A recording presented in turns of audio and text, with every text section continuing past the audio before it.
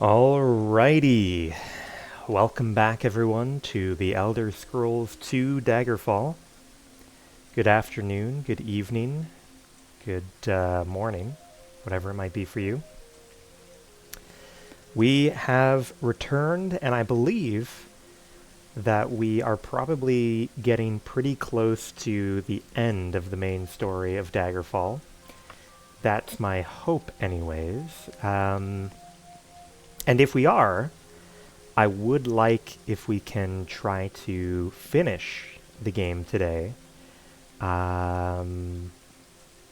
that I'm, feeling bored with the game, just that it would be nice to wrap it up now. I have a very busy rest of my week, and so it would be satisfying to be able to end it off here. As a refresher, we find ourselves for the very first time with a completely empty quest log. We have completed both of the primary tasks that the Emperor sent us to deal with. One being find a way to put Grandpa Lysandus's ghost to death, or to bed, rather. And the other one was figure out what happened to a rather compromising letter that was meant to go to Lysandus's wife. I don't know why it had to go to the wife. I don't know. I guess I was going to say, why not send it to Lysandus directly? But I guess maybe because he was on campaign and Minnesera would have been at home at the time. But either way, we have done both things. We've recovered the letter. We've put Lysandus to bed. And we have learned that the letter was warning that the totem of Tiber Septim has gone missing. And this information has probably gone out to the nobility all over the place, probably in Daggerfall, in Sentinel, in Wayrest, and probably the smaller provinces as well.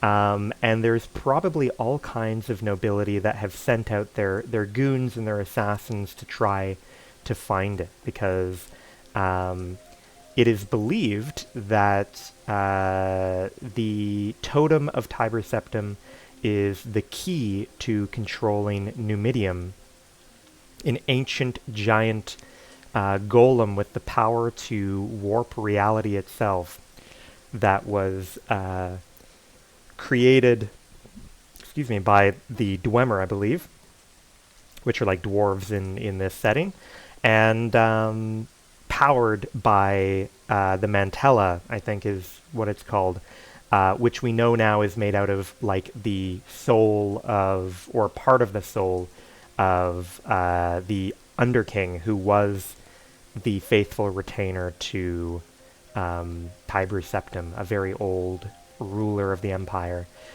So we are now hoping to help out our homie Uriel. I think Uriel Septim's the current. Maybe not. Maybe Uriel's the one in Oblivion. Whichever emperor is sitting on the throne nowadays, we want to help him out and figure out where this totem has gotten to before somebody tries turning on Numidium and rewriting reality. Now, yesterday, we received a train of people coming and approaching us to hand us letters on the topic of this missing totem, including a threat to our life. So we don't have any clear leads yet, but I want to start by just re-looking at what these 4 pieces of paper we were given were, and then we'll try and decide what the next step in our investigation is going to be. So, Dear John, so we have someone telling us about the Numidium, and about what the totem is for. But also that they will need to find the Mantellan heart. And we know that someone who calls themselves a friend is sending this to us. A friend could be like Belisana or whatever. Could be the lady that we met at the beginning of the game who had to flee because her cover was blown. Could be her. Brisciana, maybe, was her name.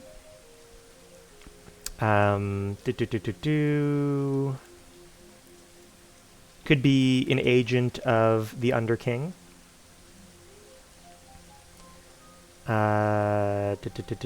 People have been trying to put this shit together, including the blades.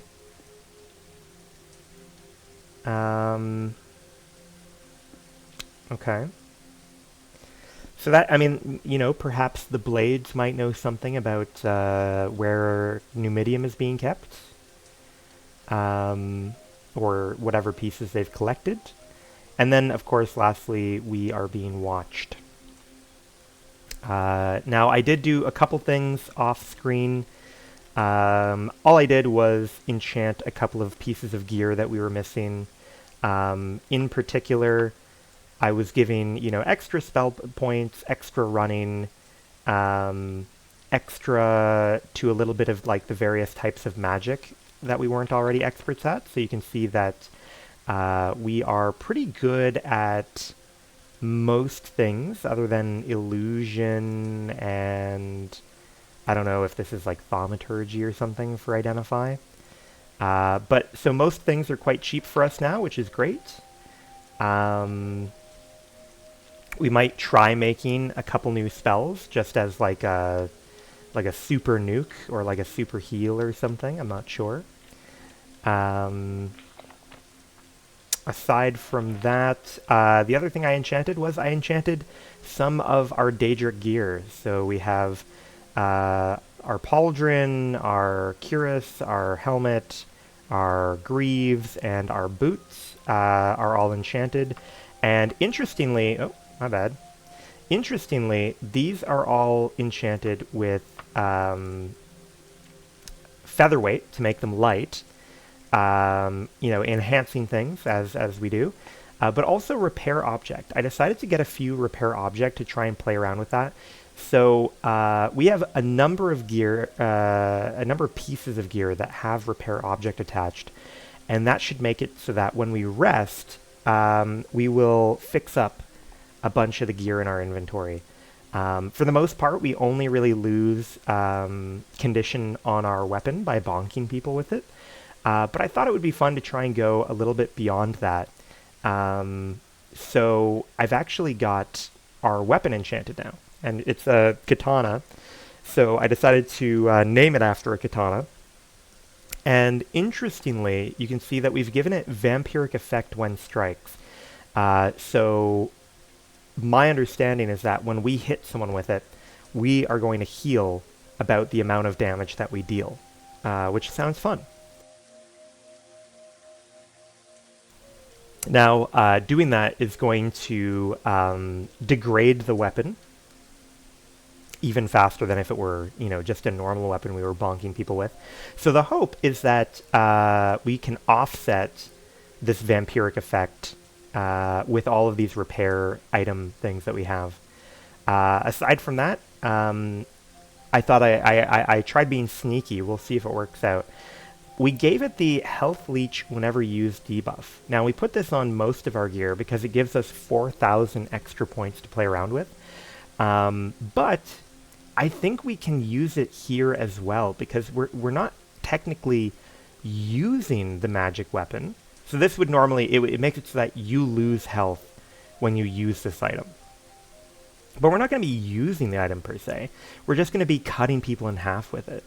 And so using, on the assumption that it's not going to trigger this weakness at all, we use that extra budget to buy ourselves potency against undead, Daedra, and humanoids. So I don't know the size of this effect, but this is supposed to make the weapon do bonus damage and maybe have bonus accuracy, I'm not totally sure, against undead, Daedra, and humanoids, which I think together make pretty much every threatening enemy in the game. Right? You're going to get all of your Daedra and Atronachs in here, you're going to get all your Liches and Vampires in here, and you're going to get all your Orcs and stuff in here. There was also like a buff for potent animals. I guess maybe, I don't know for sure if werewolves and wereboars count as animals or humanoids. I would guess humanoids, but I'm not sure. But animals are not very threatening, generally speaking, right? They go down quite easily. Rats, bats, bears, things like that. So I didn't think that was too important. But yeah, so we are pretty suited up. And because of all this, I've made sure to put running on basically every piece of gear we have. So you can see that we are up to 324% speed for running. And that manifests in us traversing pretty damn quickly. I mean, this is definitely, I think, at least as fast as a default sprinting horse with, infinite controllability instead of the tank mechanics. And then I wonder, I haven't tried going on a horse, because it seems like, yeah, that's pretty quick. It feels pretty quick. Either way, let's try and decide where are we going to go. Now, maybe, since I've received these letters, it might be worth going and turning right back around to talk to Minithera again. Maybe she has something new to say since we have dealt with her. Or since we've collected these new letters.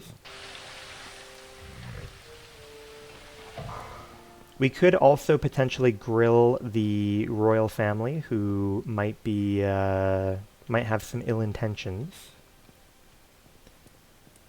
We should probably talk to them first, just because when I go into the Queen's chamber, they're gonna try and murder me again.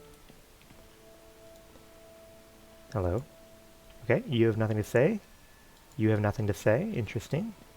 Alright, let's try Minithera again then. Oh, hello. Wait, hop, hop. No, this is clearly not, not a story-related quest.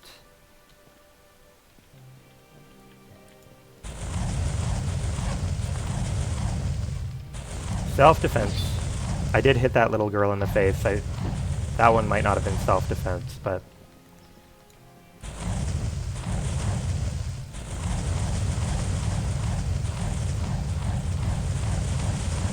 Okay. Well, it's not bad for us to get a little bit of self-defense reparations here while we are on our way out. Fingers crossed that they have equipped, yes, that they've equipped something nice on their people.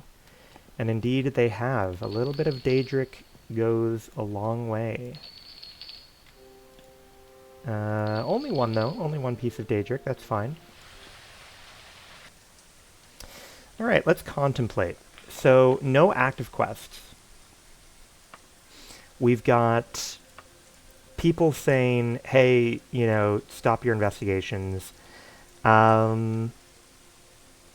We could go try and talk to some of the other members of royalty. We could maybe go and try and talk to Gortwog to confirm who he has sent out these letters to. A friend, we could potentially go talk to the King of Worms. He might not be too happy with us after we helped out his enemy, the Underking, lately. But might be an option. I think whatever we do, it'll probably involve going to the Mages Guild. Let's see here. Yes, straight ahead.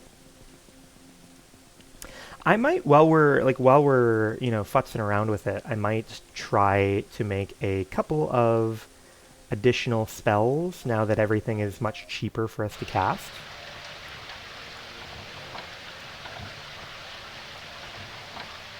And we have money. Let's see here. Make spells. Damage. Health. Wow, negative cost. Interesting. Oh boy. Oh boy, oh boy, this is interesting. Ah.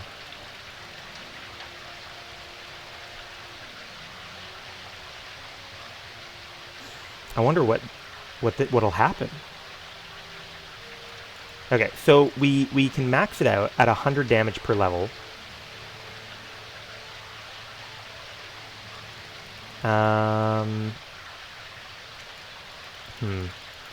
I'm kind of curious just to push it as far as possible. Negative 420. Not bad. Okay. Oh, yes. Okay, and it sets the casting cost to a hard 5. I see. Interesting. Now, what if we want to do, like, a...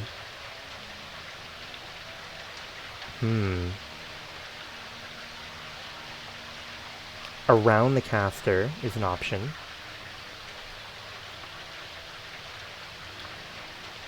At range is an option. Now, we should be able to do other stupid stuff, right? That's what I'm thinking. I'm curious if we can do, you know... Who knows? Who knows, man? It depends on what we are capable of...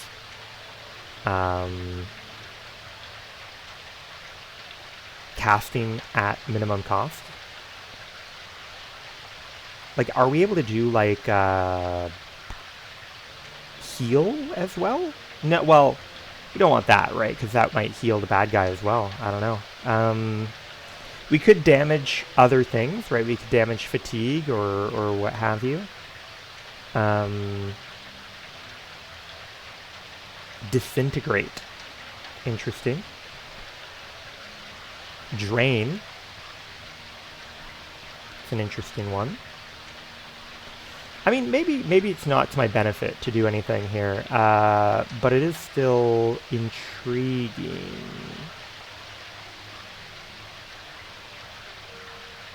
What about silence?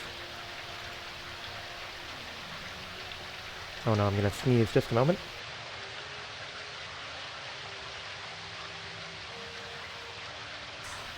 All right, there we go.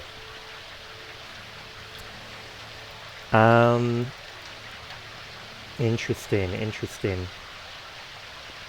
So I think we probably get rid of that, but we will make this the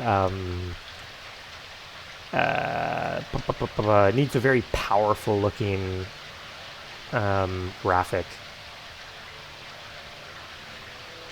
Very powerful looking graphic. This can be like a big green, maybe a big green meatball. Make it poison type.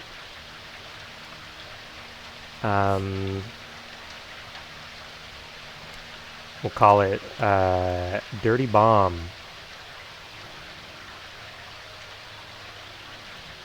Interesting that my money is recording as only 13 grand. It must not be taking into account letters that I have. Alright, Dirty Bomb. Boom. Now, is there anything else that I want? I kind of want, ooh, Detect. Oh yeah, we don't know if any of this shit works. Let's Google whether that...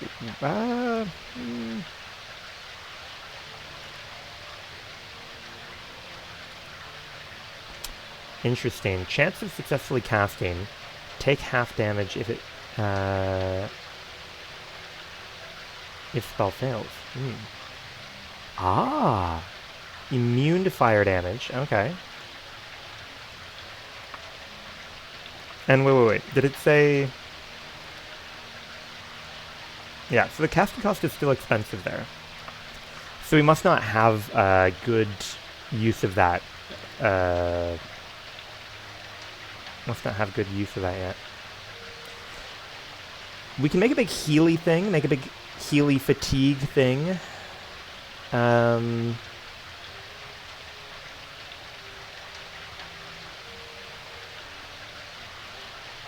Let's see.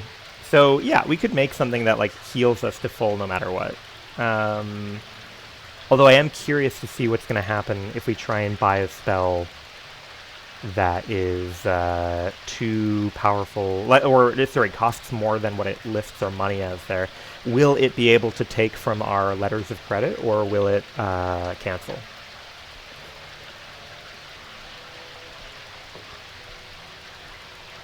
Alrighty, almost there. You know what? I have like an auto clicker here. Let me get that running. Because we're going to do heal fatigue. There we are.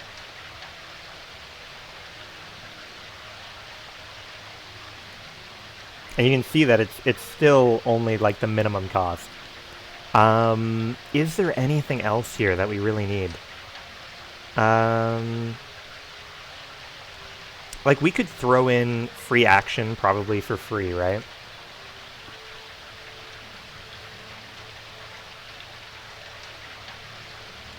Yeah, we can throw in free action for free.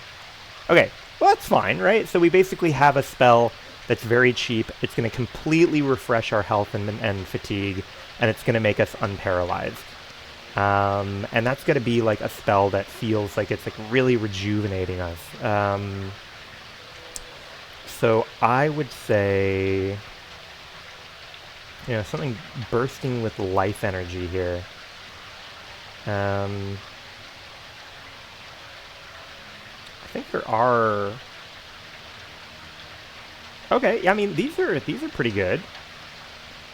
Let's go ahead and grab Big Heart. And I'm really hoping it'll let us buy this. It might not, in which case we'll figure out what to do. Full Restore. Ah, they took it. Okay, so they must have taken it from a letter of credit. That's fine then.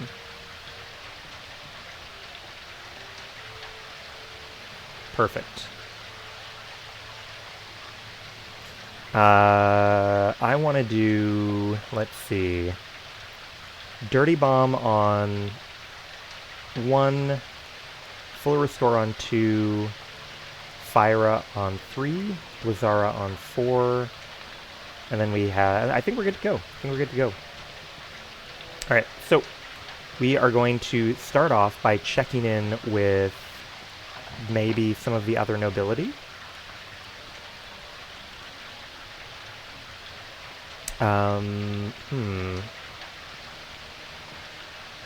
Yeah, that's fine. Teleport me to Wayrest.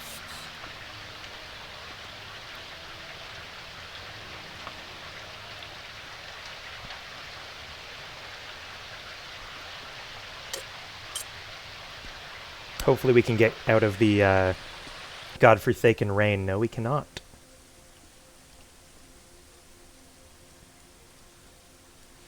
Okay. As is typical, it's a pain to kind of get into the city. So we are going to... I wonder if I can climb up. No, it's going to be a pain. Levitate.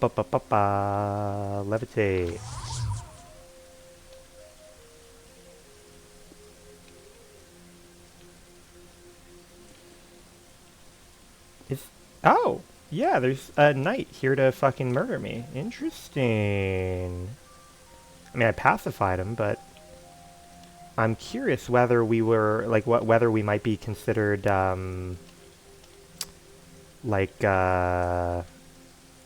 criminals here now.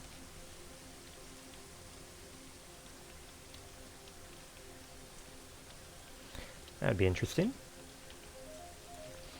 Oh, royal family.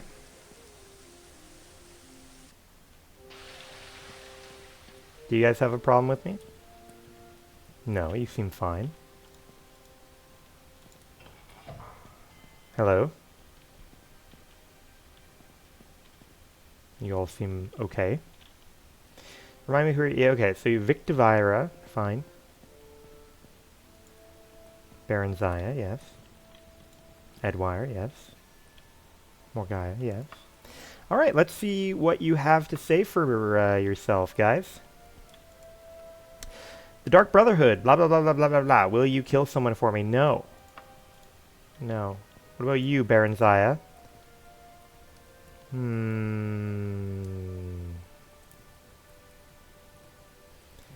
You want me to do something that isn't related to the main story quest? No.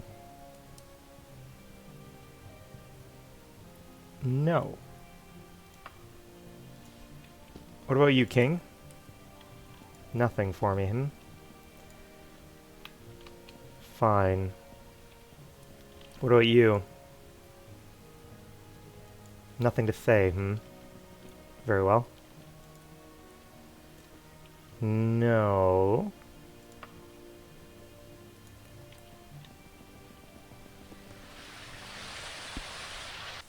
Fine. So, not much to do over there. We could go talk to the Queen of Sentinel, perhaps. Where is the Mages Guild? Over here. Perfect.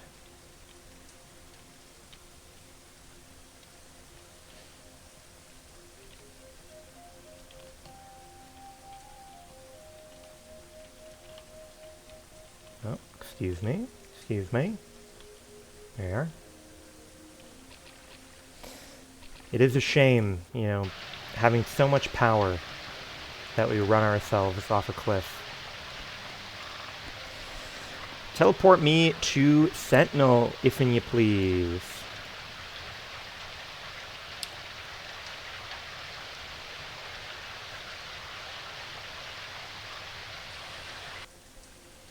It is raining everywhere in the world right now. Oh. Excuse me, the gates are closed. Hadn't considered that. But they are not closed to a man such as I. Alright. So, wait. Right through here, we have the Mages Guild. And we want to set up a recall here. And then we want to go find our way into the palace.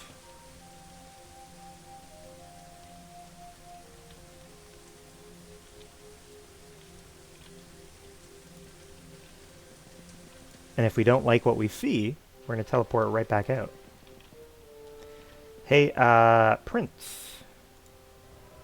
You have anything for me, buddy? No. Racist child? What about you? Yeah, still racist, huh? I couldn't fix that, I suppose.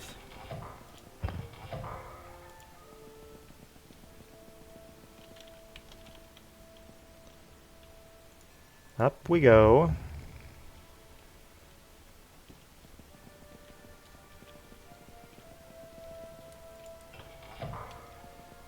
Ah, yes, you have your boy toys up here. Good. What do you have for me, Queen? Nothing. Fine. Recall, teleport.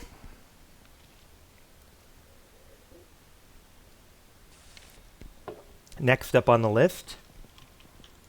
Oh, wait. Let me back out. We have trouble setting recalls inside the guilds. So we will set a recall there. And we want to find Gortwog next. Yes, send me to Orsinium, please.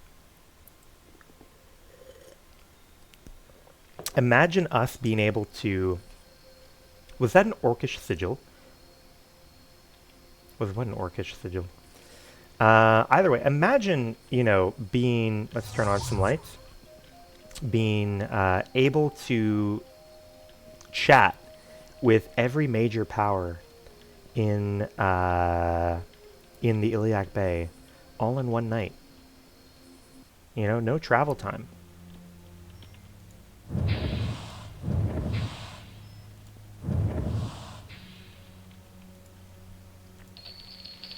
Magic boots, huh? New Daedric Daikatana. That's some fucking money. Don't mind if I do. New book. Not sure if we might have that one already, but whatever. Gortwog, please tell me you have something. Gortwog, please tell me you have something for me. You don't. Fine.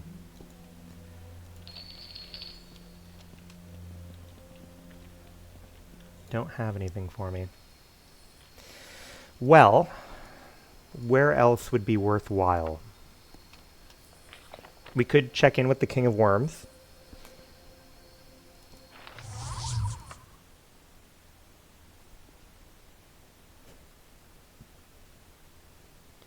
That might be the next place to check.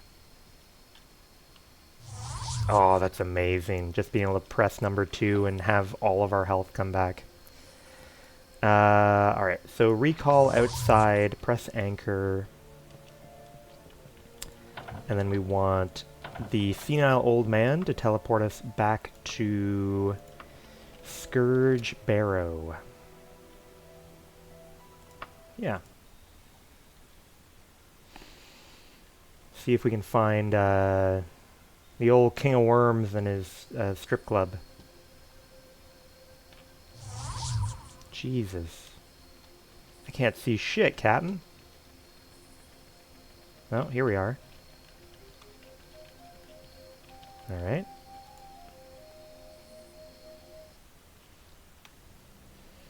Now we should be able to drop off some stuff here. Make sure we have as much carry weight available as possible.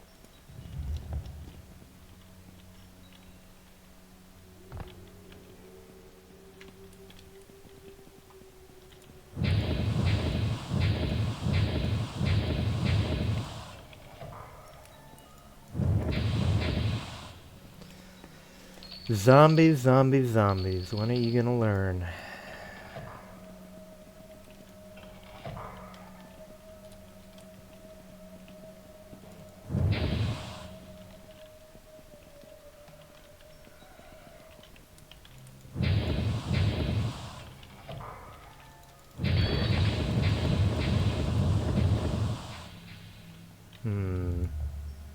Ooh, Daedric Bow. Not mad about that. I really am quite surprised by how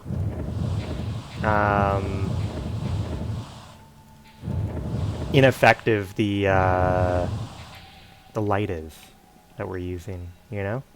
Because I do have a light turned on right now. I don't think this is the right way, is it? Let's whoa, shit.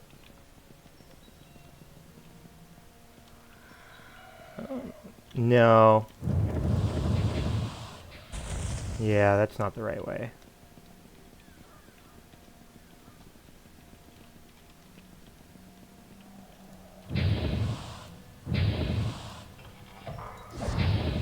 Hello. Oh, a little treasure box.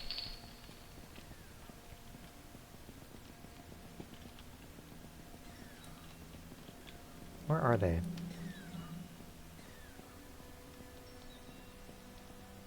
Okay. Oh, someone's fighting an assassin. Interesting. Woohoo. Our speed really is something to be feared. Ah, here we go. Man, I was lucky the first time that we came here that I ended up getting, you know, very quickly to the Underking. I'm amused by this lock, huh? Hello? You guys mad about me? Just, stopping in. Just stopping in to see my buddy. Really? You don't have anything to say to me, huh? Wow. Not many other people to chat with in this game. And I sure as hell don't want to go talk to Medora. I could potentially go talk to, like, the crazy old woman. Like, the Lysandus's mom. Can't remember where she was holed up. Where was Lysandus's mom holed up? Teleport.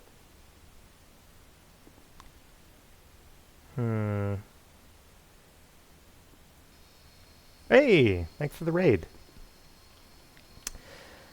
So right now we are trying to figure out how to investigate the totem of Tiber Septim.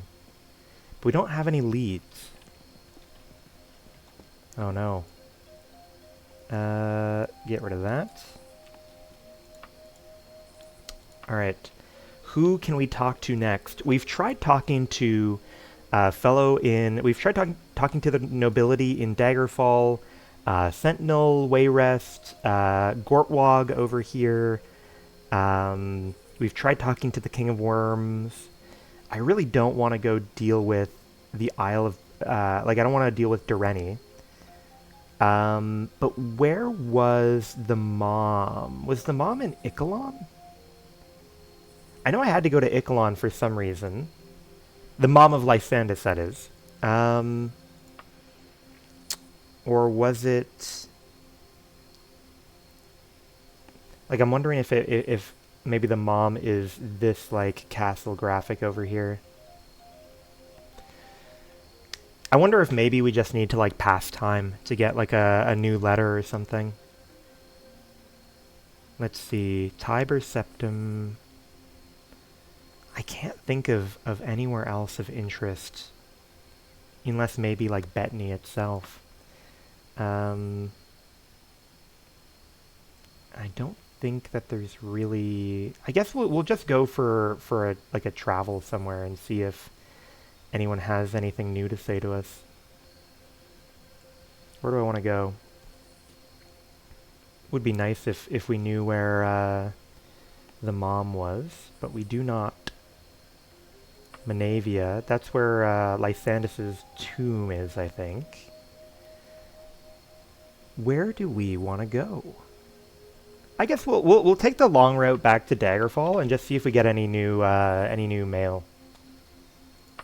7 days, that's fine.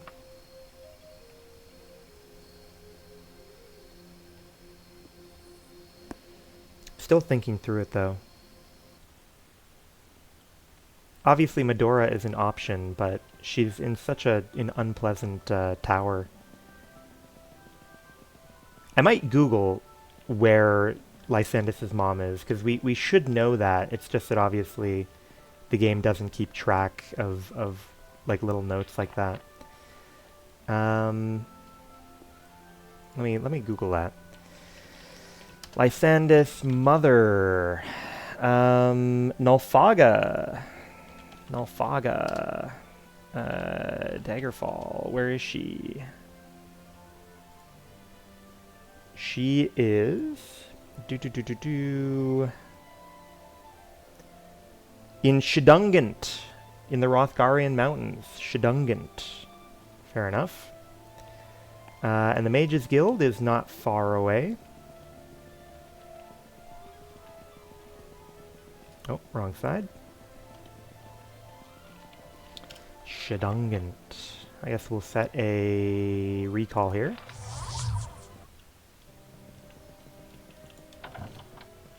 Can you take me to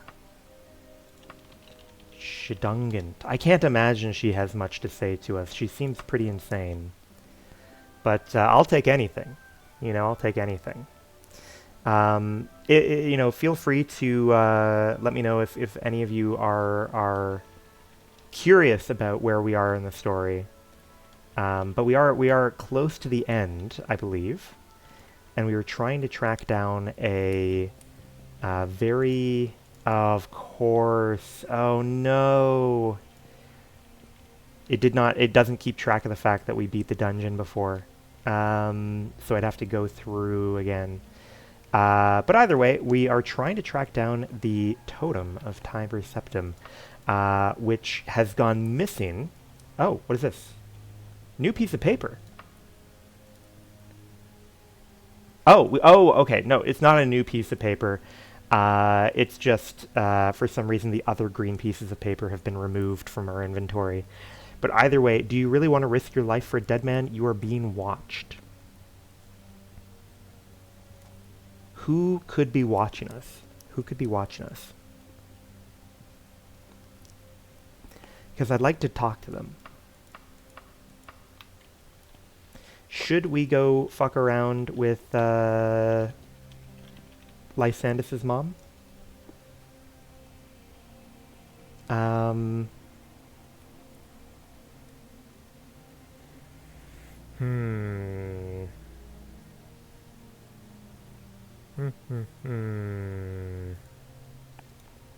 Is it worth our time? Unclear.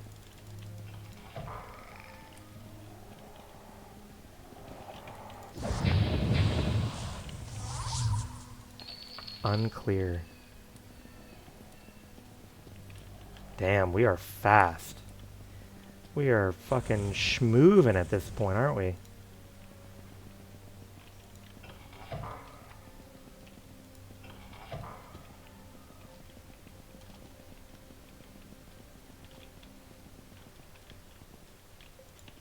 Okay, interesting. We have a little lever here that will open this door. Ooh.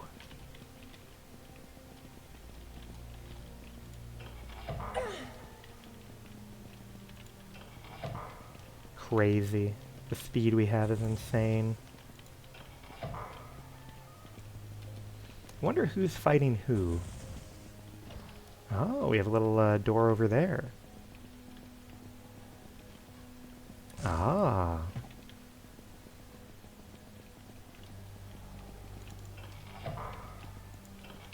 Hello. Ah, we've made it to a little gate. Oh. Hello. Does that open the gate? No. Does that open the gate? Yes!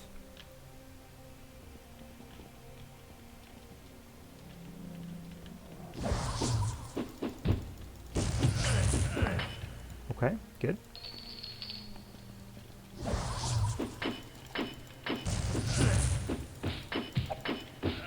Be gone!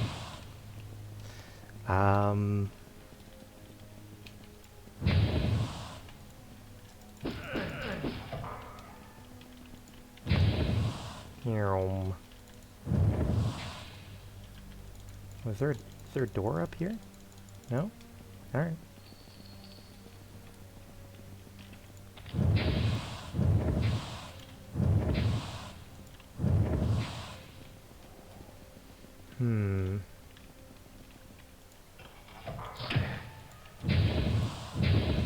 Oh my goodness.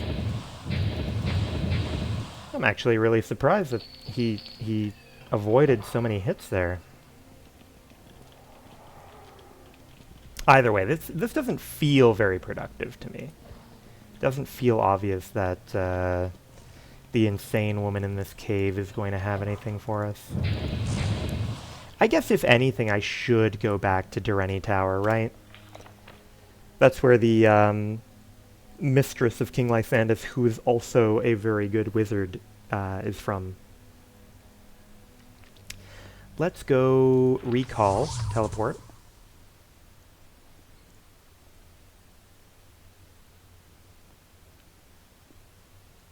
At least that way we can feel like we might be making some progress. Oh, wait. We have to set our little recall outside. Hello. Could you send me to Durrani Tower? Thank you.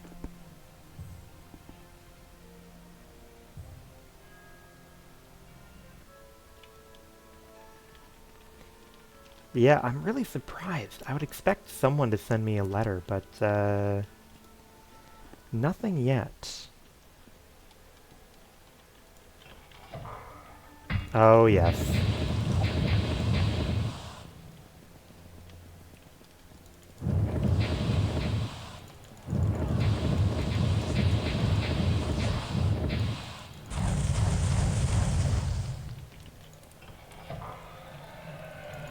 Oh, hello.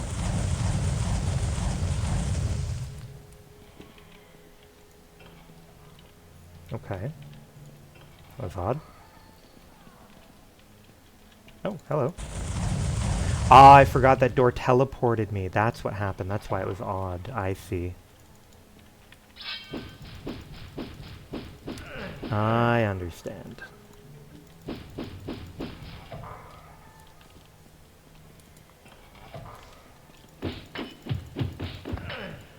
Okay.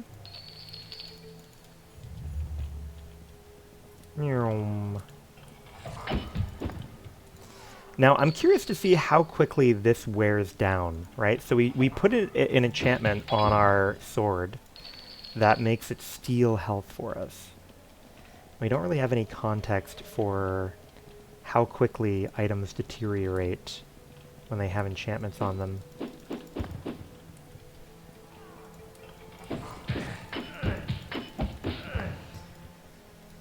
Okay.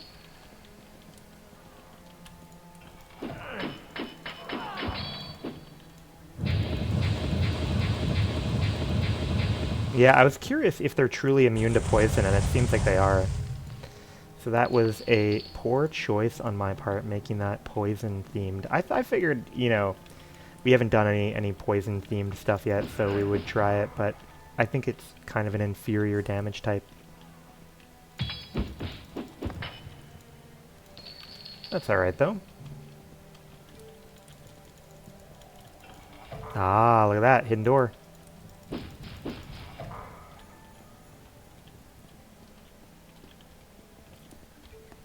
Okay.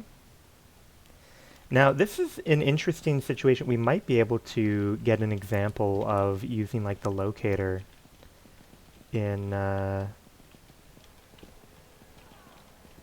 actually also kind of curious, like, if we try using a locator, I wonder if it'll tell us, like, oh, there's no reason to be in here. Okay, no, it's not telling us there's no reason to be in here. It's just saying that you're not ready yet. So that is kind of encouraging. Oh, hello. Now, as a reminder, we have some cool shit strapped on our sword that makes it better against undead, better against Daedra, things like that. So, we're hopefully feeling the difference, hopefully feeling the improvement here. Hello. It seems like our stealth skill must be pretty good at this point, because it seems like we're getting the drop on a lot of these guys. Seems like they're not even really...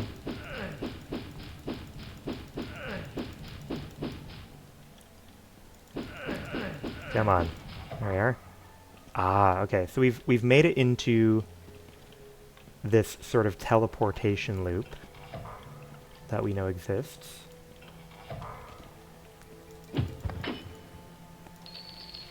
Okay. So we've actually been to this dungeon quite a few times, because there's some crazy lady that, like, lives in here that is very important to the story. So to that end, we've been here quite a few times. But, yeah, so I believe what we can do is we can come over here, we can spin the wheel, come over, and then, see, there's the entrance to the dungeon. So let's drop off some stuff. Let's drop off a bunch of gold. You can see that we have our carry weight here that is slowly filling up. And now we can go back to continue teleporting around in the dungeon. Let's see if the sword is still registering as new. That's good. So we should have basically no problem, I'm hoping, using it as much as we want without worrying about its condition.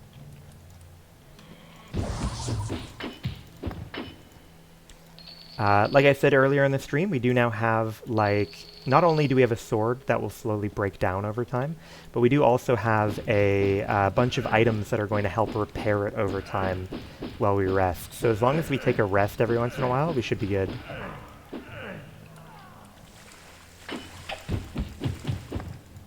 Okay, good. Some sort of magic bracelet, that's fine. Now, I believe, after we've done this so many times, I believe the place we want to go is actually connected to this room. I think perhaps it's like over here.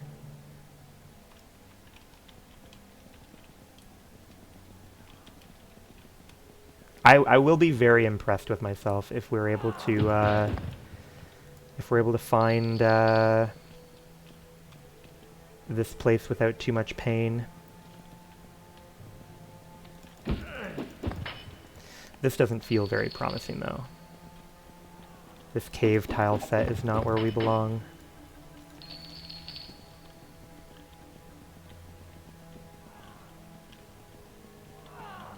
A lot of vampires.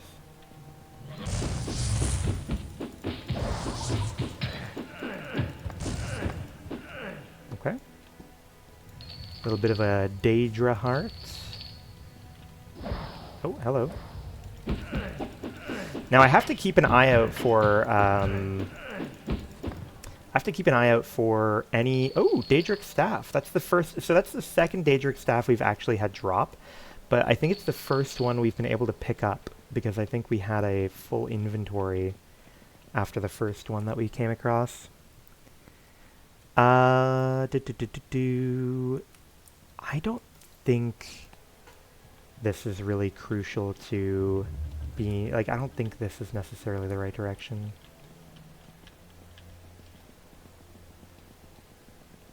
Oh, interesting. Yeah, so we've definitely been here. Where do we want to go?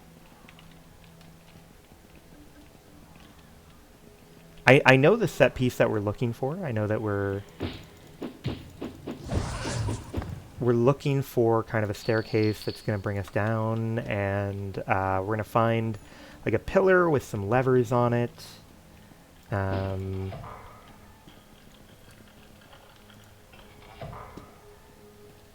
But when and where we shall find that, I'm not totally sure. Oh, hello. Yes. So this should lead back up to the main chamber that we actually first started in. Kind of full of, like a big, tall, open area with staircases and stuff.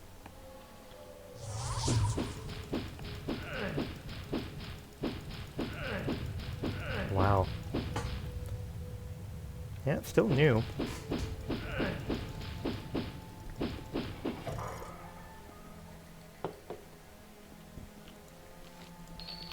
Kind of surprised that that door took so long to open. Alright, where do we want to go? I'm thinking... Because we're entrance... Like, we're pretty close to the teleporter loop. So we can get back to the big pyramid room if we want, that way. And that might be what I want to do. Yeah, just up and through here to hop in the teleporter. Hop through again a couple times.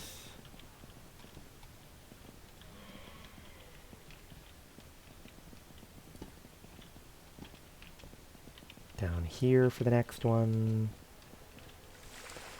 Into the water. Up the stairs. Through here. Oh yeah, and then we don't want to go through there yet. We want to fuck around in here, and like I said before, I believe the answer is through this door somewhere. So presumably we are looking to go forwards from here. Clearly not into there. I know that we generally want to go downstairs, so this is gonna need to contemplate on where we want to go from here. This is not novel either. Wait.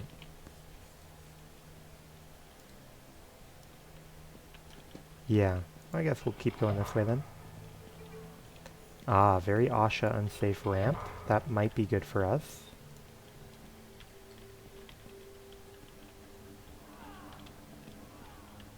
Oh. Interesting. Interesting, interesting. You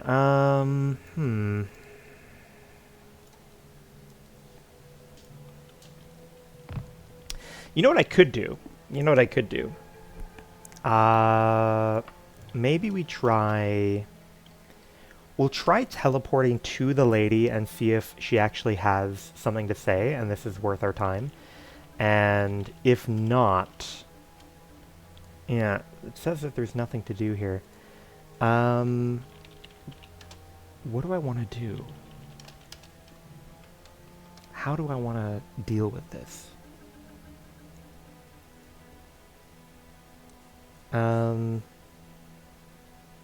Because we don't have any quest in our quest log. Very complicated, very complicated. What if I teleport out? You know? What if I teleport out?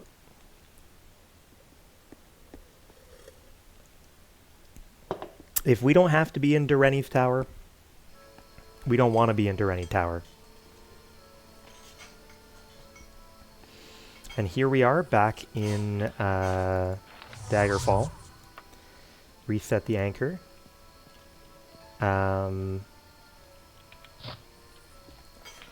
No active quests. We've got Protecting Honored Mages, Orcish Treaty. Yes. Alchemic Mishap. So this was quite early on, and then this is all theoretically more recent. Main quest Backbone ended.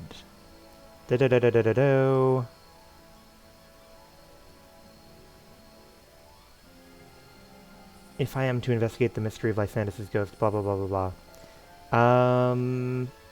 Orcish Treaty. Yeah, so we've already done these. Interesting. We really do have no insight as to what might be going on with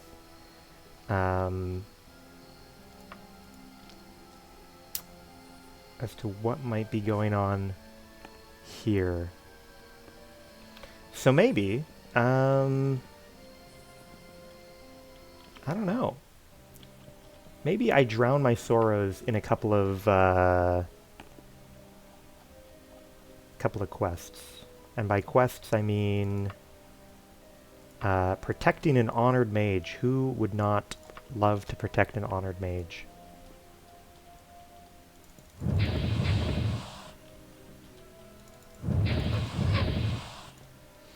The hope is, of course, that we get a little bit of Daedra gear. Who knows? Maybe even we find some fucking gloves, if we could be so lucky.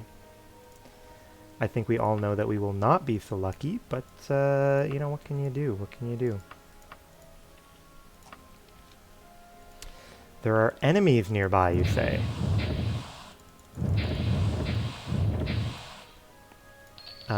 Interesting. This is actually technically an upgrade, a mithril left pauldron. So we take that, for sure. Still no Daedric there, unfortunately. We'll do a few of these, and then we'll probably, like, we'll try just, like, I guess ambling around, like, the Iliac Bay again for, like, another, like, month of just, like, long-term travel. See if someone gets in touch. Because I can't imagine that our level is too low to progress to the next stage, right? If it is, though, we can fix that. I mean, that might be an option, too.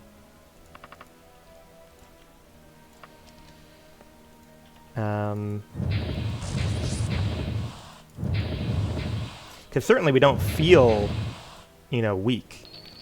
But that doesn't necessarily mean that they designed it very well.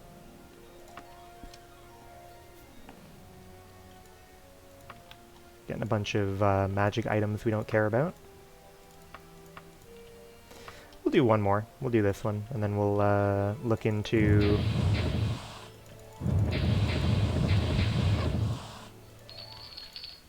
any Daedric for me. And we do actually have a bit of Daedric. It's not bad. Wagon, remove, hold my shit. 17k, fine. Let's drop some of that off. Let's Google what is the max level, Daggerfall max level needed for main quest. Oh.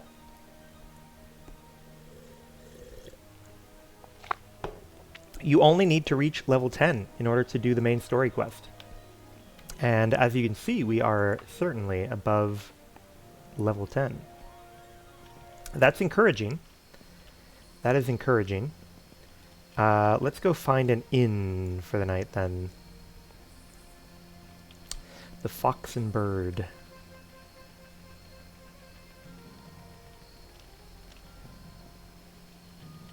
Let's go hop on the horse. Go turbo speed for a moment. Is that the, yeah, there's the Fox and Bird. Not bad, not bad.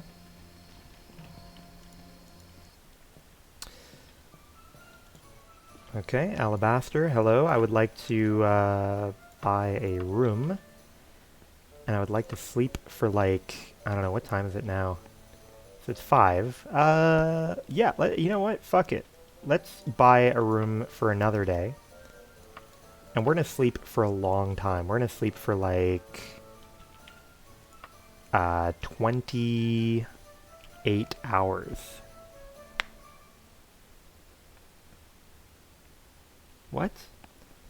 Oh, interesting. I forgot to collect from the last protection quest we did. I see, I see. I had my hopes up for a moment there.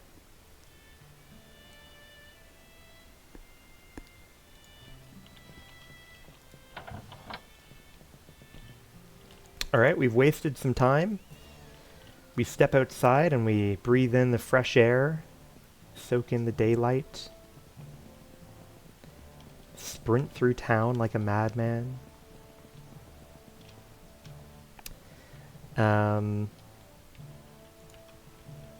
Let's see, is there anyone who has a letter for me, perhaps? Any letters?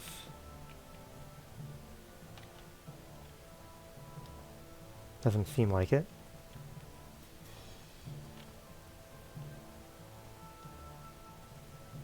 We don't have any indication of where the totem might have washed up.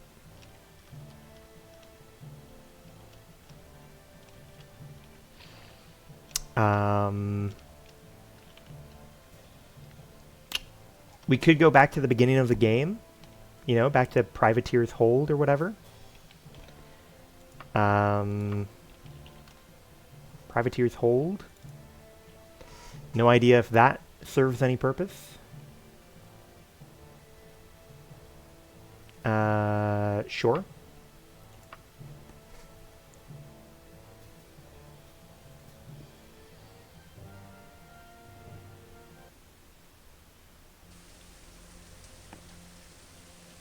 Privateer's Hold. Where... Oh, here we are. So this seems to be the way in. I'm kind of tempted to Google Privateer's Hold.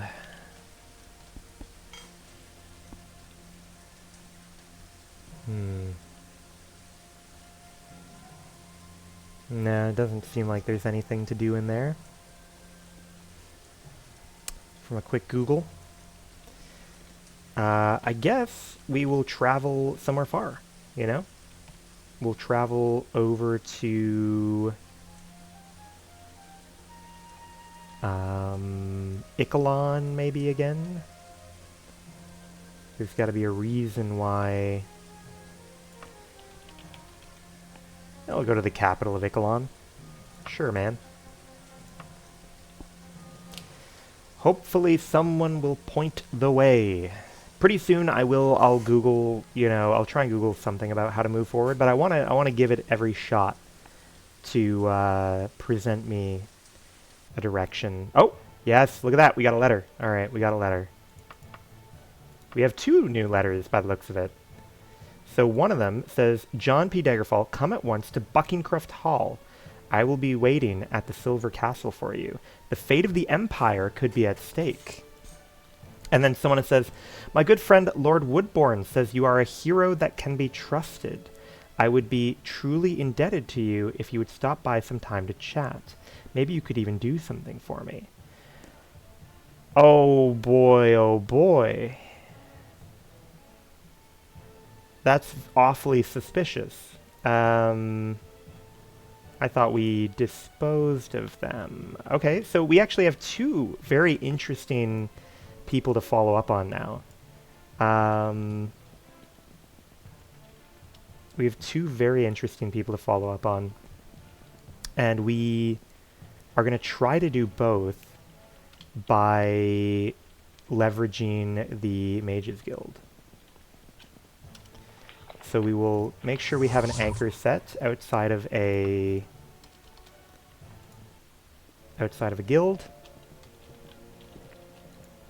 Hello. Oh, interesting. I need you to teleport me. Who do we want to talk to first? I want to talk to Morgaya, I think. Because that's suspicious as fuck. She is... I mean, already... it is kind of suspicious that she was, trying to get me to go talk to the King of Worms to arrange her marriage.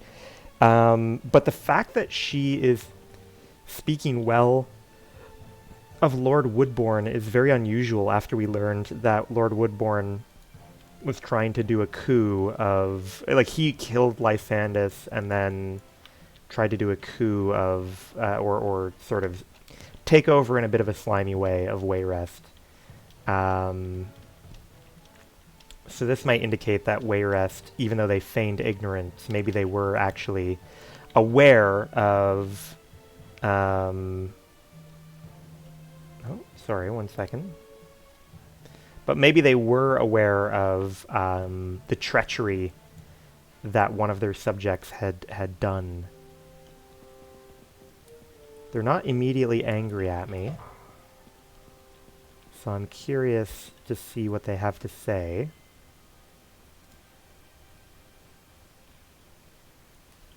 Oh. Uh-huh. Oh, Elisana! Sorry. That makes more sense, because Elisana is the one that Lord Woodbourne was betrothed to. There she is. Alright, you treacherous... individual. What do you have in mind? You are even more dashing in person than Lord Woodbourne said. I just love talking to men and women of action. I know that you're looking for a certain object, John. A totem pole or something? Well, an acquaintance of mine, a perfectly delightful young lady in green, has something that may help you. If you would escort my cousin Isra, or Issyria, Yemhouse to Victana Yemton, you can have it. Would you do this teensy-weensy favor for me? I'm deeply suspicious. Okay, so Issyria Yemhouse to Victana Yemton. How exciting! It will be a real adventure. Issyria Yemhouse just loves to travel and has been dying to spend some time with Victana Yemton. Go to Penfort Dairy of Daggerfall, to a place called the Mastersley Residence. She'll pay you for bringing her Issyria Yemhouse. Don't you just love these dangerous missions? I have incredibly dubious views of this person. Okay. So we have this lovely lady here. Very curious. And while she's with us, I figure we take a detour and we go see what Lady Brysiana has in mind.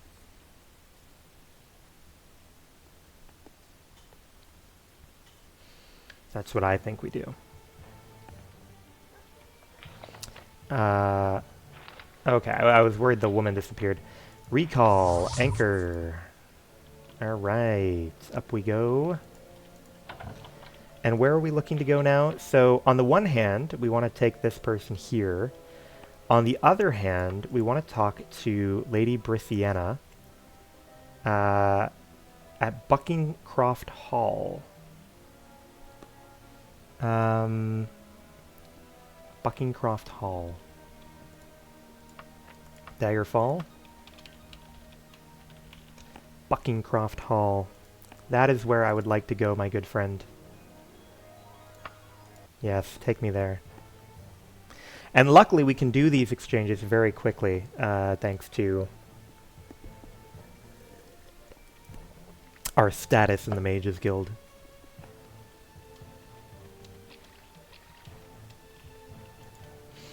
We've got a resident. Yeah, presumably it's going to be in the one tavern over here. Yeah, the Silver Castle. Here, let's, Oh, Brysiana, where are you? Long time no see, partner. That's not you. Okay. Just making sure. Yep, one guy squatting in the corner. You look like Brysiana. Yeah, there we go. No, not steal mode, dialogue mode. Hello. John, I'm glad you could meet me here. The Blades and your Emperor need you again.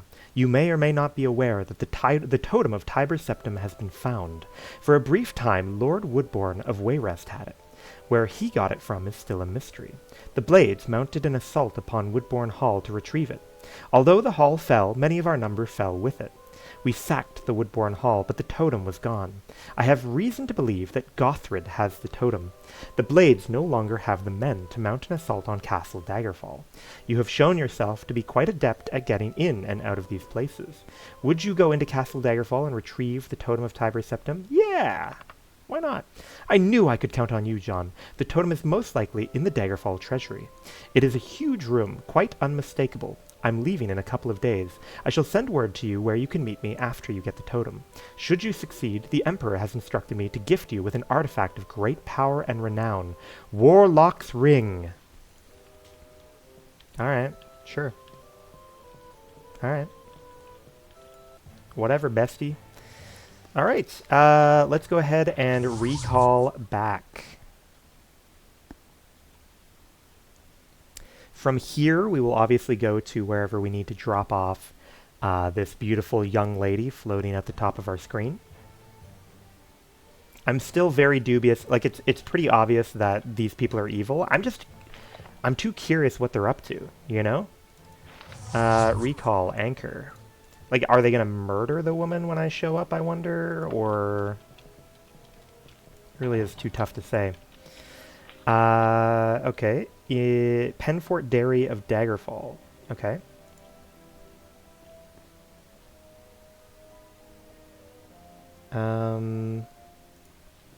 Let's see.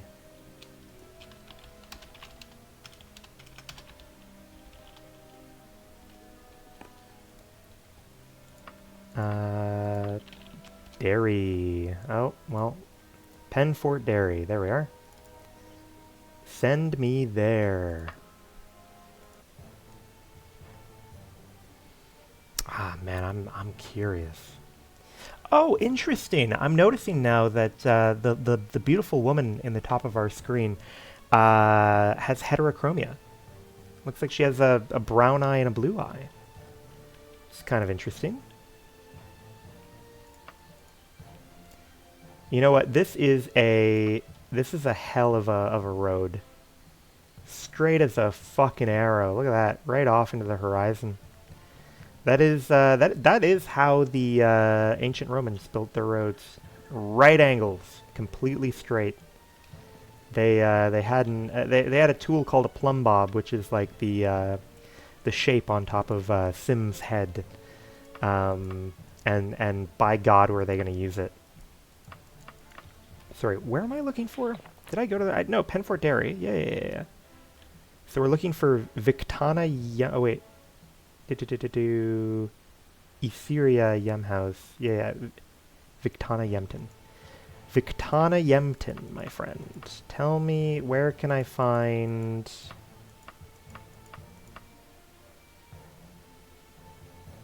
What do you mean? General. Yes, good. Good.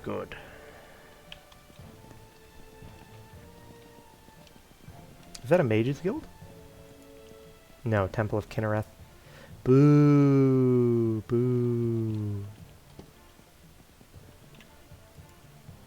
And there's Mastersley. Alright, let's find out what kind of terrible fate awaits this poor woman. Come in! You're not the one. I swear to God, if they're in the attic, it's going to be a bad sign. You do not want to meet your cousin in the attic. Yeah, there she is. Yeah, she looks familiar too. Alright, what do you have planned? John, I'm glad to see you.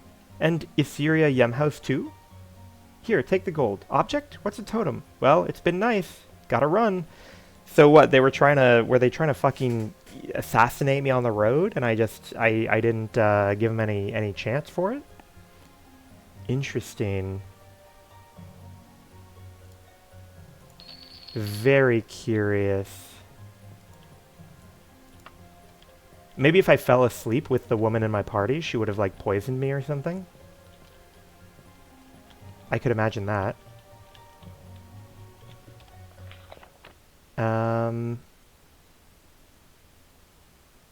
I'm kind of tempted now to go back to Elisana just to show her I'm alive. You know? Freak her out. Freak her little gourd out. Recall. Teleport. Dude, especially showing up the same day, like an hour later, and being like, what up?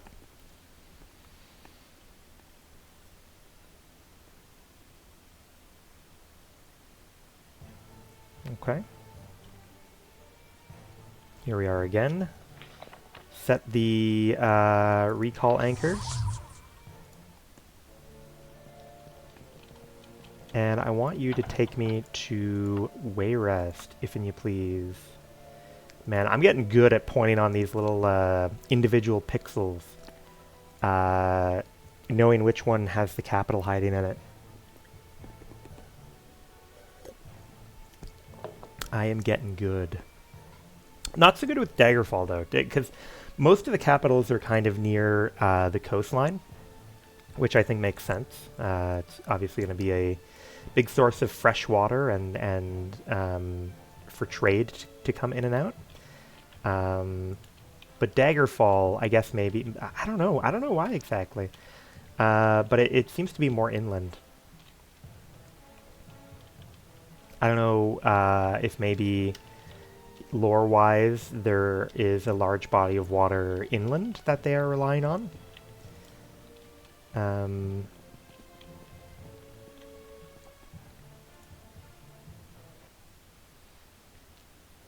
Oh, Princess. Do you have anything to say about me being alive? No. Damn. Oh, that's too bad.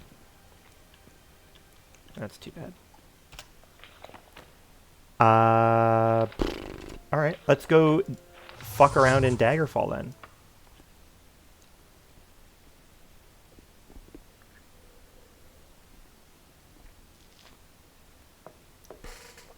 Time to fuck around in Daggerfall. The son of Lysandus, what has he done?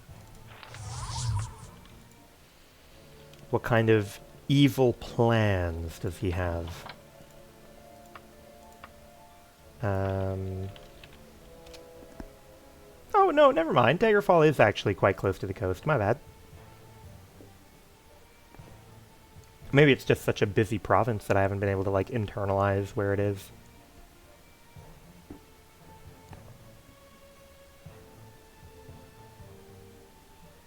So many different pixels to click on. So little time. Alright, we started not too far away from the castle. Now, do you think they'll be hostile to us right from the jump? I guess maybe not until we go into the restricted area again.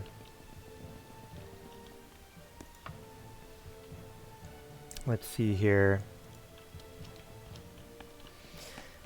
Is our weight fine? Our weight's fine.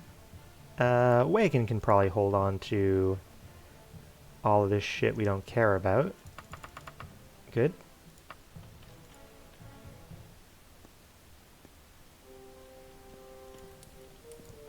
Hello. Should I talk to them? You think they'll be persnickety? It warms my heart to see you, John. Alright, let's read what it says. I mean, this is still obviously not helpful. In the treasury of Castle Daggerfall.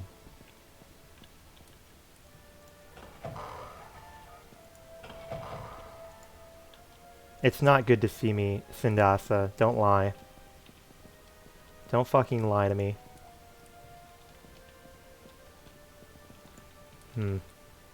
Alright, listen guys. I'm gonna need to pick this lock. Alright? I'm gonna need you guys to be chill about this.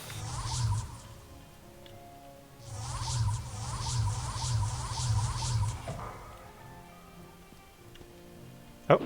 Oh. See, you've activated my self-defense meter. Look at that. You've activated it. What a handsome man. What a... this is our first time seeing him. What a handsome devil. And you. Look at you. Holding that helmet. And you shitting in a bucket. Oh, wow. That's a good portrait.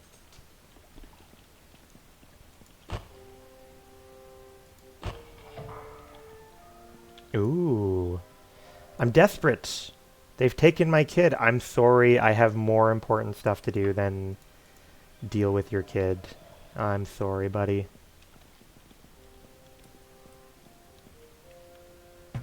Yeah, I figured you guys were gonna be a fucking problem.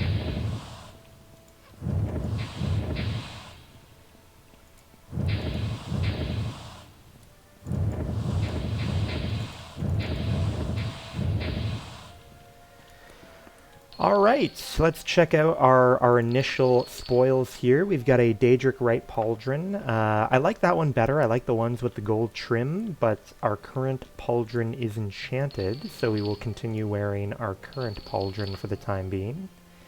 Sword continues to appear new, which is good.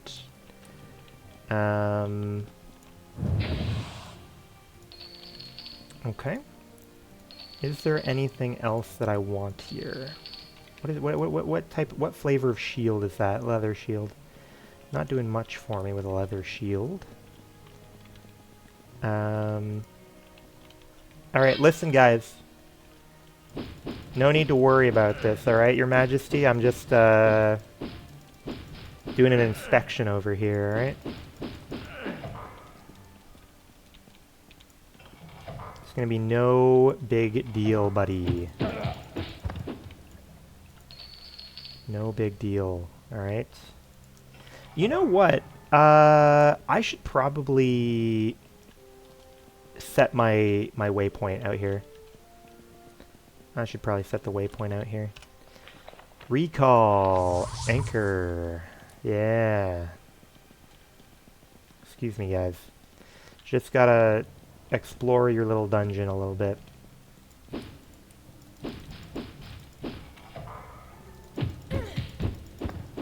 Wow. This place looks huge. I guess it makes sense for like a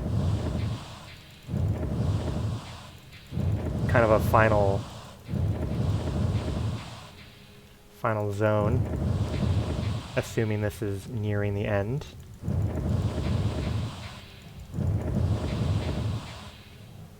Oh, very flooded too. Interesting. Yeah, I guess we probably just float around. Probably just levitate.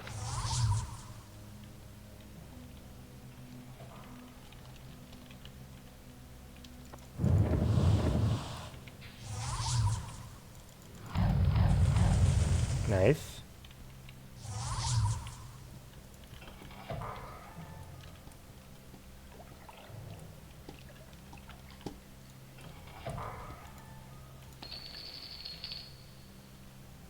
Plenty of room for weird and interesting, like, hidden doors in a place like this.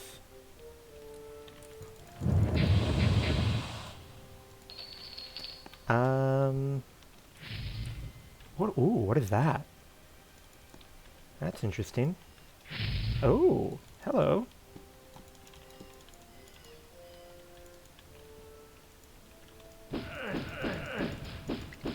Doubt my ability to open the door.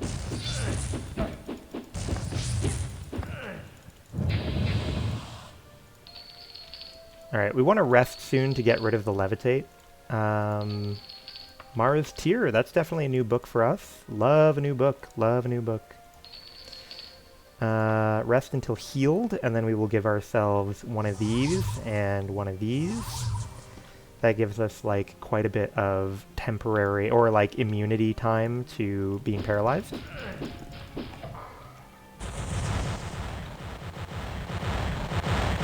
Interesting. Oh my god.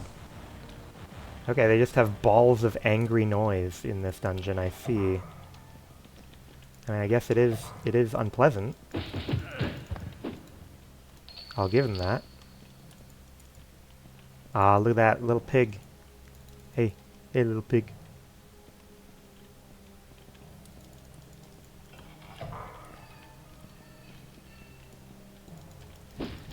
Locke has nothing to fear from you. Nothing but fear itself, perhaps. Nothing.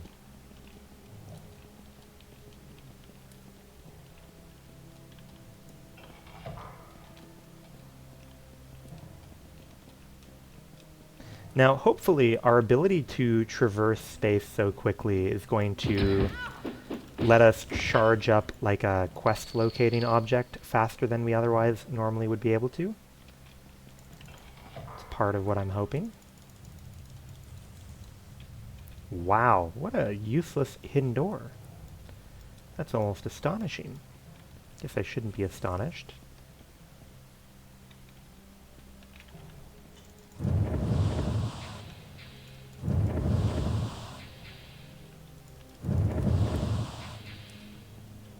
Cool.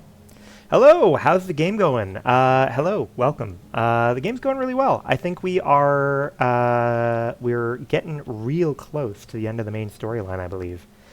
Here, let's start floating. So, yes, this is like our 7th play session. And yeah, I think we are finally getting real close. We are currently in... how many mods do we have? Good question. I don't know the exact number. I want to say like if I look in the mod loader, it works out to be something like close to 40. But it's not like it's not super complicated the way I have it set up. Basically, I went to, like, when you download the game off of the Unity website, they kind of recommend like the Dream kind of graphic overhaul mod, and on the Nexus page for that mod they kind of recommend like, hey, we like this one, we like these mods over here. So I got like most of the mods that they recommend. Ah, nice. Are you also going through it for your first time, or have you played through it all before. Darker dungeons. Holy moly. I cannot even imagine making it darker. I already have like a light on my... Like I have a light spell going for us. You're on your 3rd playthrough. Very nice. So then it's hopefully not a spoiler to, you know, to tell you, in case you can't tell from the graphics. Oh, what was that? But we are in Castle Daggerfall looking to find the totem of Tiber Septim right now. I use the torches on walls and the light spell. Yes, yeah. So we've got the light spell going right now. But that is it. Here, I hate being slow.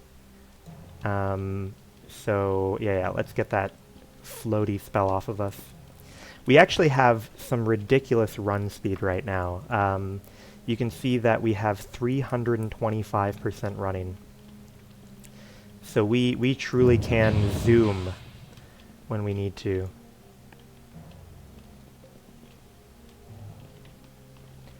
But where do we want to zoom to?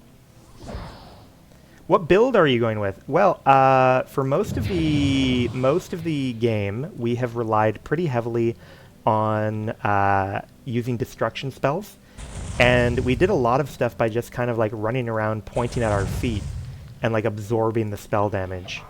But at this point, we've kind of powered up so much that we can kill things with our sword fine. We don't need to run out of, like, we're not worried about running out of magicka anymore. Every spell costs like 5 spell points, and we have like 1,500 spell points. So at this point, it feels very strong, right? And we have like the number 2 key fully refills our health and our fatigue and gives us freedom of movement.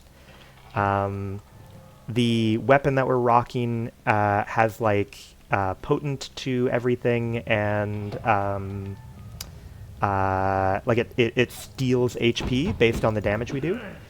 So it feels like it would be difficult to kill us at this point. Alright, let's go swimming.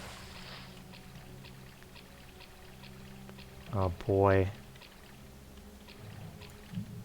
Oh boy. Yeah, what ways do you typically prefer to play? Do you tend to go...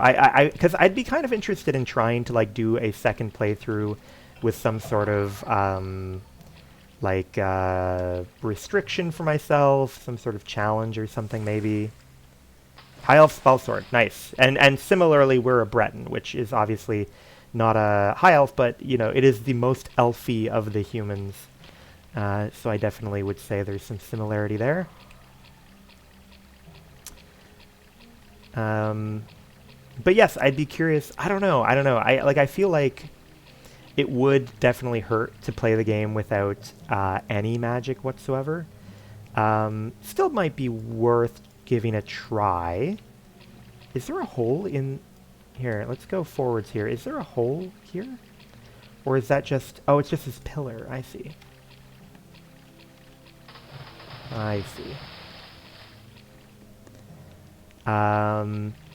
But like that's the most obvious challenge I can think of, would be trying to beat this game without like any magic.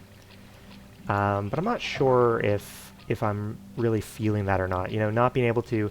I guess, because things like recall are obviously vital. I guess we can get like enchanted items for recall. Early game would definitely be much tougher, I think, without... Early game would be much tougher without spells.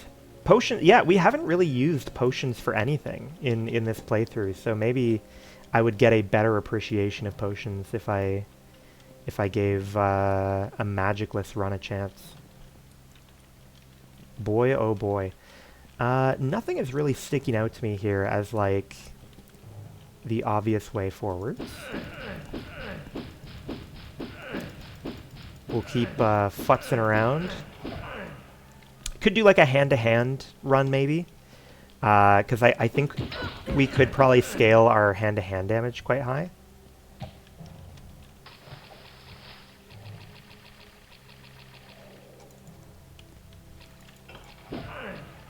Oh, hello. How are we so fast down here? Feels like a glitch almost. Holy moly. Okay, we can't click on that. Like I think we basically have accidentally got our run speed down here in the water somehow.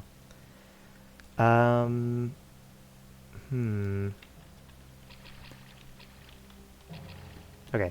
It doesn't seem like this is the way forwards. That's okay. I mean, if I were King Shitface, I can't remember his name. It's got like a gr in it, I think. Lysandus's snot-nosed brat. If I were that kid, I would not store my magic shit in water either. So that's fair on his part. Fair play. But we do have another water area here, so maybe we will... Ooh, look at that. Alright. I love a dry piece of land.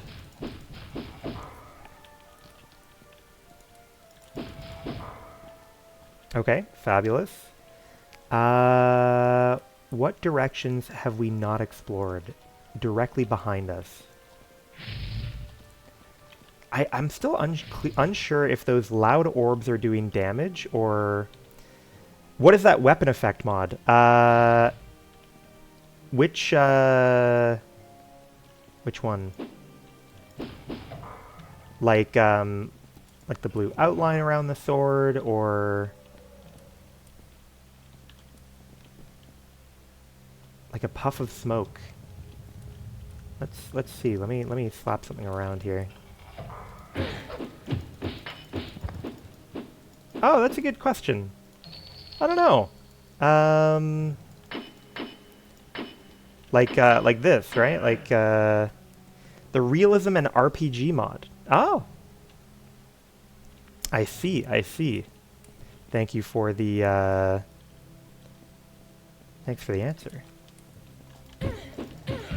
There's a reasonable chance I have that installed. There's a very reasonable chance I have that installed. And welcome back, One Gun Grave.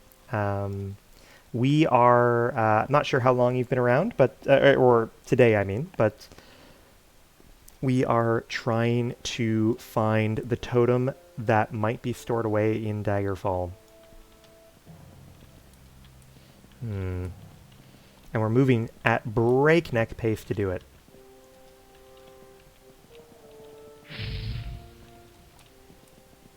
Now, does this lead back out to... No, not to the big chamber. But is there somewhere new for us to explore in this direction? It doesn't really seem like it. So maybe we do just want to go out to the big chamber here and pop in. Oh, lever. You know what would really impress me? I mean, I knew it wasn't going to happen, but it would have really impressed me if the lever, like, drained the water. I know that we definitely do not have that technology, but it would have been pretty cool. How high can we go? How high can we go? Yeah.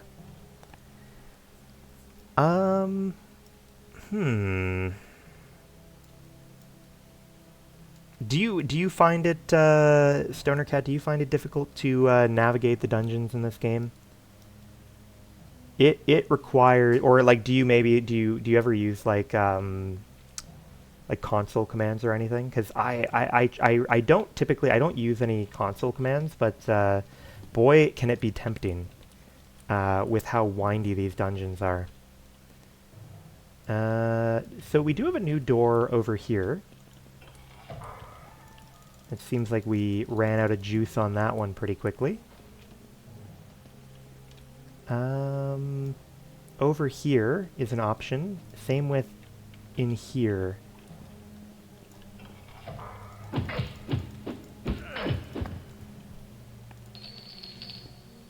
I don't know, like it feels like you can get stuck in these places forever without finding what you're looking for. To me. Alright, so that it appears we've run out of juice on this path as well. So we might want to float on over there. Levitate.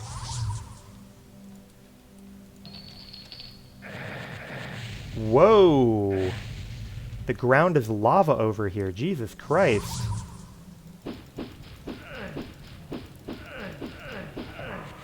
Jesus Christ.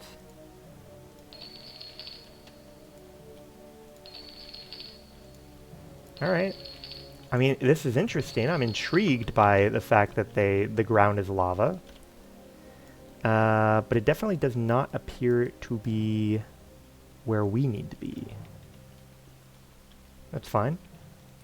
It's a little loot room for the people who chose to float over. Now,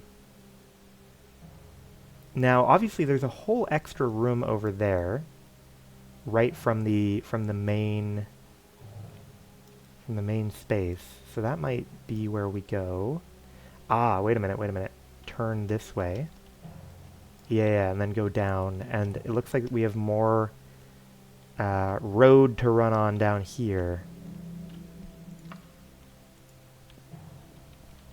Let's... Oh, hello. Hey. No need to be like... Ooh, what is this? We actually got a...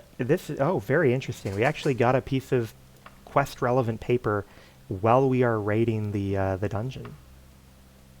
So first of all, yeah, so that's Elisana lying to us. That's Lady Brisciana. So the new piece of paper, John P. Daggerfall needs to die. No excuses. W. Interesting. Presumably Lord Woodbourne, right? Who the nobility of, like, the reigning king and queen of Wayrest have told me, oh no, we got rid of that fucking loser. But clearly not. But it is interesting that they're sending assassins after me. Oh, hello. It does fascinate me that what things are and are not immune to various elements, right? Like, I mean, it makes sense that a fire Atronak is immune to fire damage. Makes tons of sense. A vampire is immune to poison damage. That is fine, I guess, right? It's like they're undead, so it's like, you know, what are you going to do? You're going to stop their heart? Shit's already stopped. But these ghosts are evidently still fair game to kill with... the ghosts are fair game to kill with poison damage. Seems unusual to me. Alright, so what do we got here? A cheeky little map hiding, tucked away. I'm gonna do some brainstorming, like, we're not gonna hop into a second run, like, right away once I finish this game.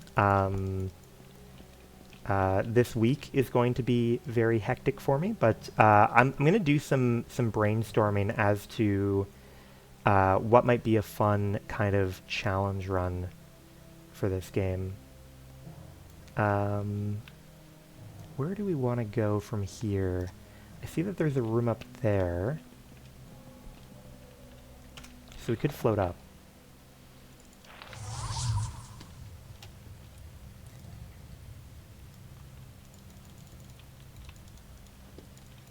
We should... Yeah, secret door. Secret door. Don't mind if I do.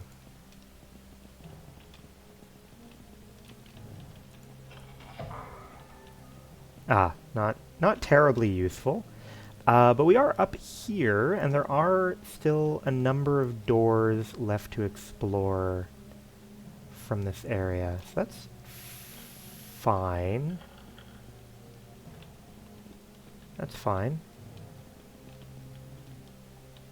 Which one do we want to start with? I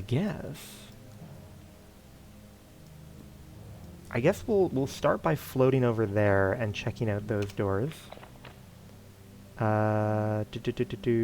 Levitate.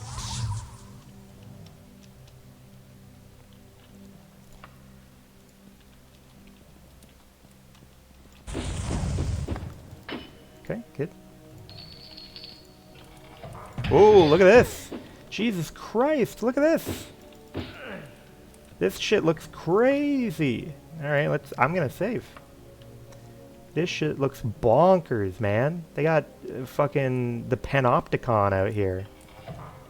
You guys seeing this shit? This is your day job, is to like loiter around the most high-tech facility I have ever seen.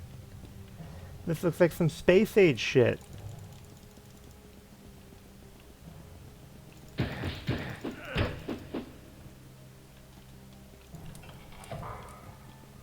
Ooh, it goes deep.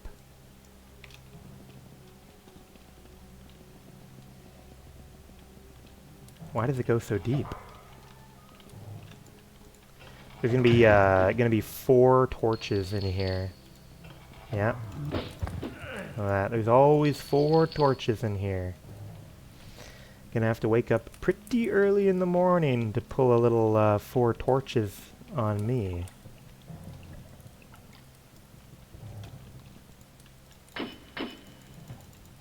Open. It's clearly meant to be a door.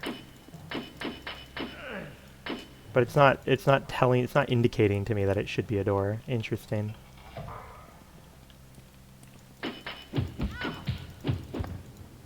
It's not telling me, you know, that I can pick it, that I can break it open. That's fine. Let's go back to the room properly. Oh wait, oh, what is this? Oh, is that a secret door? Love a secret door.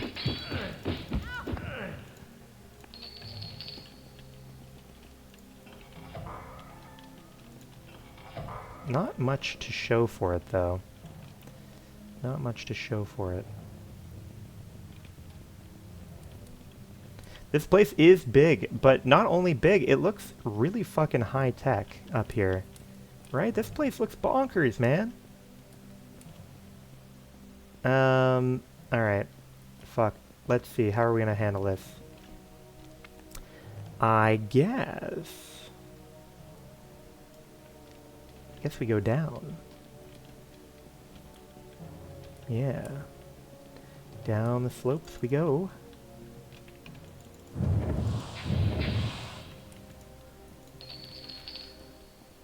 Ooh. Look at this. We got all kinds of... We can... Excuse me.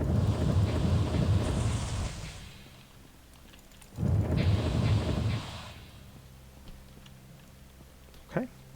Oh, hello. Sorry for Goomba stomping you there. No, I don't think we pick up anything below Daedric at this point. Daedra Heart sort of sounds like Daedric. Certainly it rhymes with it at the very least. And we don't know what's in this direction. Nothing. Interesting. Lots of treasure in the fucking Panopticon. Are those dead things down there as well? Looks like maybe they were slaughterfish down there that just got destroyed by the... Yeah, slaughterfish, interesting. So they just got killed clearly by the staff, the local staff. It's kind of funny to even put them here knowing that they will be blown up by the local constabulary. Okay. We're gonna need to investigate how to get into the hypercube. So let's try levitating first. I assume I'll take damage if I touch this. No. Okay. Interesting. Lots of treasure. We're looking around to see if... that's a fun graphic. I like the jewels and stuff over there. Ooh, what is this? They have a baby in there? They've got a fucking baby locked up? I gotta get into that cube. Jesus Christ. Gothrid's gone insane. Looks like he's got Ian Nasir's fucking complaint tablet in there. What else have you got? Yeah, baby. You got a baby in there. You can't do that. Crown. Crown is fine. We let you have crown. We poke the underside, see if there's a loose panel or anything. Doesn't seem like there's a loose panel. Float up to the top, look to see if there's a loose panel. Doesn't seem like there's a loose panel. We take a look at it. Oh, what is this? Ooh, why do some of them have... Some of them are missing in the map. That's very intriguing. Why are they missing the graphic? Or, oh no, I think it's just that my character has not logged them in the,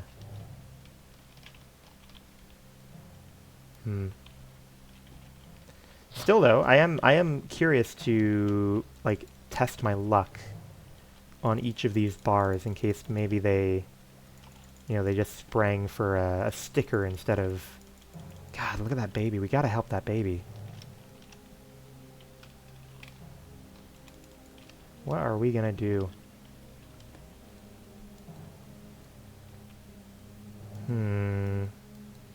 Banner is... Okay, now this is interesting. There's a banner on 3 sides. Why is there not a banner? Why is it not symmetrical? You know? That screams... Or maybe there is a banner on all sides, and again, my mini-map just wasn't logging it. Yeah, there is a banner on all sides. Interesting.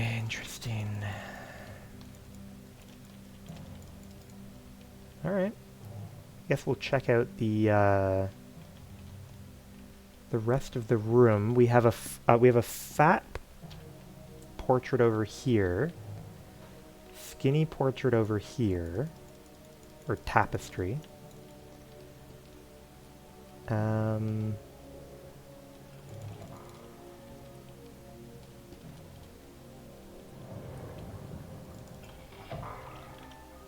Hello. Okay, let's rest until fully healed here so that we can run around in the water. Ooh, okay. So we do have an option that'll let us go deep. Oh, what? Ooh. Can I fucking help you? There's something ouchy over there.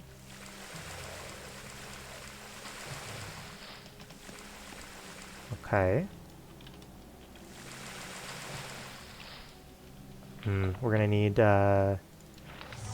Free Willy back on.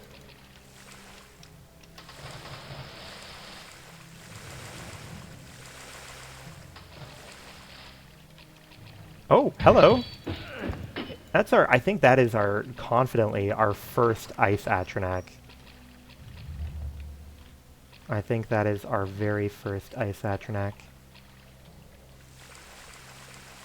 Oh, very interesting.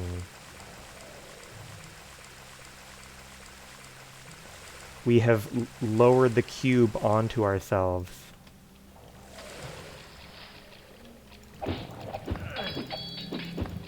Okay.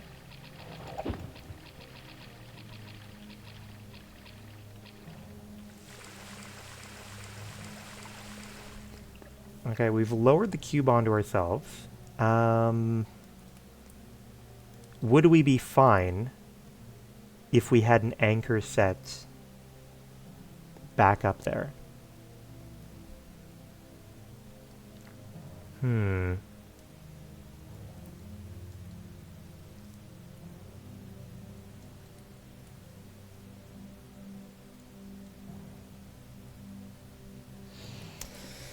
There's got to be something more to it.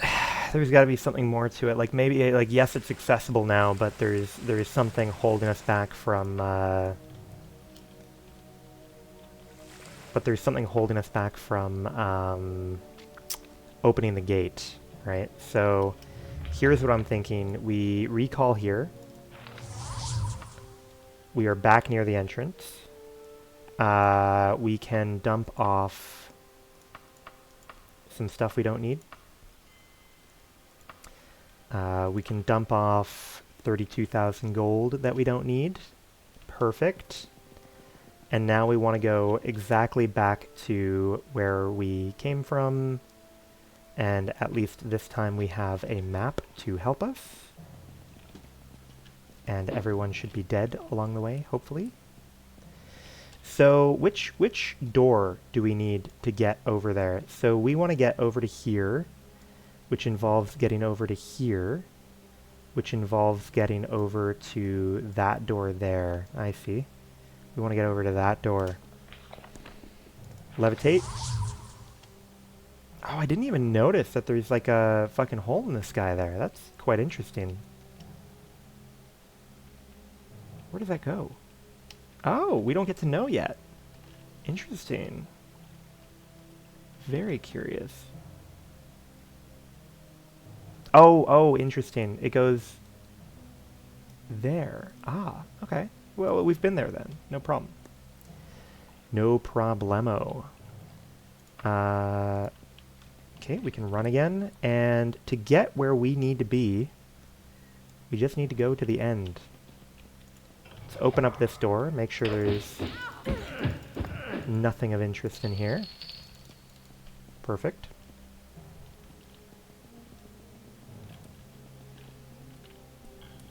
Gonna put some food in the oven. Sounds good. Oh, look at that. There's a fucking lever. Oh, boy. There's a lever. And it looks like the bars actually forgot to fucking move for one of them. That is intriguing. Go ahead and save. Yay, lever. Ah. Oh, hello.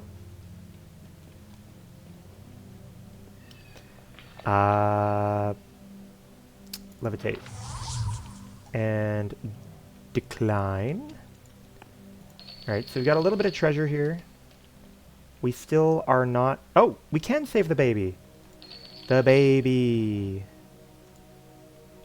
The baby. What is the baby? Oh, the baby is... oh my god, the totem is a baby. Hello. Worth 100,000 gold. Why is the totem a baby?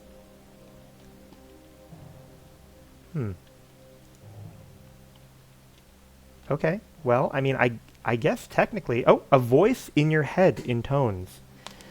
You are John P. Daggerfall. You are my new host. Know this now and resolutely. You are not worthy to carry the totem of Tiber Septim. Only those of his blood may carry me. I will give you a year and a day to accomplish this. Oh-ho! Put me on notice. Put my ass on notice. He's gonna fucking... Baby's gonna blow up my skull, I guess, if I don't find him as daddy. Alright, well, I guess. So, wait, is this the way out? Which way is the way out? No, it's the exact opposite. That is the way out. I think I forgot to put up my anchor to, like, get back out safely. So that's fine. We'll just fuck off out of here. At least it's not now that we know where we're going, it's not too far to actually get out. Although I probably should... Oh, there are enemies present. Where are they? Oh, there they are. Jesus Christ. Did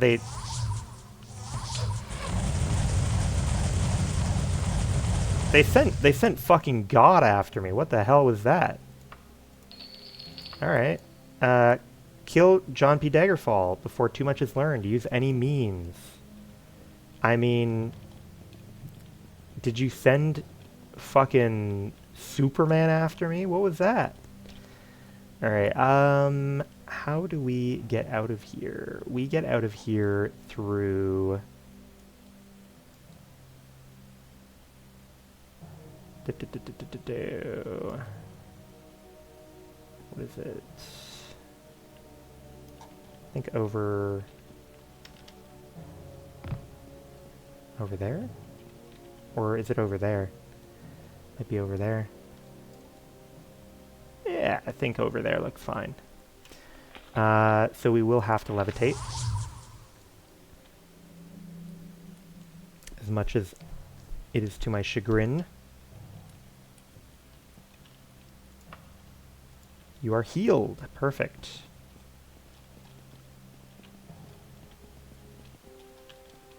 It's too late. I've learned everything, Gothrid. Oh no! I didn't mean to give it to you! Oh no!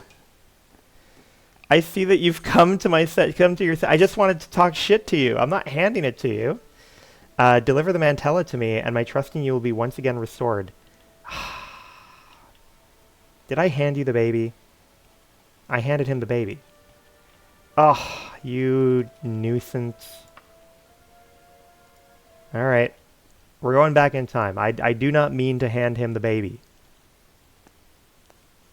We're on Team Emperor here. Alright? That's also, frankly, an insulting amount of money.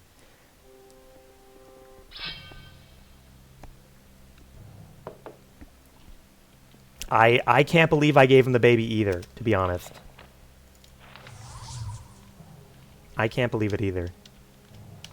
Let me in. Okay. That's okay. We know how to deal with this.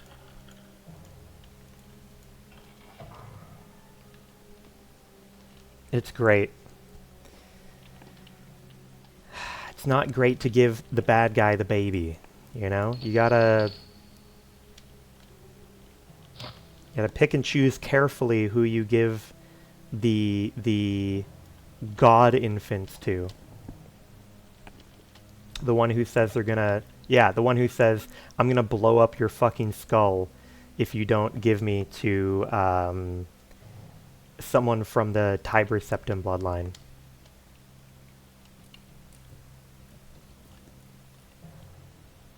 Oh no. Oh no, there's something wrong with my head. I've grown too tall.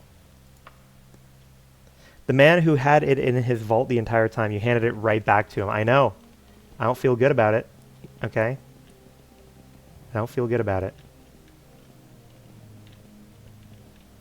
Okay, where do I think it's through that door that I want to go, right? Whoop! Almost overshot there, wow. No! Okay, good. We climbed.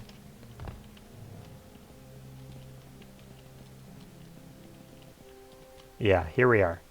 Back to civilization. Alright, baby acquired. Abki, nice to see you too. And of course, welcome back, Colding. Hope you're doing well. Alright, so we need to survive. I assume we're going to have a bunch of assassins chasing after us. But we need to survive until we get a letter from Brisciana that says where... Yeah, she'll send me a letter about where I can deliver the baby to. So let's go, I guess we need to waste some time, right? So I will go set a waypoint over by the Mages Guild, and then we will arbitrarily travel somewhere. There's the Mages Guild. Just let a couple days pass.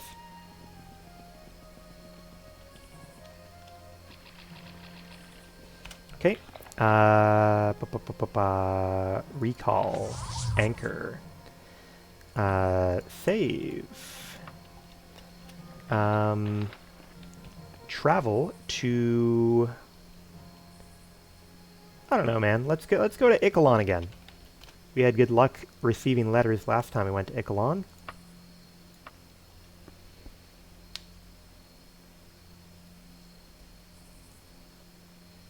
Now, what do you think? Do we get a letter or do we get an assassin when we pop out here?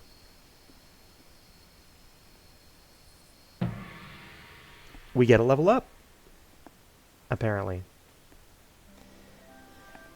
Not a great level up, but that's okay.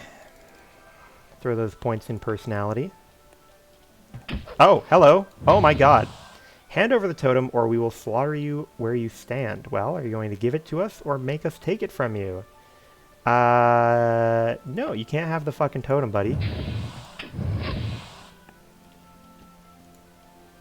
So, if you guessed it would be an assassin that came to get us, you would be correct.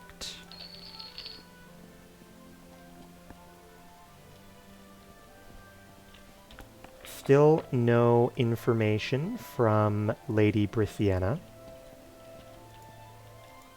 Sure is, buddy. Sure is, Ikalon. Now we are on a bit of a time limit here to avoid getting... Yeah, I'm sure she'll send a letter, but like, you know, I'm anxious about having my head exploded. So definitely hope she makes it a priority for her. You know? Where's Daggerfall? I want to see if I can find it in here. Daggerfall. Oh, was it down here?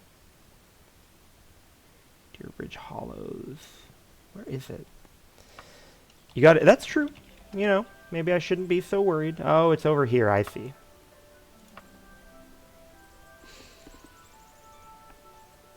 Now, who do you think is waiting for us in Daggerfall? Will it be someone who wants to kill us or someone who wants to deliver a letter? A cheerful young woman hands you a letter and then walks away. A letter floats through the air towards you. Strangely, nobody else seems to notice it. The letter tucks itself into your pack. A hand grips your wrist from behind, spinning you open your mouth to shout for the guards. A skeletal hand stuffs a letter into your mouth. The heavily robed skeleton releases your wrist and turns away unknown. Okay, so we just got, like, a bunch of shit all at once. Another one. A heavily cloaked figure shuffles toward you. As you prepare to defend yourself, a gnarled green hand shoots forth with a letter. Stunned, you do nothing as the figure shuffles away. A portly man bearing the standard of Wayrest approaches you with a letter. His somber expression never changes, and he speaks not a word. He leaves as silently as he arrived. A page dressed in the livery of sentinel hands you a letter and silently walks away. Holy moly! We are fucking popular. Alright. Let's take a look then. Letter from Lady Brithiana. Come at once to Buckingcroft Hall in Daggerfall. I will be waiting at the Silver Castle. Oh wait, no, I think this is our previous letter from Brithiana, so this should be a new one. No, that's just saying we should die. John P. Daggerfall. This is so the Queen of Sentinel. You are on a quest to retrieve the Totem of Tiber Septim. Do not deny it. My spies have confirmed this. The totem is not for commoners, and you cannot use it. Bring the totem to me, and I will pay you 100,000 gold pieces. It is a king's ransom by any measure. You have no idea how much fucking money I have, man. You should be warned. Neither Wayrest nor Daggerfall are loyal to the throne. That might be true. I am the only regent on the Iliac Bay that can be trusted. The others will only use it to destroy me. It is complicated. None of you seem very loyal to the Emperor, to be honest. But if I did have to pick one, it might be Akarithi, who seems the most loyal out of the regents right now. Noble John. Oh, yeah, first time this guy is willing to fucking talk to me all game. Noble John, my ears have picked up rumors that you are searching for the Totem of Tiber Septim. I too have hunted for this wondrous artifact for many years. Should you find it, I would pay you a healthy ransom, enough to buy your own ship. Well, that must be, I mean, I think that's like 300k, right? I will match or exceed any price that Gothrid or Akarithi might offer. Never forget your real friends. Yeah, so probably 300k, which is good money. Not enough to fuck over all of reality, but still, that's cool. Oh, letter from Gortwog. John P. Daggerfall, you are not Orcish. How could you possibly understand what it is like? My people are treated like barbarians, slaughtered upon sight. Is it so unusual that we respond in kind? Violence begets violence. I aspire to raise my race from the mire. I will bring them to equal standing with the other races of Tamriel. To do this, I must have the totem of Tiber Septim. I will not insult you by promises that no blood will be shed. I do swear by my crown and by my heirs I shall not attempt to hold sway beyond the borders of Orsinium. My goal is not to conquer Tamriel, but to create an Orcish homeland. I am in possession of an artifact that I am sure you would want to possess. It is yours if you but give me the totem of Tiber Septim. That's from Gortwog, Warlord and King. I gotta be honest, so far I am most sympathetic to Gortwog. You know, I get his people wanting to be seen as people. I know that canonically the orcs are going to be seen as people in future games. And he seemed to be working with Lysandus and Lysandus's mistress before their death, and he tried to stop the assassination of Lysandus. So he might actually have some loyalty to the Empire. But I don't know, he maybe he just goes mad with power if he does get this thing and go way beyond what he's claiming here. Okay, so Gortwogging it up. Who else do we have? A letter from the King of Worms. You will soon have the totem of Tiber Septim in your hands. It is foreseen in the stars, and I have read them. Know you this, all of mortal stature are filled with pride and greed. That's true. To give the totem to any of them is to let loose mortal vanity upon this world. They will destroy the very thing they covet. I have no earthly desires. I fucking doubt it, buddy. Have you seen the strip club you're running down there? I have no mortal pride, no petty greed. Only one such as I can wield the totem safely, for I would take it into the Aetherius and leave behind this earthly shell. So long as the totem exists, it is a danger to all on Tamriel. Bring me the totem, and I will safeguard the world. I will not offer you gold or gems. I will offer you what only I can give, fame. Your reputation throughout Tamriel will soar. Interesting. Interesting. All that we really know about this guy is that he is at odds with the Underking, and we know the Underking is a guy that got backstabbed to create like the modern form of the Numidium.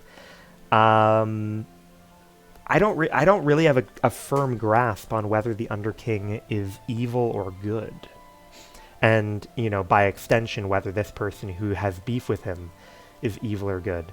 Okay, and lastly, though, we do have a letter from... Oh, no, we have a letter from the Underking. Let's see what he has to say.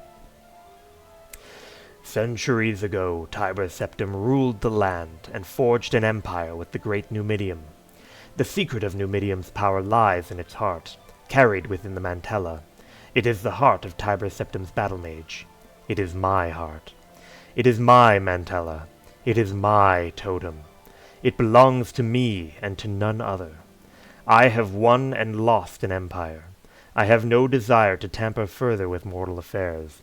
I have in my possession the Necromancer's amulet, one of the world's greatest artifacts. You may have it in exchange for the totem. My most loyal agent will await your arrival in Charlie of Daggerfall at the Temple of Stendar. Interesting. So, I mean, we're getting different loot out of each person, right? It's either some people are offering money, some people are offering fame, because this person's offering an amulet, Gortwog is offering some sort of artifact, and then Brysiena promised me something called, like, the Ring of the Warlock or some bullshit. So, let's see what she has to say. John P. Daggerfall, if you are reading this, you must have gotten the totem and escaped from the dungeons of Castle Daggerfall. I am in Gareham Grange of Daggerfall at the Masterwing residence. Bring the totem there as soon as possible. Wow. There are a lot of different people we can bring this to. I'm kind of surprised. I mean, it makes sense. These are all the different factions that we've set up. But still, man, you know, I don't know. I'm tempted, you know, to go with returning it to Brithiana, who will hopefully return it to the Emperor. Because I don't want to get my head exploded by sending it to someone who is not of the Septim lineage. Yeah, so she wants me to bring it to... Let's see. She wants me to bring it to Gareham Grange. Gareham Grange. Let's take a look. Let's take a look in a book. See what kind of results we get, huh? Here, wait. Let's make a save that has like a special name that's like decide on totem.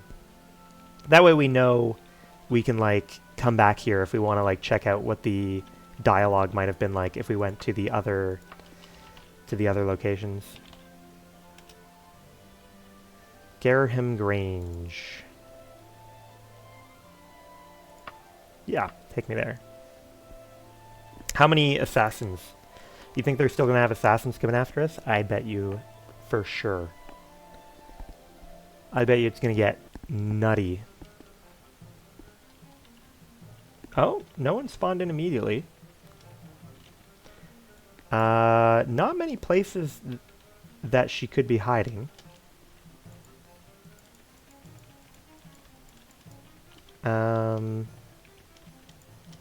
Yeah.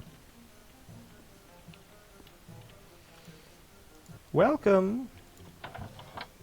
You're not the one. I'm looking for an elegant older woman.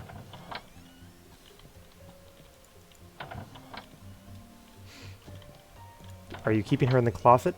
No. Upstairs, perhaps.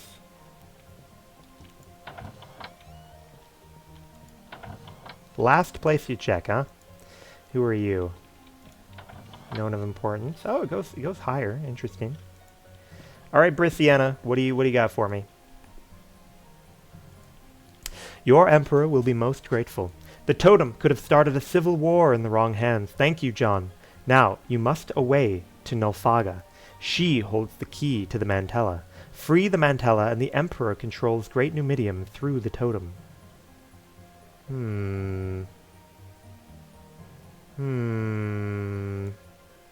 The unmistakable voice of Nulfaga speaks softly in your head. I see that the totem has found its way into the hands of someone with royal blood. I think it is time you paid me another visit here in Shedungant, John P. Daggerfall. Your work is not yet done. Okay. Did you give me that fucking sick-ass ring that we were talking about? Oh, it does look sick-ass. Oh, look at that. Fucking sweet, man. What does it do? The Warlock's Ring of the Archmage Siribane is one of the most popular relics of myth and fable. In Tamriel's ancient history, Siribane saved all of the continent by judicious use of his ring, and ever since it has helped adventurers with less lofty goals. It is best known for its ability to reflect spells cast at its wearer, and to improve his or her speed and health. Though it may have additional powers, no adventurer can wear the Warlock's Ring for long, for it is said the ring is Siribane's alone to command. Interesting. So it does Shalador's Mirror, Heal, and Feet of Notorio. Interesting. Caster only. I mean, I'm not going to wear it, but that's cool. Thanks. I like I am curious if Gortwog would be a better person to give it to. But you know what time it is. It's motherfucking Shedungant time. It's funny, we were actually crawling around in Shedungant blindly earlier today, and we're finally going back with a purpose now.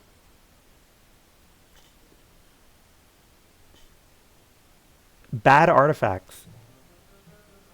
Yeah, I just feel like it's probably less good than, you know, the shit that I've made myself.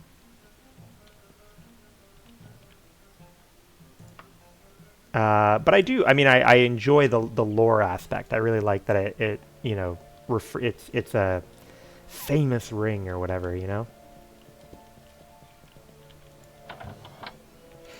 You, my good friend, I would like you to bring me to Shidungant. Thank you.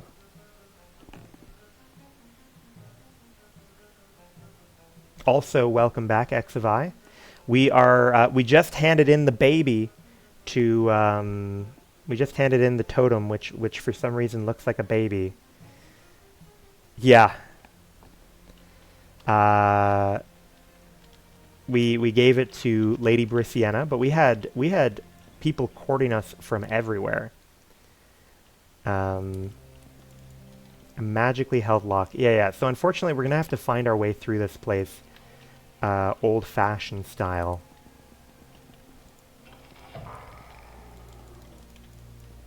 Oh, wait a minute.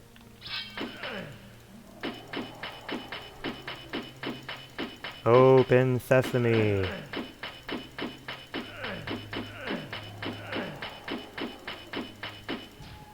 Brother. Oh, there we go.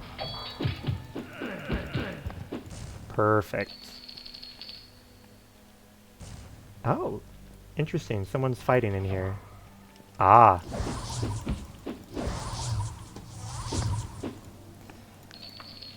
Alright. Perfect. Nothing but net in here. Nothing but net.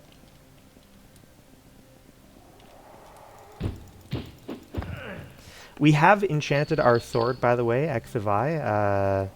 We've enchanted our sword to be potent against undead, Daedra, and humanoids, and to also leech HP for us when we hit people. So we are feeling pretty difficult to kill at the moment. We do also have a variety of other crazy things going for us. We have a spell over there that costs 2 mana, that is, that costs 5 mana. On our number 2 key, that is going to fully heal our health, our fatigue, and give us freedom of movement for like a day. So things are cruising for us now. Look at that weird little box. We do also have, so obviously our weapon will degrade now, not only from beating people up, but also from having an enchantment on it, which is why we now have a bunch of gear. We now have a bunch of gear that repairs our shit automatically while we sleep. So very nice there. Looks like we have another door. Where is it? In here and over here. Fine.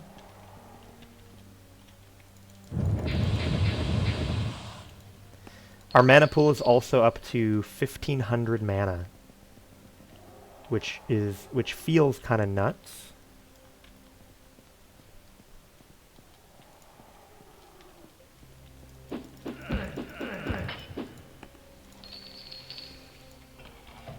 Man, the money really does pile in once you have some levels on you.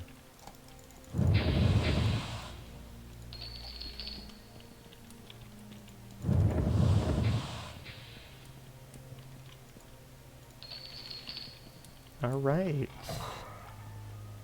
Hello. One thing that we haven't really looked conclusively at is trying to figure out, like, what is the maximum amount of clothing we can wear. So we do not have any clothing items equipped, right? We only have things that go in these very obvious slots here. But we can wear like a robe and a hat and like a thong and stuff like that. And I am curious to see I am curious to see just how much of that shit we can equip ourselves. Top, bottom, and 2 capes. 2 capes! That's very intriguing. I mean, there must be more than just that too, right? Because there's like boots and stuff that you can wear. Oh no, but the boots take up a boot slot. You're right. The boots take up a boot slot. Top, bottom, and 2 capes. Interesting. Yeah, yeah. Oh, hello. We've got a guy who's eager to see us on the other side here. Yeah, they are clothing, but you're right that they take off your armor boots. So you're totally right that they're not like an extra slot. So yeah, because I'm curious, you know, just how crazy could we pump some of our stats if we truly used every slot to boost them? You know, Crown is probably yeah. I suspect you're probably right. But like, you know, I don't know if the long blade skill scales beyond 100, but you can potentially get like perfect accuracy with it.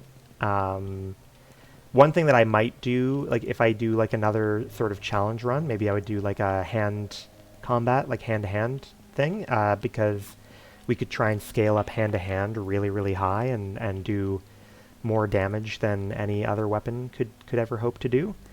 And maybe try and do that as like an or a magicless run or something. Just go in like with Fists of Fury or something. All right, looks like we have a door over here.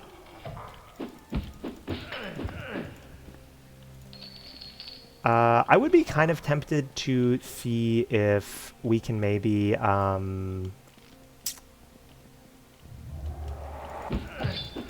like maybe you could pump stealth really, really high to the point that no one notices you. Because my understanding is, and I would re-watch the video or whatever that describes the stealth mechanic, but I think stealth kind of modifies the radius that they can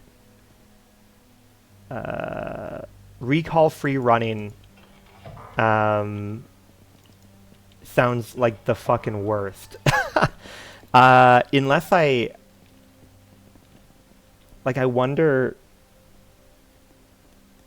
even if we have like the maximum amount of like running speed with a horse, I wonder, like, sure, we move blisteringly fast, but on the scale of the game, that must still be incredibly slow, right?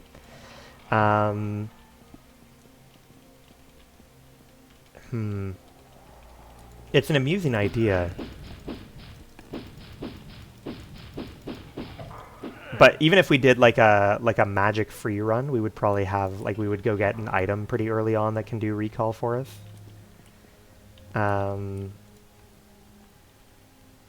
Unless we did truly decide to do some sort of run that specifically restricted recall.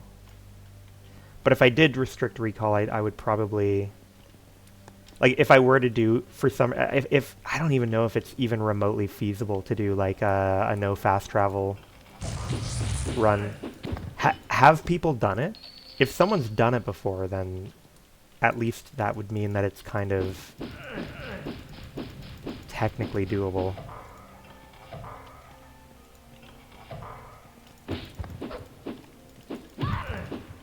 But yeah, if it's never been done before, then I might have to give up on that dream.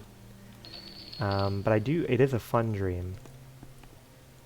And I do like the fact, like I like to imagine between like maxing running and jumping, we should be able to get pretty like ludicrous move speed. Not having skooma definitely hurts us. Not having hard drugs to support our running habit would definitely make things tougher. Let's see here. So I want to go this way. Hello. Ah, perfect. But I am definitely open to any suggestions for like weird types of runs that we might be able to try. So yeah, the obvious thing is no magic. Hand to hand, we could do either a vampire or a werewolf run. We could, I don't know, either we could maybe do something where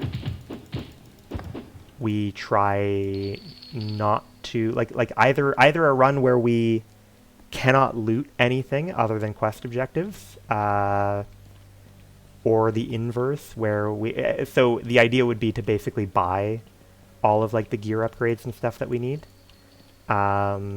Or we could do the inverse where we're not allowed to buy anything and we have to find everything, which would obviously be tougher, I think, probably, because I mean we can get like Daedra gear pretty easily if we just kill a bunch of dudes.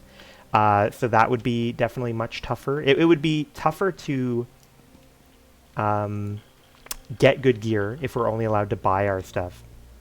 But the late game will be tougher if we can only loot stuff because we won't be able to make really badass enchanted items.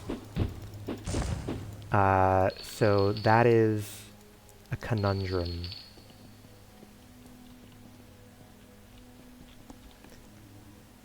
That is a conundrum. Hello?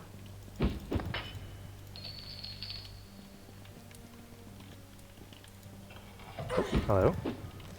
What do you think? Is this like a teleport here, or it's just for fun? All right.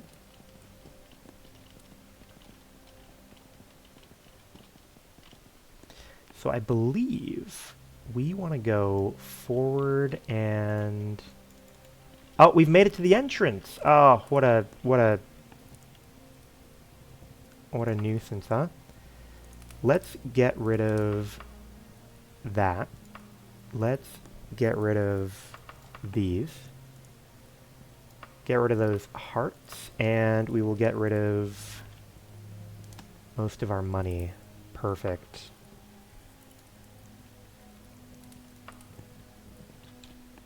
All right. So we've done a fair amount of running around. We know that we want to get to this space here. I'm kind of interested. Let's try using a locator, even though we know sort of logically in our head where she is. Yeah, okay, good. So, oh, interesting. I used a locator, but I don't see the dot. But we know roughly where she should be, but I figured it would be helpful to have, this dot we can look at all times. To point us in the right direction, but it doesn't seem like we are so lucky here. It doesn't seem like it did anything. Now we've got a couple doors here. Ooh.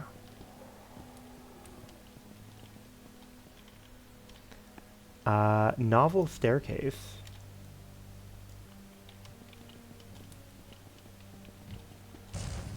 Hello.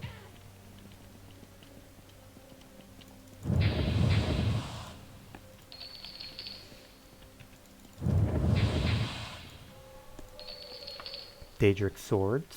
Don't mind those.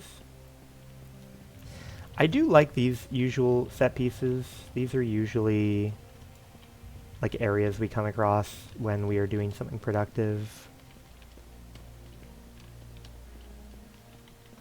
These big fucking windy places. Wow, yeah. We really do. We've clearly made it here a little bit too early. All these gates are up. So I need to be on the lookout for...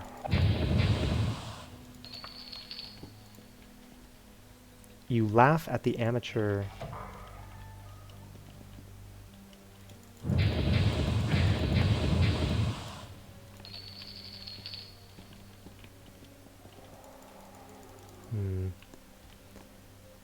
Okay, okay.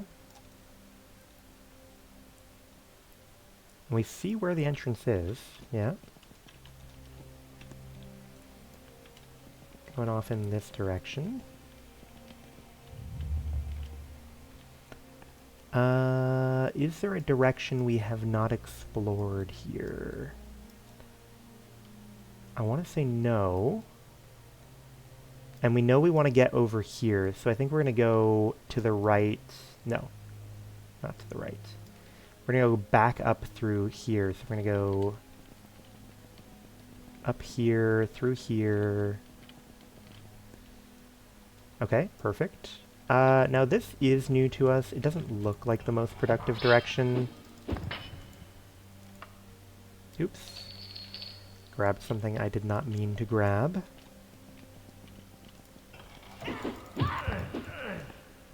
Ah, Daedric helmet. That should be some money. Okay. We got a few good options here.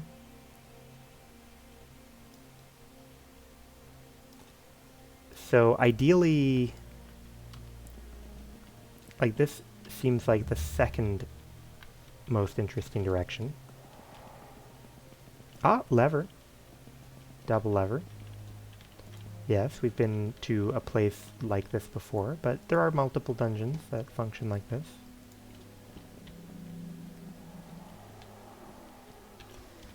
Okay. Ah, very Asha unsafe ramp. I think we definitely came here,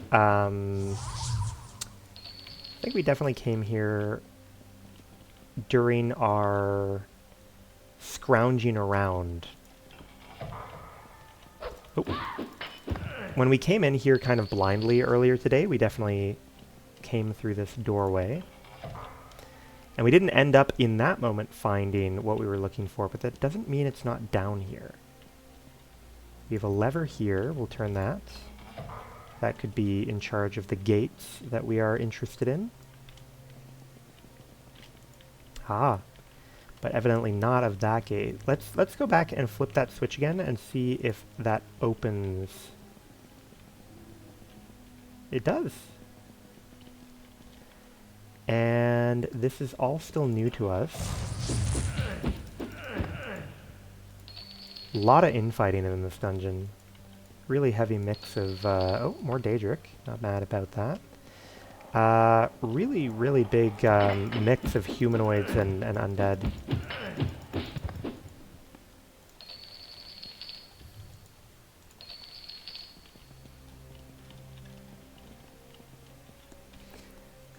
Alright. We got another door here. Probably more... No? I was going to say more liches, but apparently not. Yeah, and then we've been here, right? Interesting.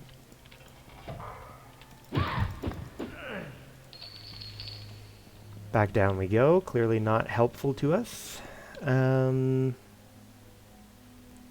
Yeah, because then there's the door that goes down. I guess we'll just follow it down again. Because there was something else to look at down here. Right? Through the door and forwards. Ooh, okay. Greetings! Nice! Welcome! Daedric gear in 7 days is impressive. Thank you. Now, obviously, this is not 7 days in-game. This is 7 days of me playing. 7 sessions of me playing. But thank you. I think we are close to completing the game.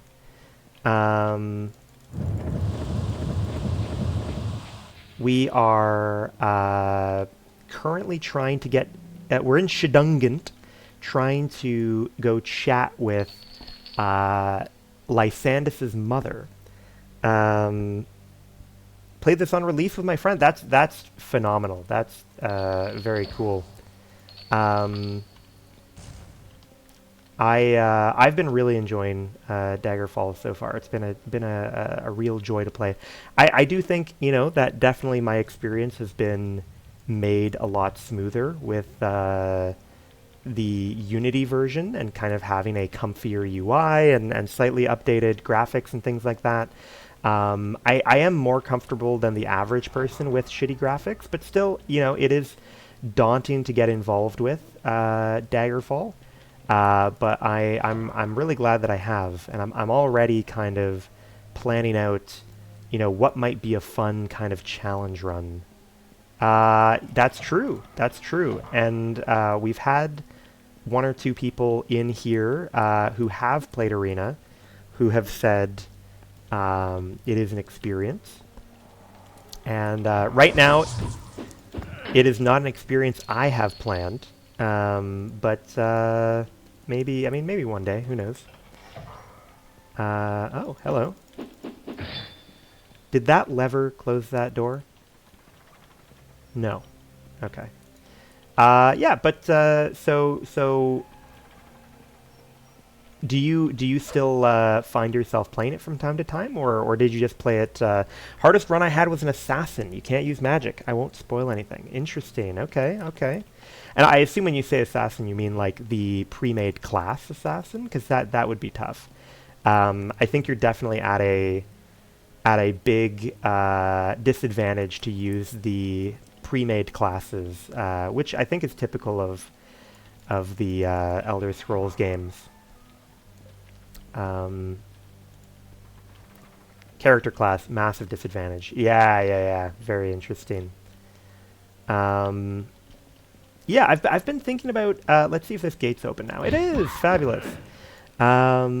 So yeah, I've been thinking about doing fun little things like maybe a hand-to-hand build where maybe we restrict the use, like no magic allowed.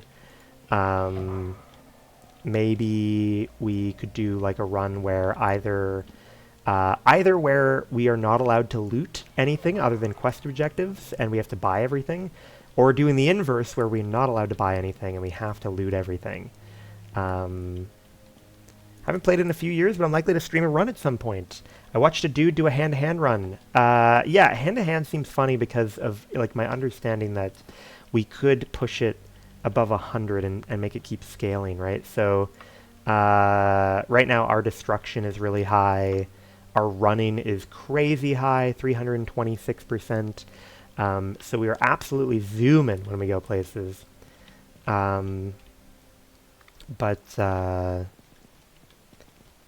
I hope you you have a great time returning to it when you and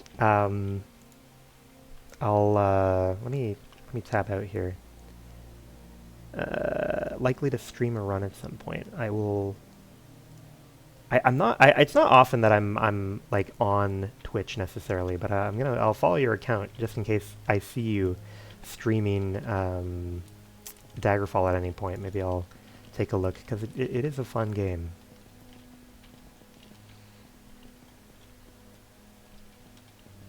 So yeah, hand to hand, could do like a werewolf build, could do like a vampire. Let's see, where do we want to go now?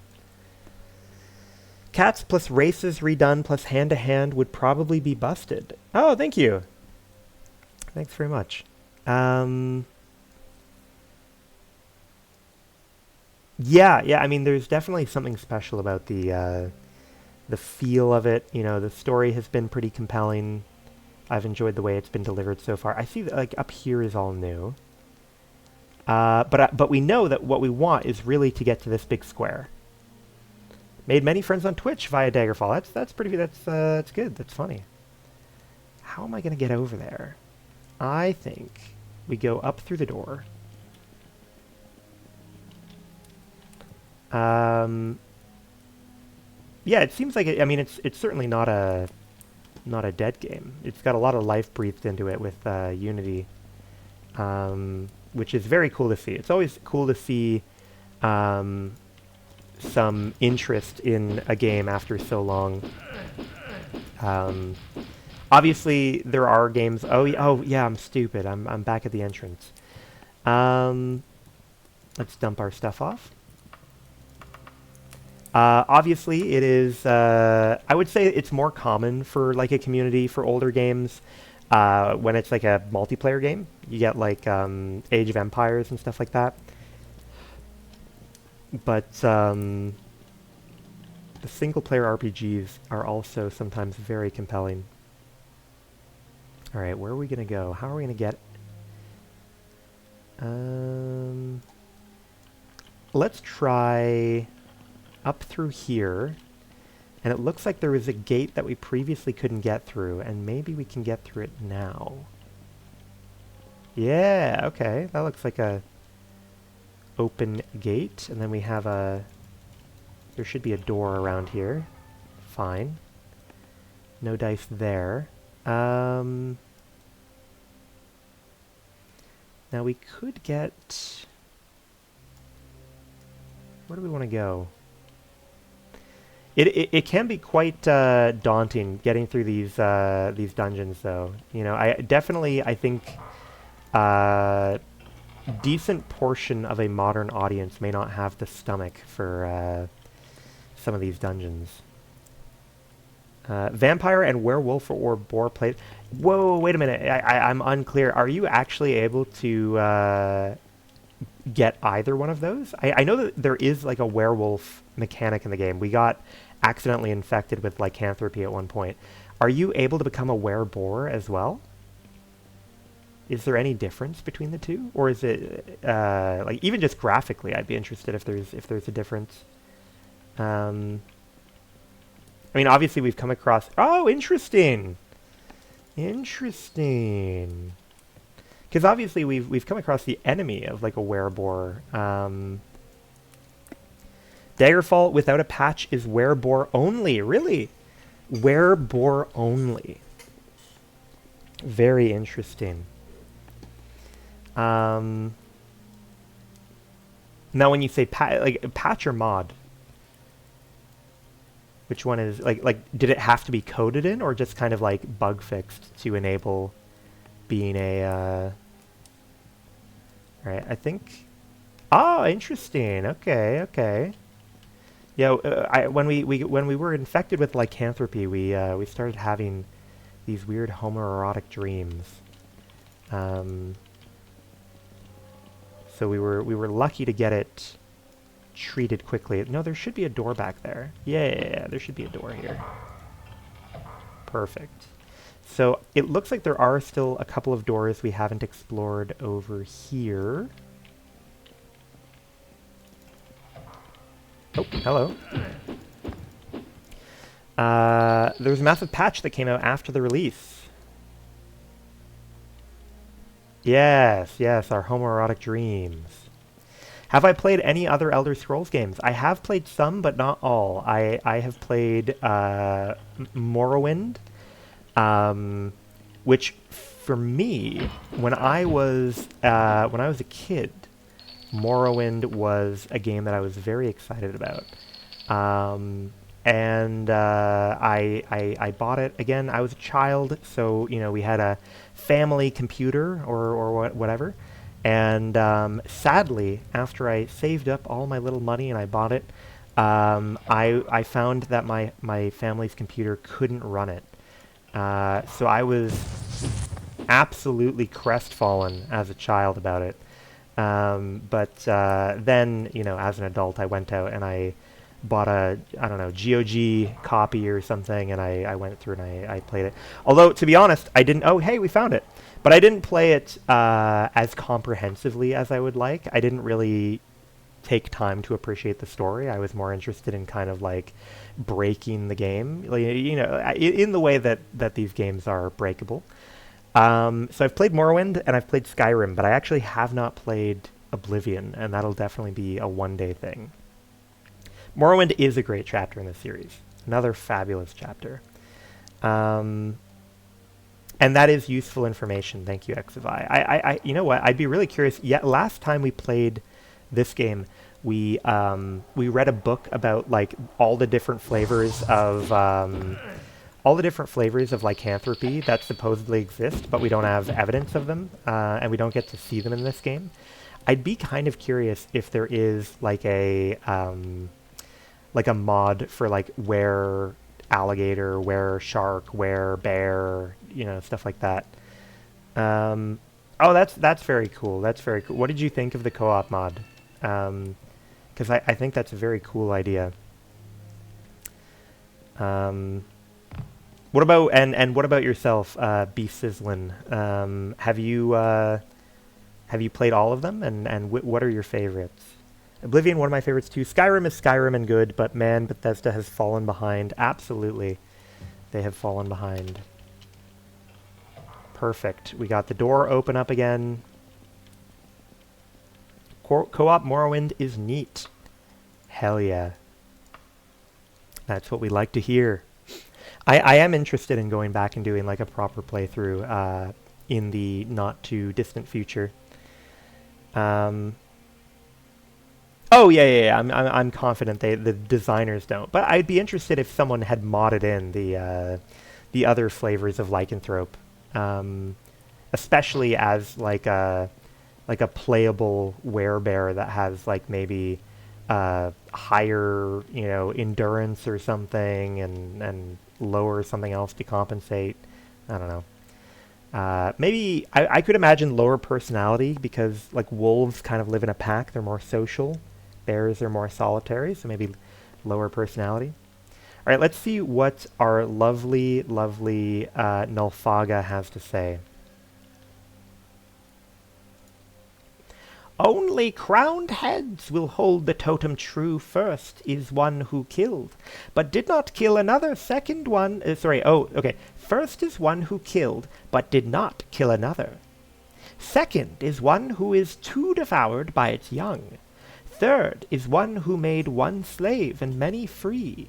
Fourth and fifth are two who compete for mud. Sixth is one who brings a home to the homeless.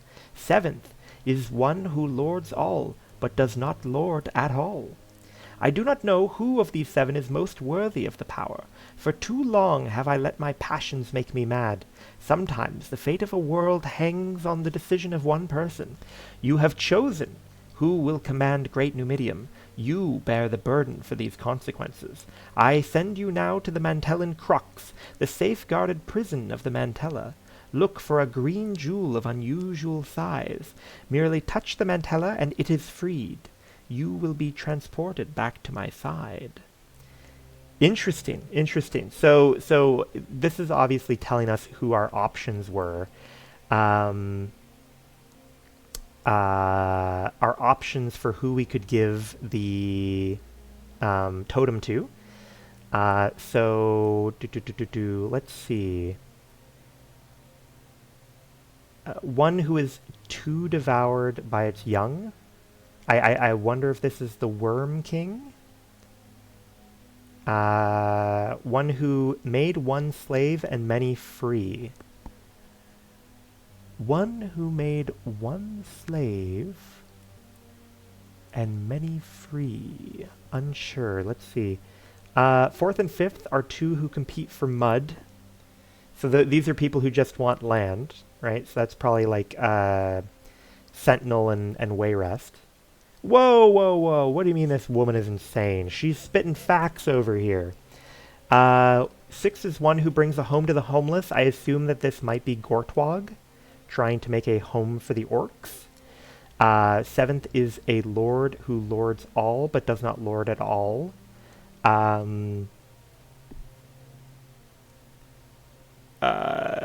Possibly the... How many different parties do we have here? Let's see. Let me pull up a little... Okay, first is one who killed but did not kill another. One who killed but did not kill another.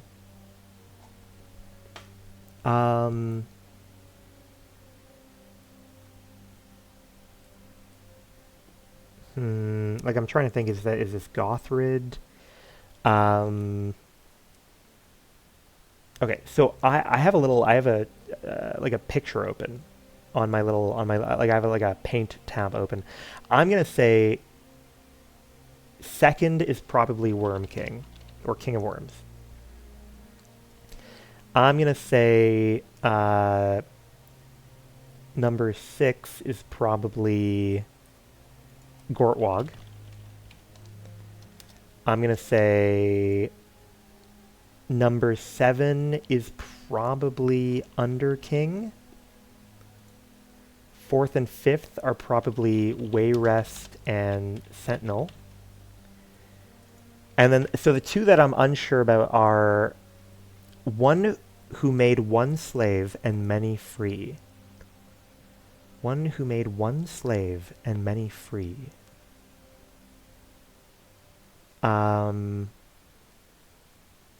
You know, I could see multiple people there, right? Like, I could imagine the Emperor himself being in that role, maybe, where maybe he, like, it's seen as him making the sorcerer that he turned into, like, the fuel for the Numidium, maybe making him a slave.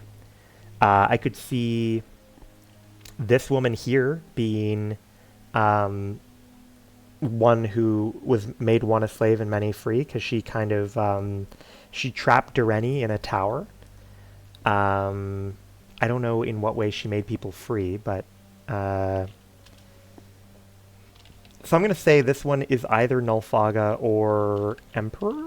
Question mark. And then the first one who killed but did not kill another. Like, what does that mean? What does that mean? Interesting, interesting. Either way, we are going to the Mantellan Crux. Let's check it out. Oh boy, are we in motherfucking space? And apparently we have company here.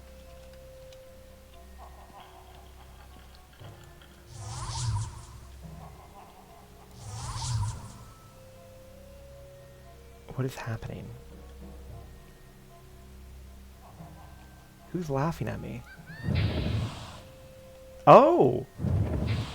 Am I actually in space? I'm able to float. I'm able to fly. Oh no, I must have accidentally... Did I accidentally put on the buff that makes me float around? Somehow? You're healed. Yeah, okay, good. I accidentally put it on. My bad. I thought I was in space. I might still be in space.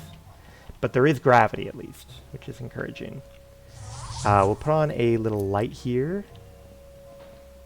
That's fair. Thank you for checking. That's very kind of you. A Daedra Lord.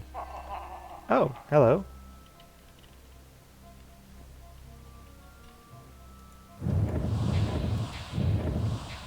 Interesting.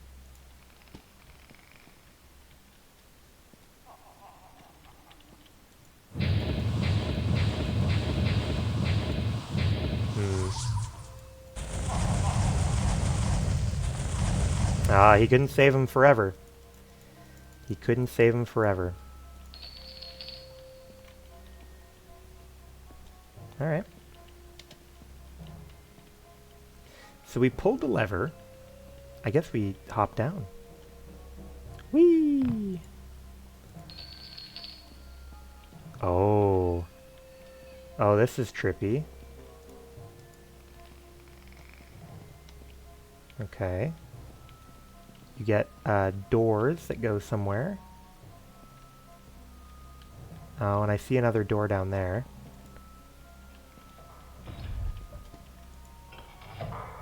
Ooh. Trippy.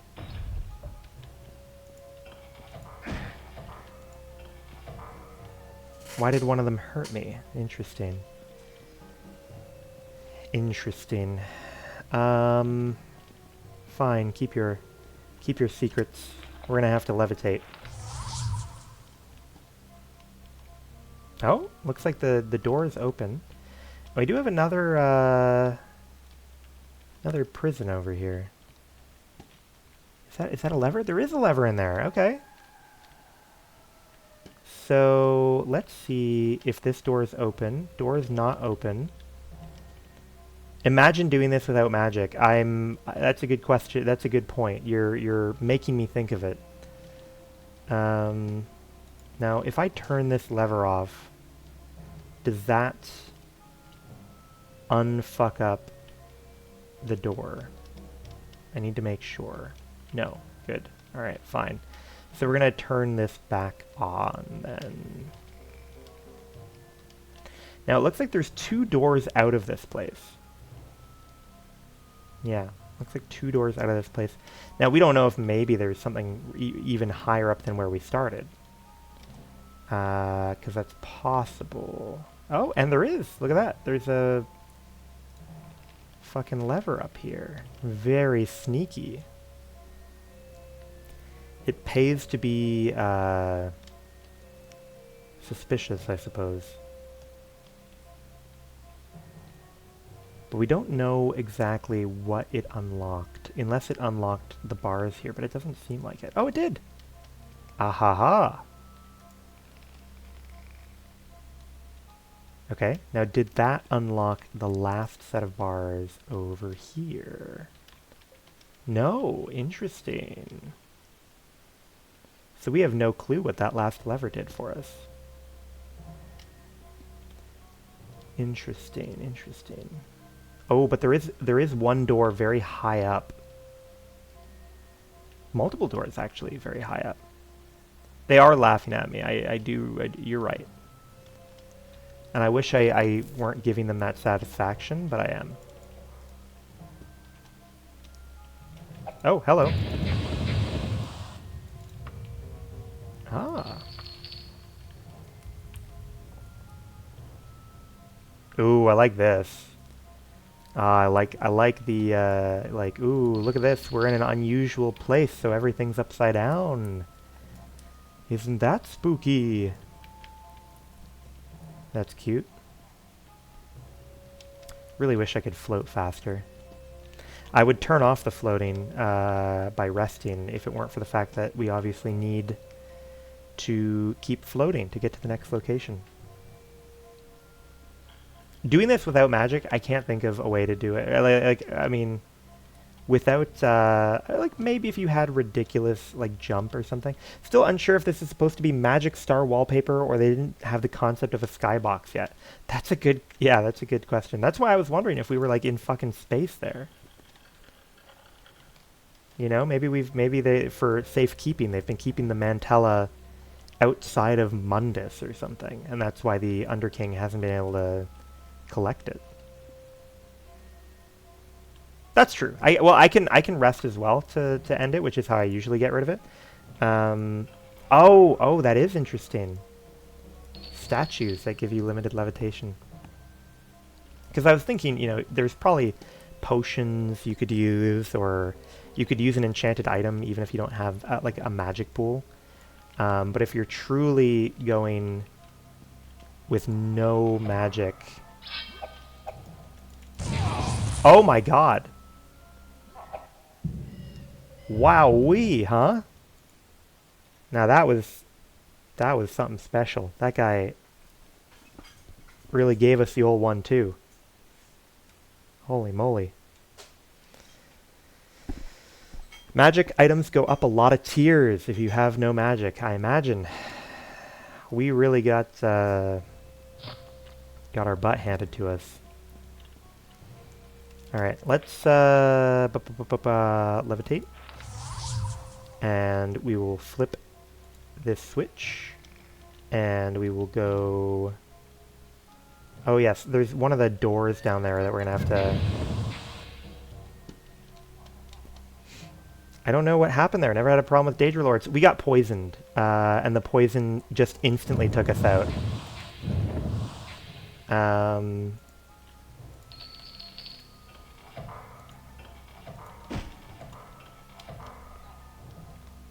It is unusual, but something we, I guess, need to be on the lookout for.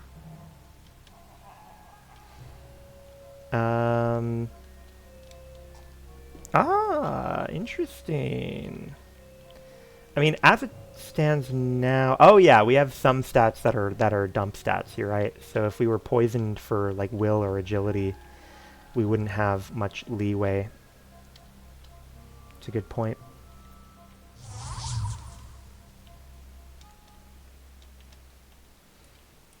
Is this the really tall one? Yes, good. This is where we want to be.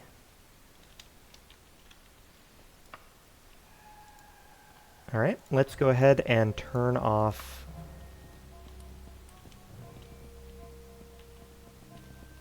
You.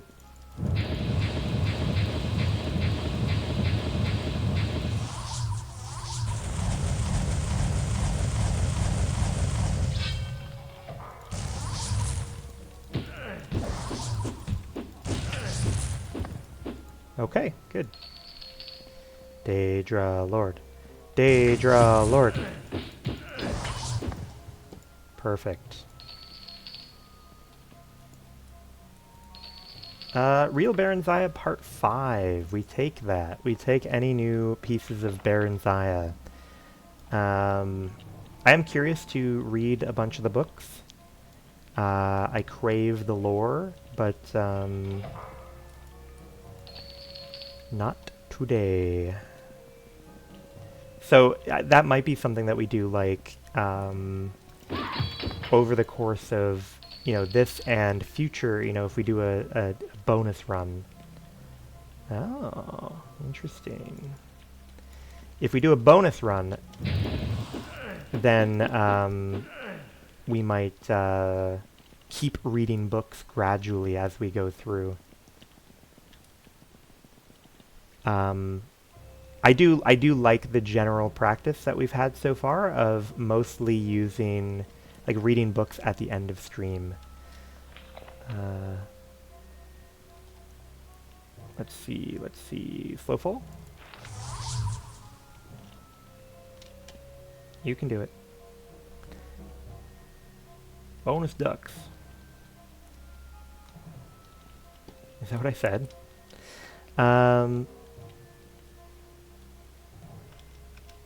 Alright, let's levitate. And I guess we'll check out the lower rooms. Oh, that's true, though. While I'm here, we should, like, this place we can't open. That's fine. But we should be able to get into the lever that we don't know the purpose of down here, and that'll hopefully help us out in the main dungeon.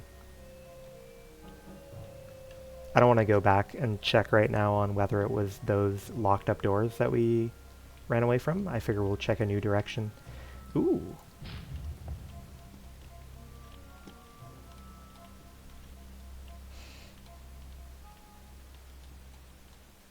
Slow elevators they got in this place. Should have sized up the motor they purchased for it. Holy moly.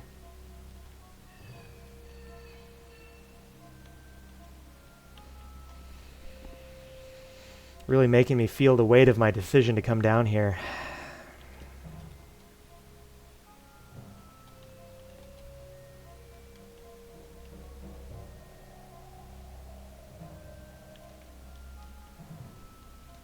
Man, it was really handy of Nulfaga to get her shit together and help us out and stop being crazy. Once I secured the baby, that was very handy. Yeah. Oh my goodness. The hanging people kind of got me. I don't know what you mean. She seems so lucid. The hanging people kind of made me think that it was like a really tall humanoid enemy. Okay. So far, it's not feeling like this is a very large dungeon. Oh, yeah, okay, yeah.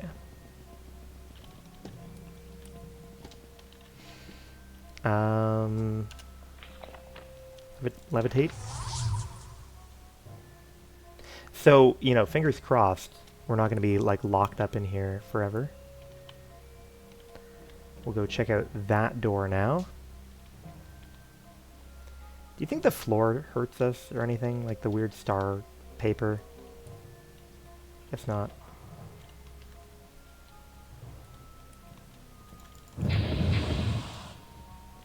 Ooh, a little Daedric sword. What are you doing holding on to something so valuable? No levers, though. No levers that I'm seeing. So it seems like maybe our only way to progress at this point might be... The only way to progress might be... up here, right? We just hope... I see this door over here, but we already checked that this one's like a dead end before we died to the poison. So hopefully the lever we pulled did actually turn off those laser beams.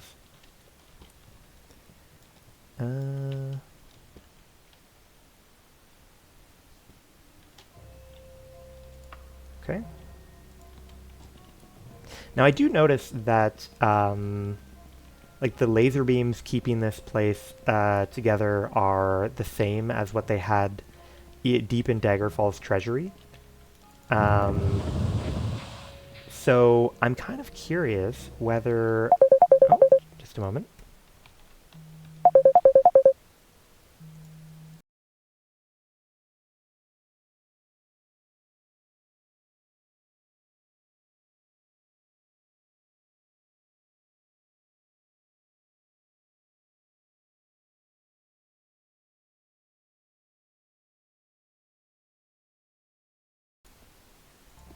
Alrighty.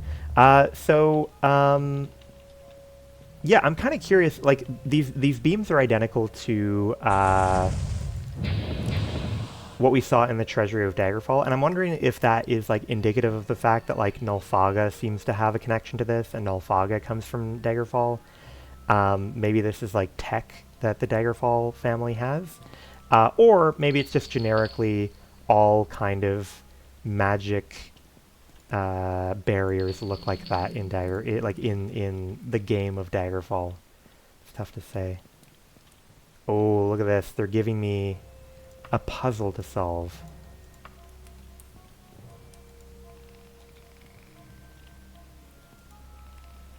Okay.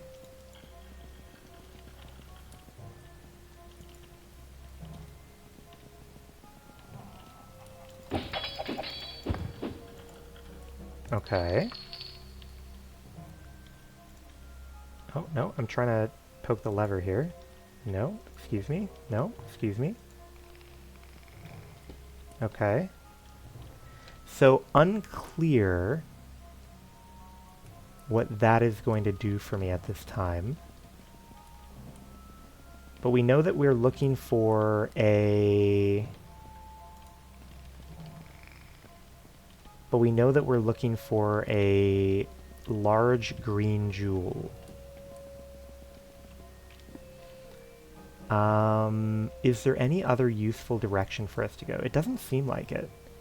Like, I think all we can really do is go check the main lockup cell down here.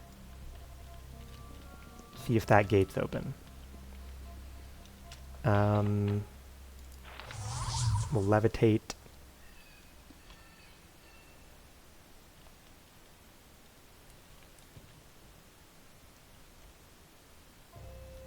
Okay. Now, which side has the prison on it? I guess it's around here, right?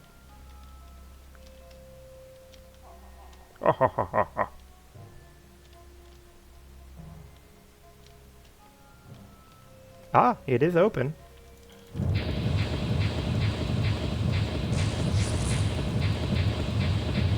Evidently they're not too bothered about poison. Again, I'm not really sure what the logic is behind what elements people are...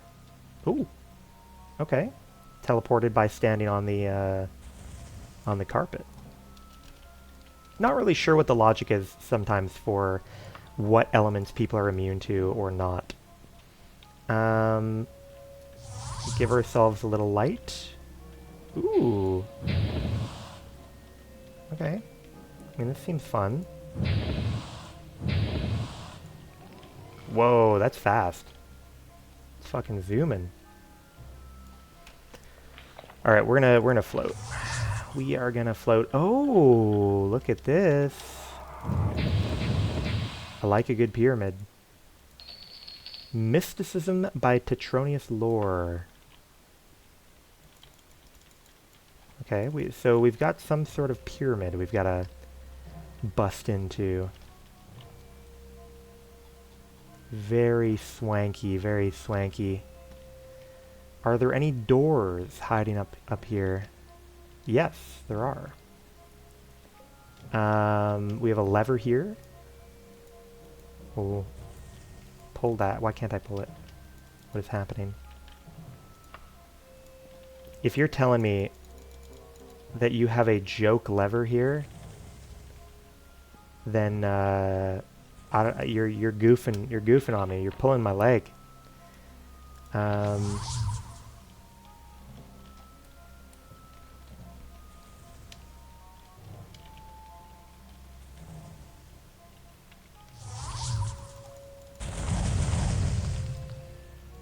Okay. Oh. Oh my goodness. Hello. Oh, that's very interesting. Who are you? I guard the way. Speak only my name, and I shall grant you passage. Oh, that's very interesting. And we've got a dead woman and a dead man. Dead woman, dead man. Here.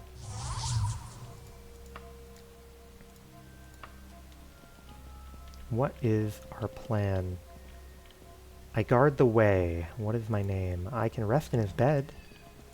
You think he'll watch over me? Tuck me in? I guard the way. Speak only my name. Are you the Underking? No, you are not. Are you Death? No. I like the little noise, though. I like the little noise you make. Alright, we'll be back.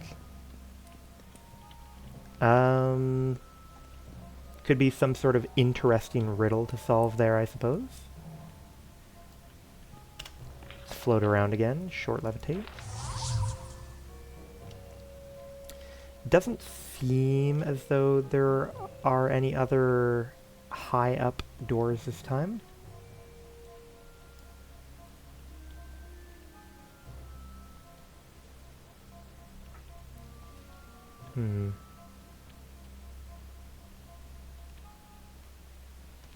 So perhaps we go low. Oh yes, I can see already some little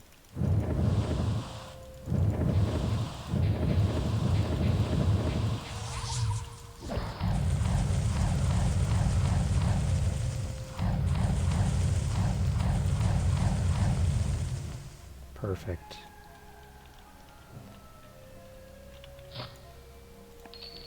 Give me a heart. That's fine.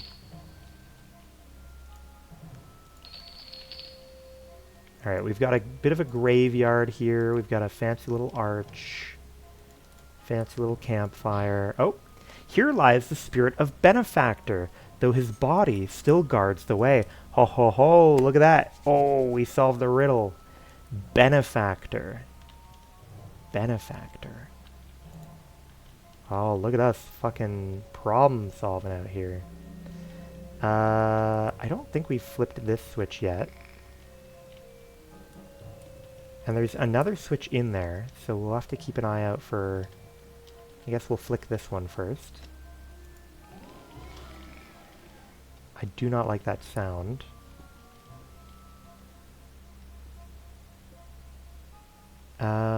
And I'm assuming this is the one we flicked when we first came out here, maybe? Because I think that is the flicked position. Maybe I should flick it anyways. Yeah, it just moves the platform. That's fine.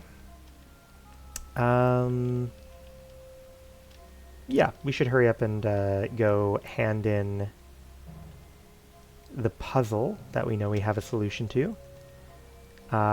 Where is the door for that? Sort of in that direction.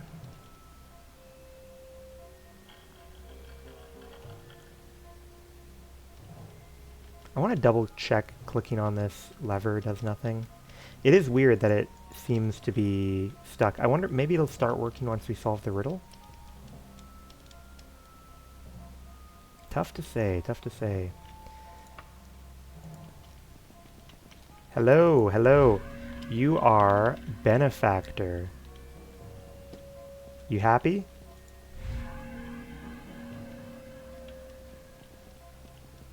Hope I Hope I spelled it correctly. I was kind of expecting a little bit more of a... Oh, yeah, okay, yeah, we can see the trapdoor opened up. Cool. But I would have liked a little bit more affirmation, like, yeah, you did it. You know, a little noise. Nicely done. Okay, we got a little lever in here.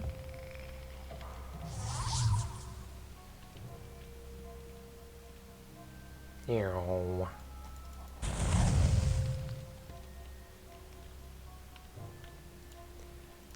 Bunch of money, little bit of money.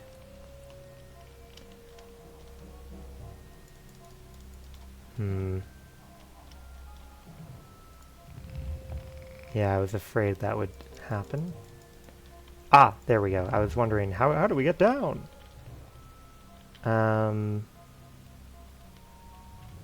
Yeah, so clearly you need to come back downstairs.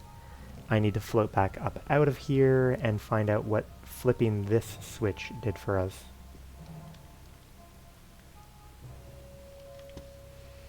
And I know that there should be some sort of like laser grid. Where was it? I thought there was like a laser grid area that we could poke into.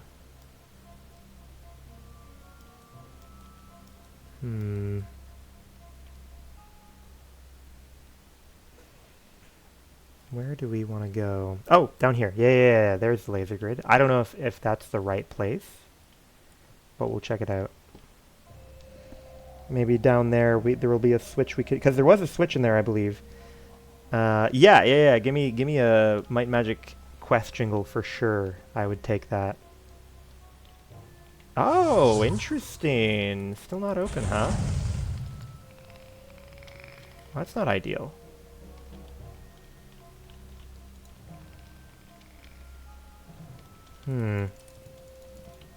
That is not ideal.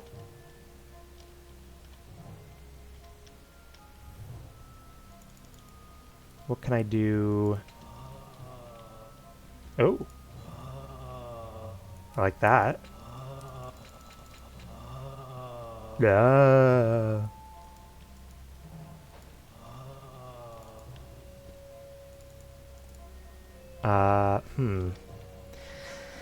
I feel like I'm left without obvious levers to pull, and the fact that there's like a broken lever has me worried. Like, because we know that like there's a lever up here that we're not allowed to pull for... we'll click on it again. Maybe we can pull it now.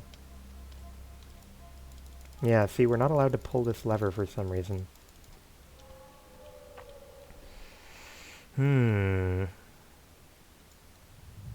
What can we do? What can we do? Now, technically, I guess we haven't explored that little corner at the bottom. So maybe there's a little bit more for us to see down there.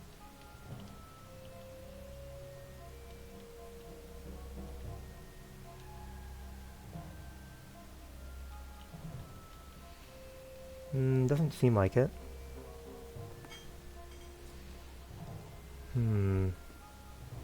Because what I'm expecting is that we should be able to get into this room, pull the lever, which should enable us to get deeper into the pyramid, which is where our main objective is. But I'm not seeing it. Not seeing the option.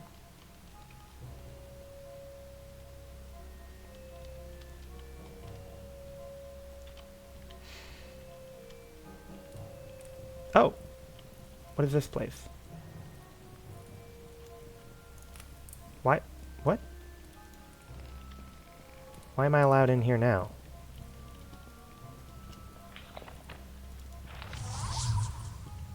I have no idea what's going on. That's fine. That's fine. Let's go check out the pyramid again, I guess. Will you let me in? Will you let me in? Fingers crossed. Oh, the door's open. I'm excited. I'm excited.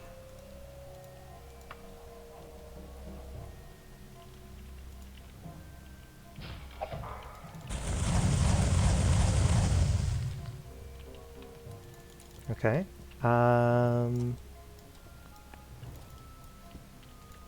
Angry guy. Here, let's throw off the levitate. Perfect.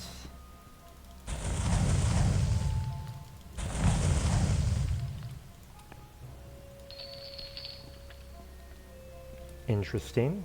What do you think? Is that going to be a teleporter down there? Could be. Yes, teleporter. Okay. Ooh. Another black room, another black room. Alright. I don't know how many of these rooms there are going to be, but I have my hopes that 3 is often the magic number.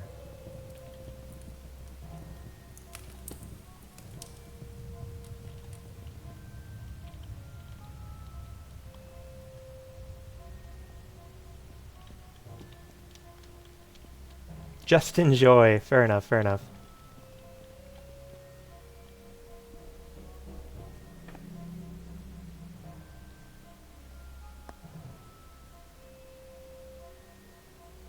I am enjoying. My only sense of urgency is that this is the last time I'll be able to stream this particular week. So it would be cool if we're able to wrap it up today, but if we're not, no problem. We're having a good time nonetheless.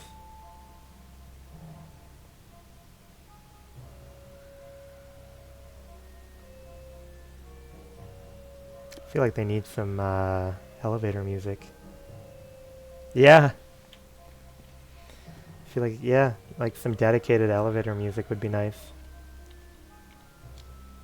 I should have gone off and done something else. Oh, hello.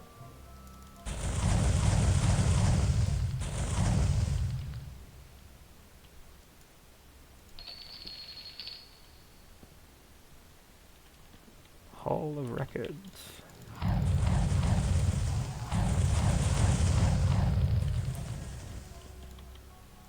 Is that a reference to something specific? Is there some other ghastly thing that goes on forever? Ooh, look at that. We can pop out here. Save versus spell. Interesting.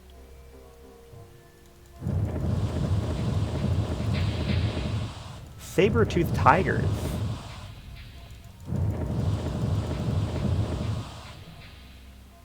Neverhood. What?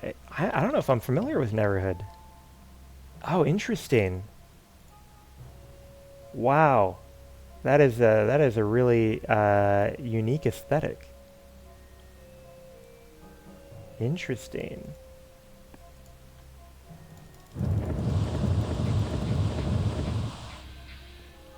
Oh, my bad.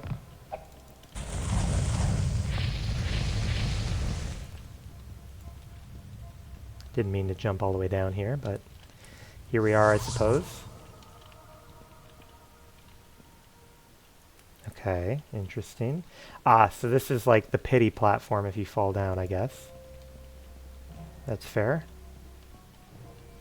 We are magically inclined, so we will go up with a slightly faster method.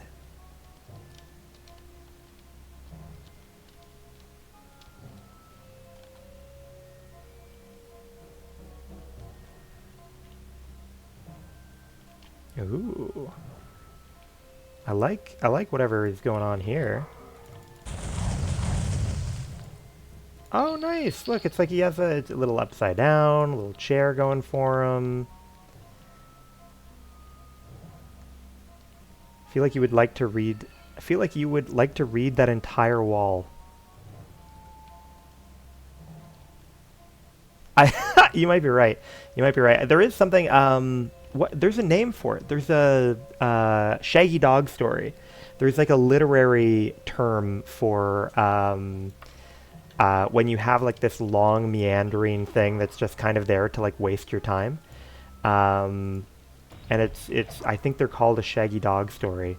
And there's a game that I really enjoy called like West of Loathing, where they have an entire thing dedicated to like it's like Shaggy Dog Cave, and it's like a wall full of infinite signs, and it just every sign gives you an extra little tidbit to like this meandering story that goes nowhere.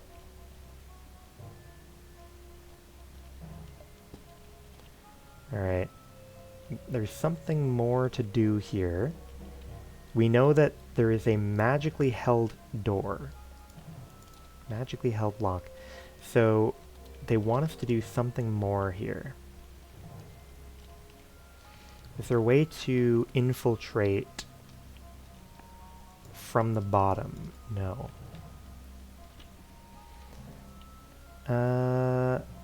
Okay. So we've popped out down here. We haven't popped up over there, so that's behind us and up.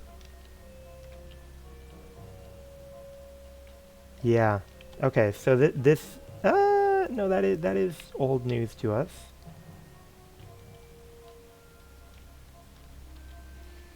I'm not seeing any particular other doors of interest to pop into.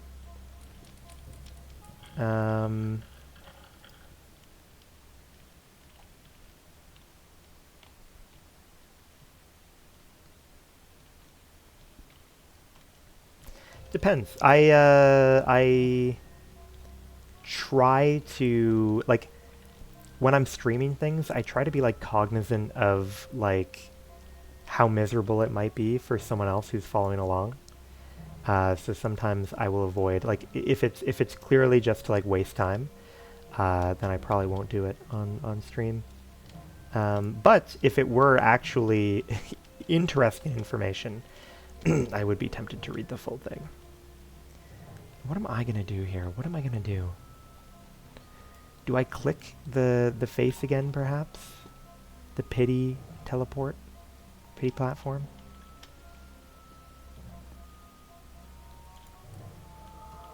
Okay, I mean I like that it's it'd be more for YouTube than Twitch. There are readings of it. That's fair. Yeah. Oh, fuck. Levitate. It's the first time we've actually lost our levitate prematurely. Oh, is this a new door? Well, just treasure, but better than nothing, I suppose. But yes, I could imagine doing something like that for YouTube. Okay, let's see here. I mean, it is weird that we never got this part filled in, but I'm sure that that's just a waste of time. And we can actually see... We can actually see how this is set up, and that there's a pathway in the middle, presumably. But we don't know what is holding that door closed. There's definitely something magical for us left to do.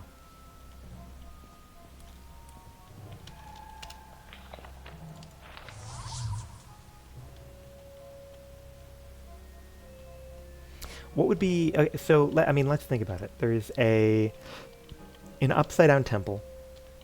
Different objects. We've flipped that switch. Who? Who tried attacking me? Give me... guidance. Okay. Where are you?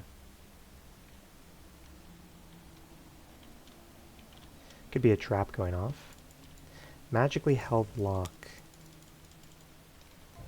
Like is there... Oh, wait a minute. I don't think... Maybe I didn't flip that switch over there. Maybe I only flipped this one.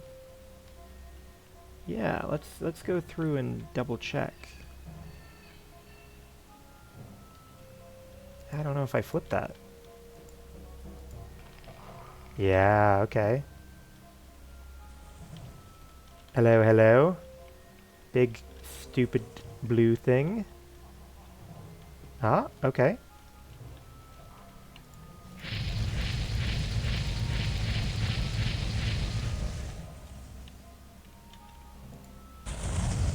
Perfect.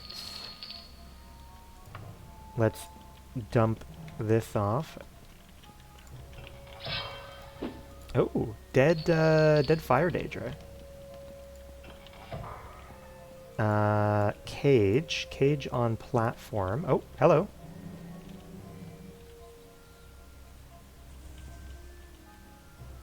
Very slow moving cage. We'll check on that later.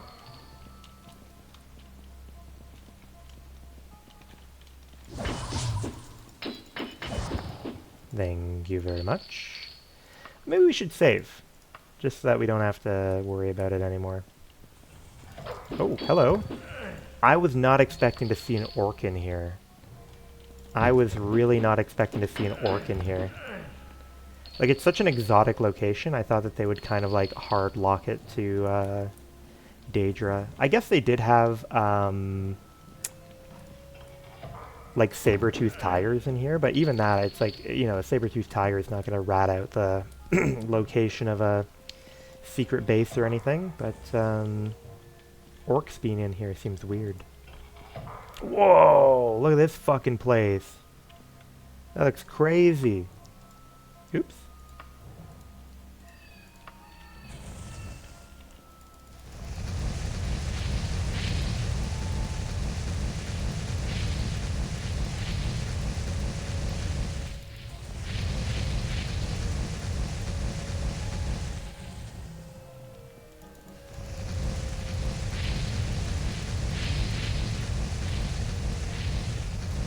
Oh, hear me. The blind God is a jealous God. Let his true servants lift up their eyes unto him, and the way will be easy.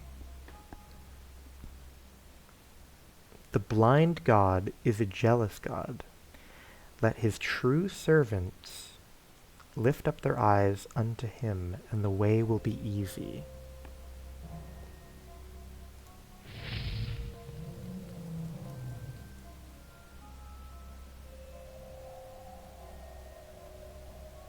Interesting. What does that mean? Oh, hello.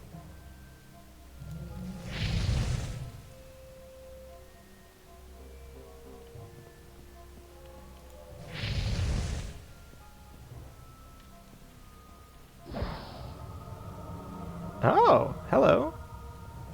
Okay, so like go up to them and fucking look up at them.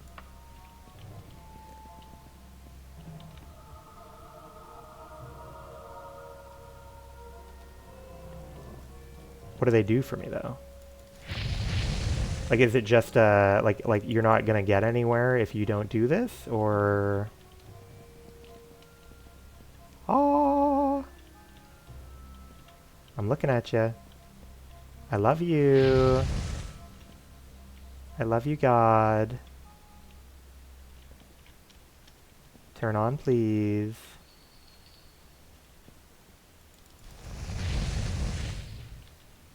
Brother, how can I help you?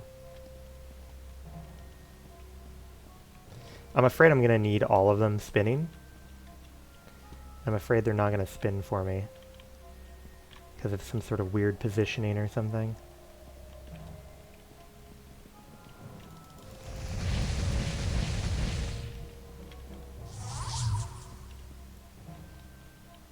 I'm looking at you. God, I love you.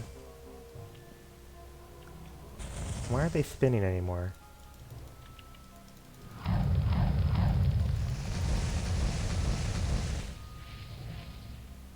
Oh, hello. Oh, hey, look, it's a guy up there. Ooh. He looks fucking slick up there. Alright. He looks fucking slick.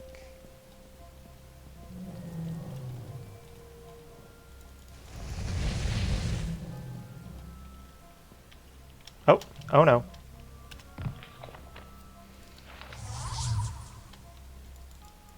Oh, hello. Oh, I didn't want that.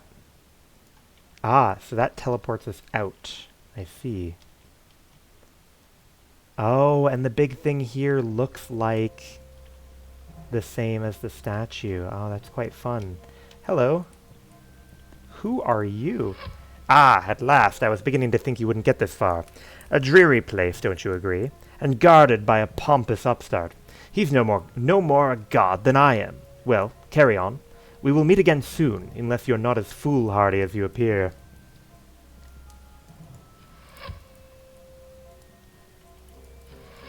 Interesting. I can talk to him as many times as I want, which is interesting. So presumably, I'm going to have to get all of these things spinning in order to open the bars or something. But we've demonstrated that it can be kind of tough to get them all spinning.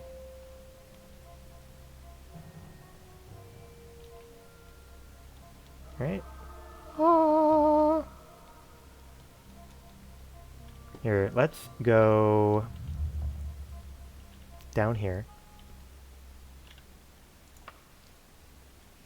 Make sure we're rested. The blind god is a jealous god. Perfect. Love that.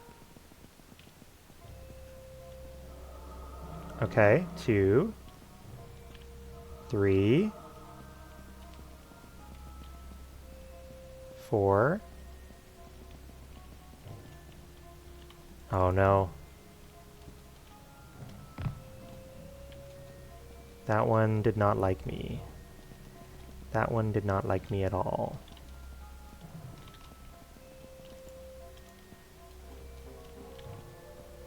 Okay, so you're still spinning.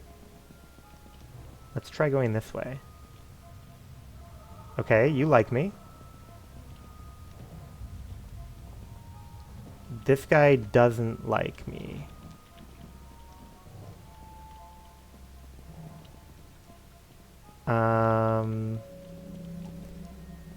Is it that I need to correctly identify which ones are truly blind or something?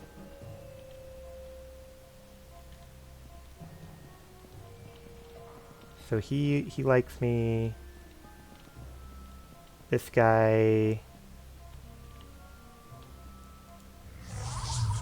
Oh, he likes me now. Okay, wait a minute. The way will be easy. Ah, look, the way is easy.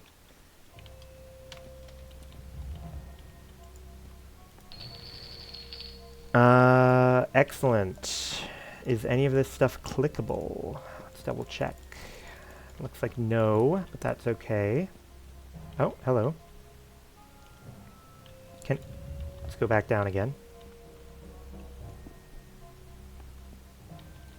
Perfect. Thank you. Ooh, look at this version of him. He's got fucking 6 shades. 1 speaks for me, 2 serve me, 6 protect me. How many defy me?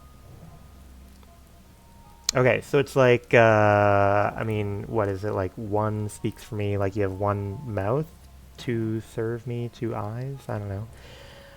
1 speaks for me, 2 serve me.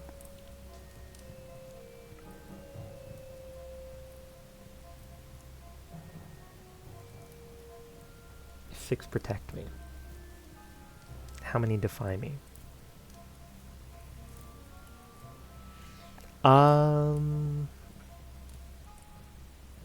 How many defy me?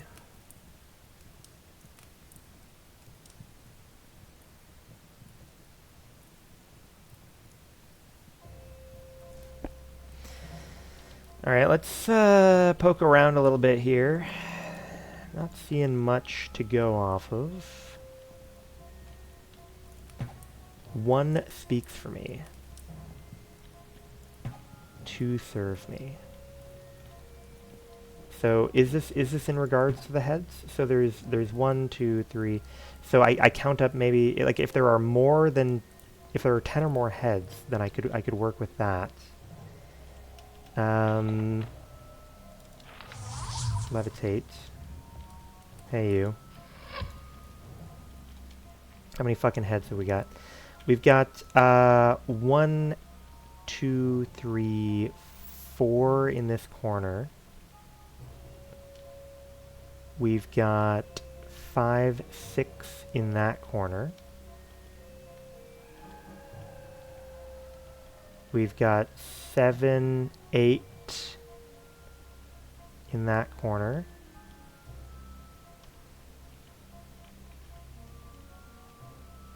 Nine. Yeah, so I feel like it's just like 1. I feel like there's like 1 or 2 defying you. Right? Something like that. Let's go check in with him. Down we go.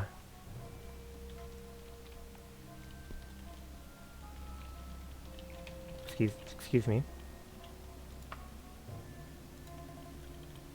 Oh, I'm too tall. There we are. 1. Ho ho! Oh boy. Oh boy, oh boy.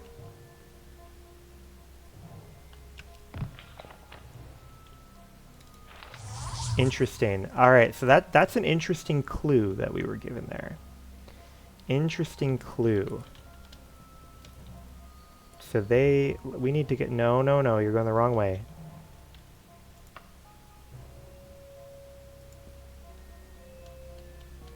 Back down we go, please.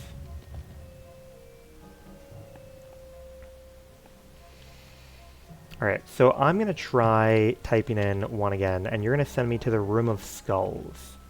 And I'm going to say, what am I doing here?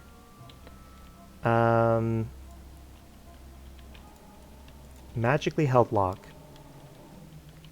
And we have 9 guys in here.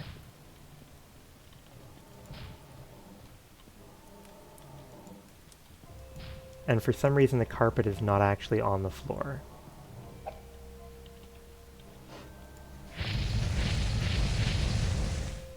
Okay. How could I know which skull we want to click on?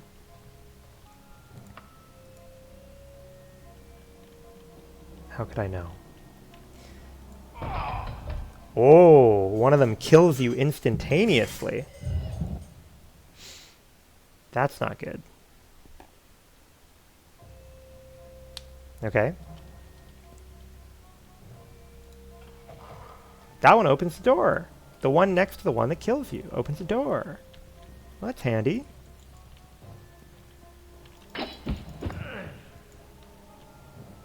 Ooh. Little flesh Atronak. No hidden doors along the way. Little... I can't, like, I feel like it's just the game breaking down at this point. Like, it's like, you know, the carpet was in the wrong place over there, the torch just floating in the place. But it's tough to tell whether it's, like, the game breaking down or if, whether it's meant to, like, sell the kind of surreal atmosphere of this area.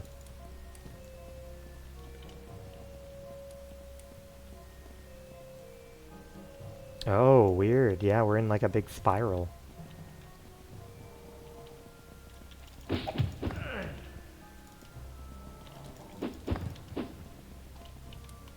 Okay, we got torch.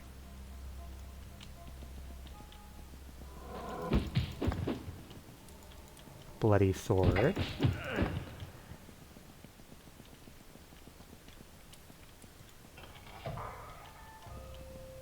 Okay, okay. Ooh, I like this. I like the little statue. Little armor. understand.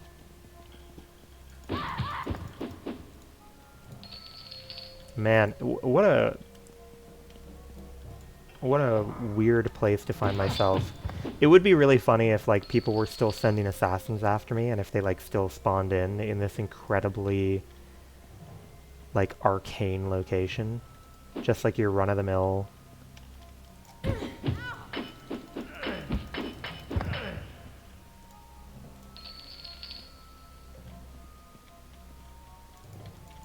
Oh, interesting. So we can go down through the area, or we can climb up here. Tempted to climb. Yeah. Oh, hello. No, thank you. No, thank you. Levitate. Alrighty, here we go. Back up we go.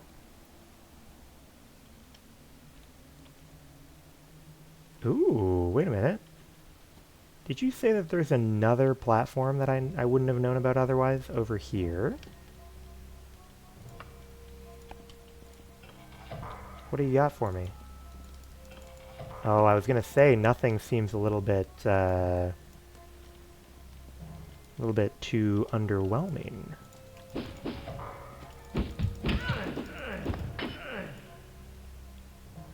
Okay. Interesting. They're holding like a gun, or oh well, it's a crossbow, I suppose. Yeah. I see the crossbow part of the crossbow. Oh no, I feel bad. Here, cure poison, cure disease, heal my whatever.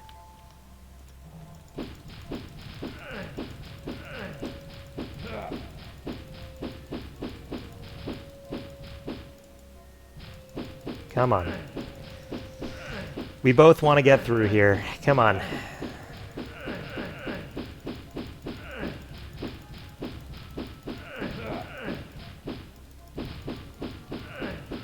Come on.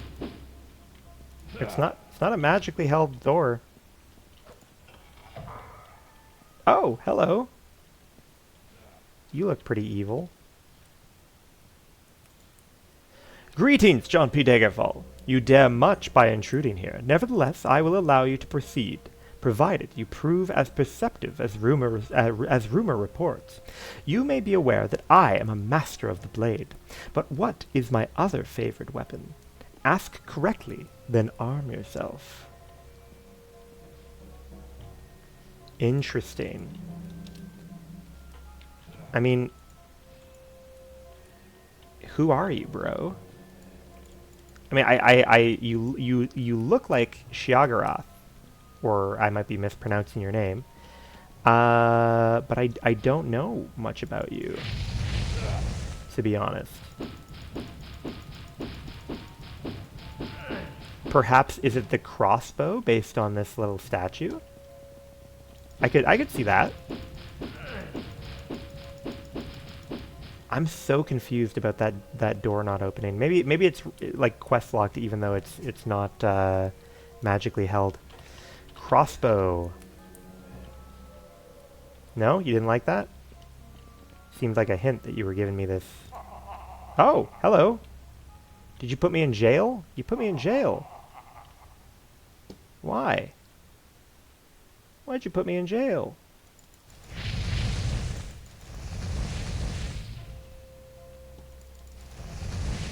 We're all in our little baby cribs up here. All right, levitate. Let's get out of the crib. We have a, fancy little floating crystal.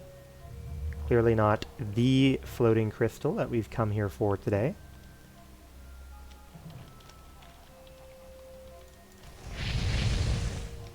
Sent to Middle Eastern court. I'll admit, I have not been in enough Middle Eastern courtrooms to know whether you have to be in a baby crib during the proceedings.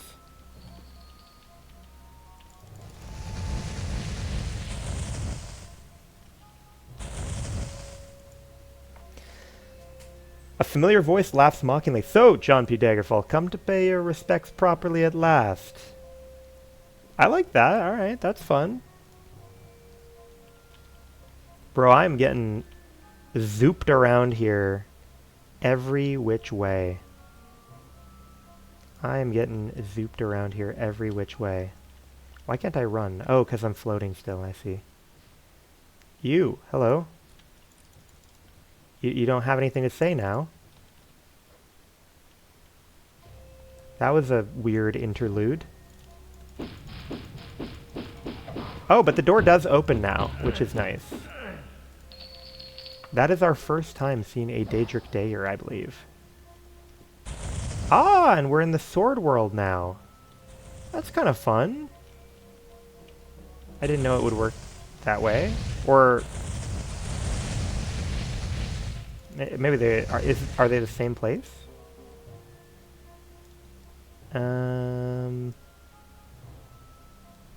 So teleporter spits us out there, and oh yeah, and then above me is the crossbow that we click on to get out of here. I see, I see.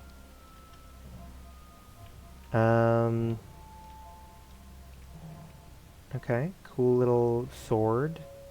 Is there anything else to do in here? Oh, I do like that they have like a built-up, Oh, hello. Alright, so that's just like a murder platform. As there sometimes are. Oh, and that's like a little target that the crossbow is shooting at. That's quite cute. That is quite cute. Really? So is there nothing else going on in here? Ah, well, we don't know. Yeah, okay, cool. So we have 2 teleports here. Interesting, interesting. And no insight as to what good old mystery man wants from us at the moment. That's fine. Continue with our previous plan of exploring up here.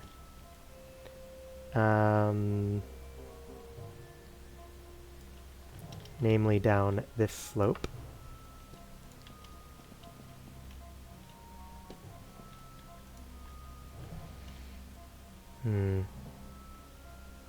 Okay, so we've explored that. So it seems like unless there is a... Oh! Where did that teleport us to? Oh! Ah, teleports us up here! This looks like a chest that's gonna hurt me when I open it. That's what it looks anyways. Yeah. Yeah, it looks pretty painful.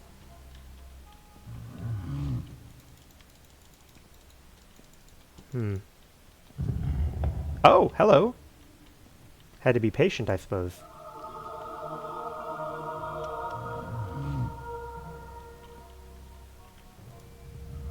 Oh, it's floating. It's floating.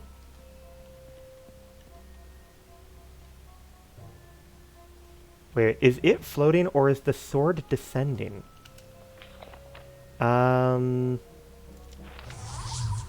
sword is descending. Oh.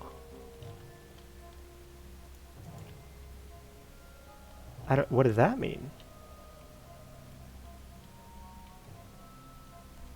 Well, the sword's not descending. I guess the platform is technically... Oh. Mystery Space Cube is coming to consume...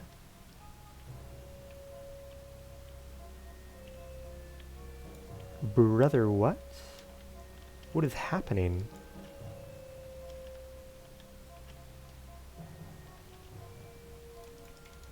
What do you mean? What do you mean this cube has just taken over?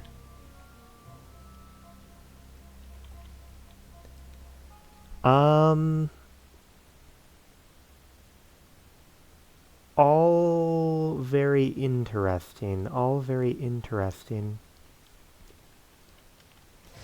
Maybe there's like a teleporter in the space cube. How have I lost the space cube already? Where did... Oh, here it is, here it is. Maybe there's like a teleporter. I need to like make contact with it or click it in some way. We're poking, we're poking. So it seems like no.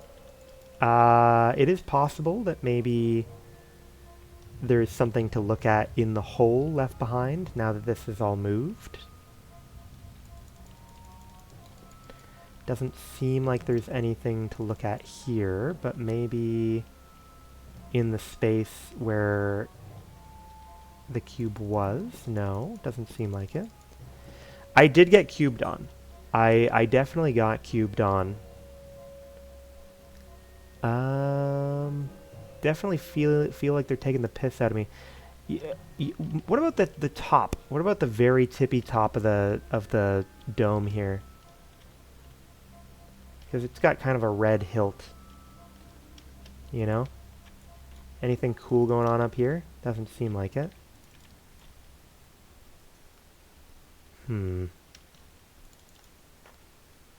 Oh, what is this? I see that we have bars up. Interesting. So there might be some sort of puzzle we still need to solve in here to to open this door. If I had to guess,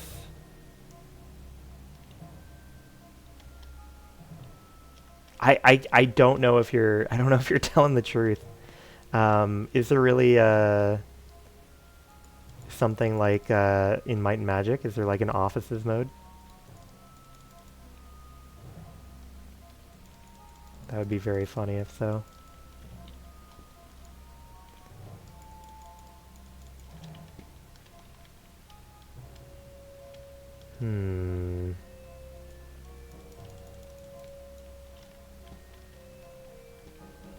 What is our play? What is our play?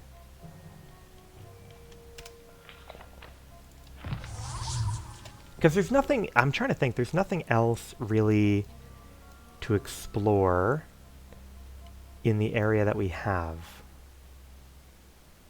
Right? There's nothing really to explore in the area we have.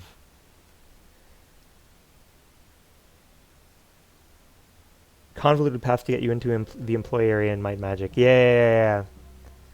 I really enjoyed... we got into the... the last game we played was Might and Magic 8, and we hopped into the offices there. Yes, yeah, Might and Magic 8 was the one with the giant sword. Yeah, and that's actually, you're right. I should have made the connection there. You're totally right.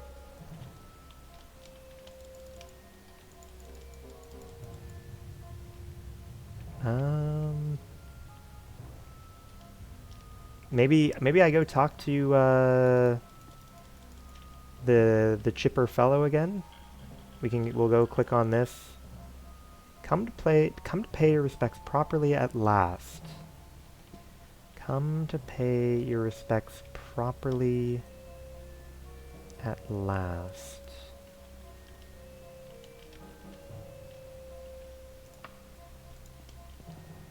Hello. Nothing to talk about though, huh? You're not really giving me much to work with here. I mean, you look cool. I'll give you that. I can't imagine this is the best place for you to be aura farming. Not much of an audience.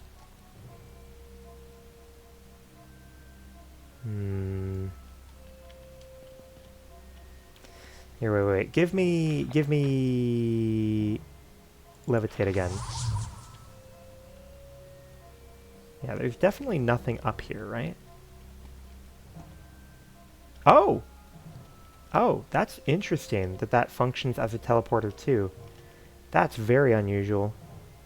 They got teleporters fucking everywhere in here, right? Up at the very top. And yet, the bars remain closed. Yeah, yeah, yeah.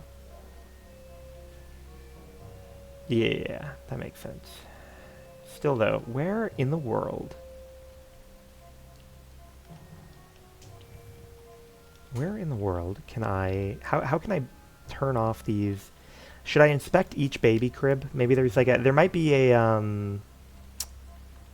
like a button in one of these baby cribs that I've been ignoring. Maybe there is a baby crib with something useful in it.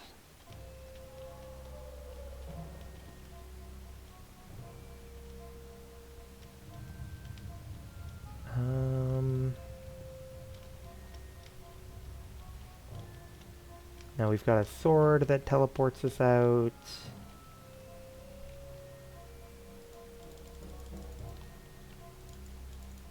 Yeah, I mean... Oh, what the fuck?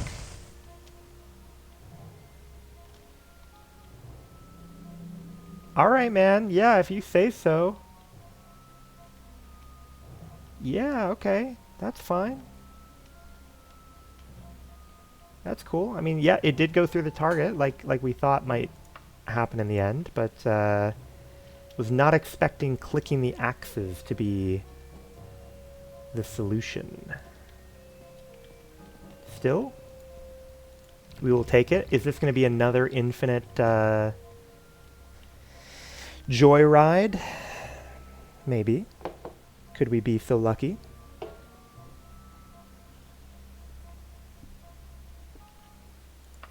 Here, may as well save. Let's save.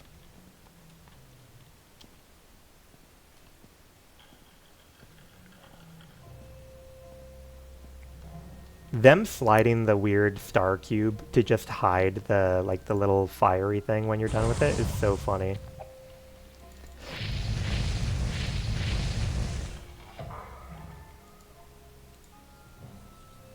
I may as well pick up what I can. Okay, we've got something going on here.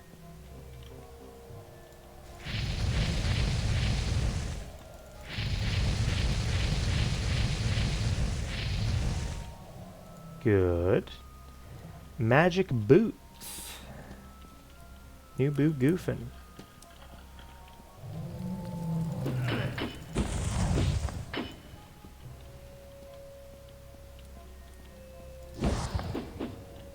Okay, we've got... Seems like pretty... Oh boy.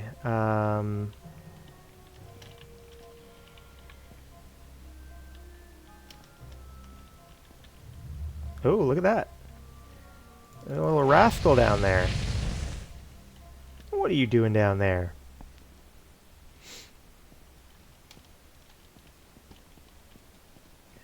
Oh, that's a big green gem. That could be it. That could be what we're looking for. Big green gem. Big green gem. Now this looks maybe difficult with no magic. I don't know what the plan is here if you don't have any magic.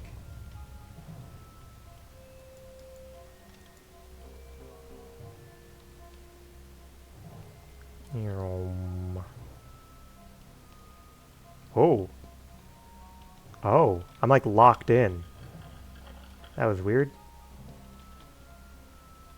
Yeah, it looks open, but then when you phase in, you're locked in. That's interesting. That's kind of cool.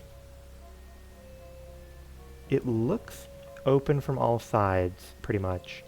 And then you go in and you're locked in. Interesting, interesting. I am curious to see what's down there, but we should obviously click on the big green thing first. Save.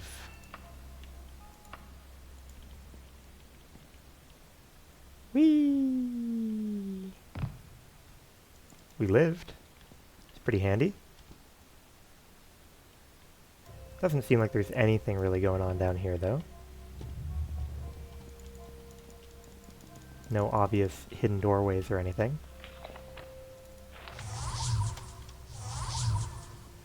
Page up? No. Yeah. Alright, let's go click the magic rock. Magic rock.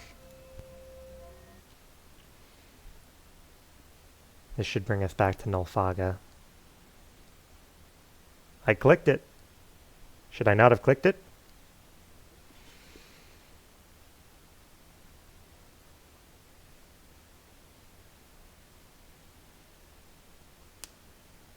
What is happening? Oh, hello. Well, she seems happy to see me. Nulfaga cackles. Not so fast, John P. Daggerfall. Don't you want to see the result of your handiwork? Look now into the book of the time. Read upon its pages the history of what shall pass within the next few days. Read fate as it shall be recorded upon the Elder Scrolls.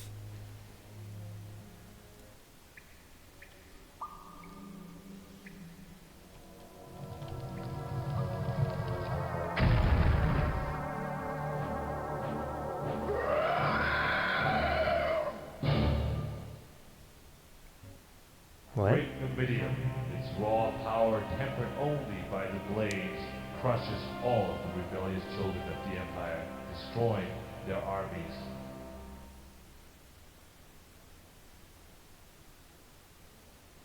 Your work is done, John P. Daggerfall. The world is no longer as it once was. Such is the way of things. Oh, and if you tell my lich statue to shut up, the door to my chamber will open.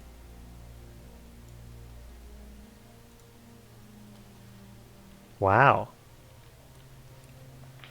Mission accomplished, I guess. I guess we got one of the endings, right? We got one of the endings. Game beaten. Hell yeah.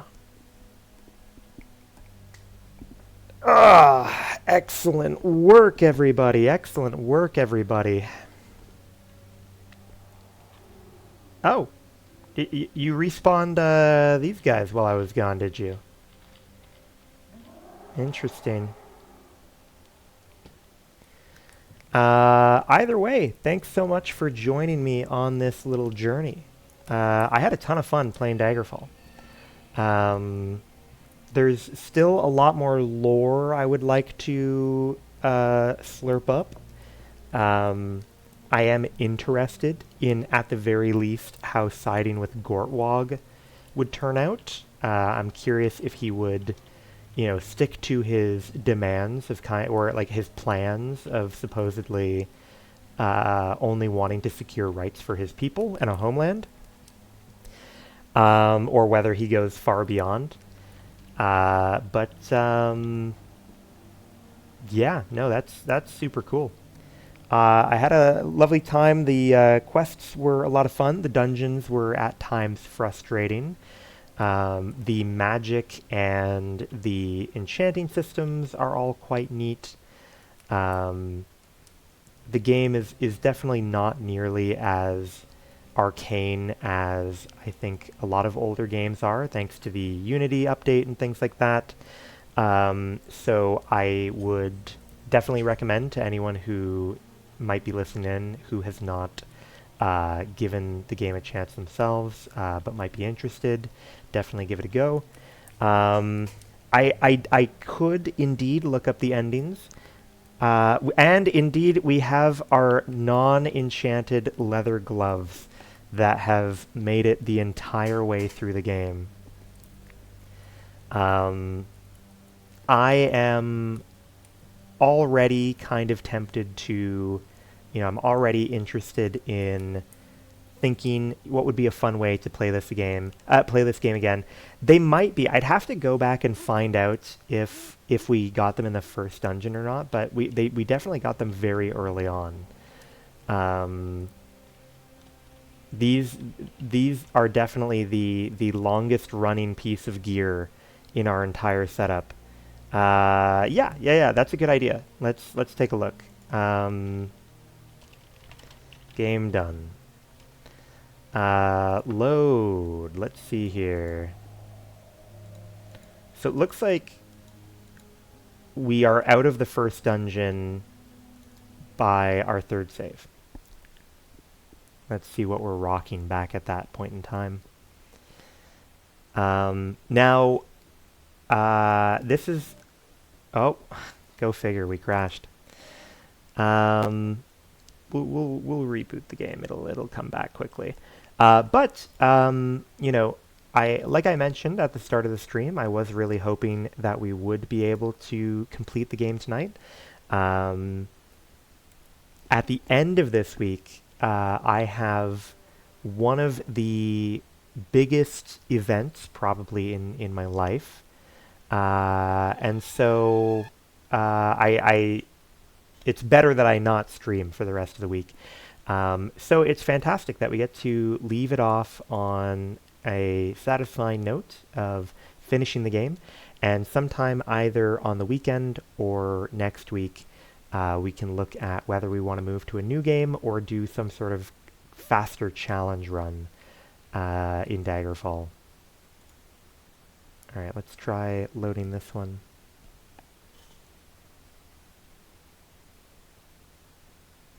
Fingers crossed that everything goes well with my big old event this week, and hopefully I'll be back in high spirits for okay. So no gloves, I think at this point, right? No gloves in save 2, but technically we don't make it out until save 3, so I would like to load this first save to find out where we got those gloves. Those hero gloves. I'm almost tempted to sort of deify those. I know. Yeah, no gloves, no gloves. But I am almost tempted to deify the leather gloves. You know, I could imagine making a pair of enchanted leather gloves in each version of in each Elder Scrolls game from now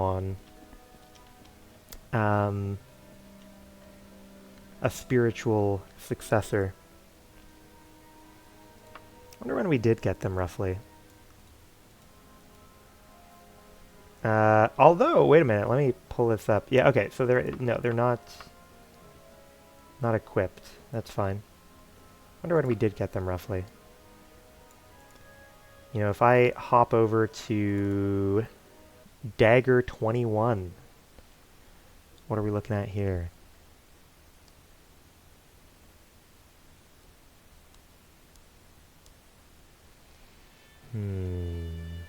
We did have them by this point, so we can do a bit of a Boolean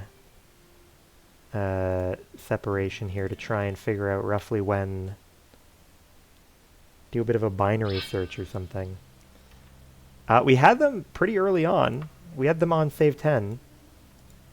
Let's try save 5.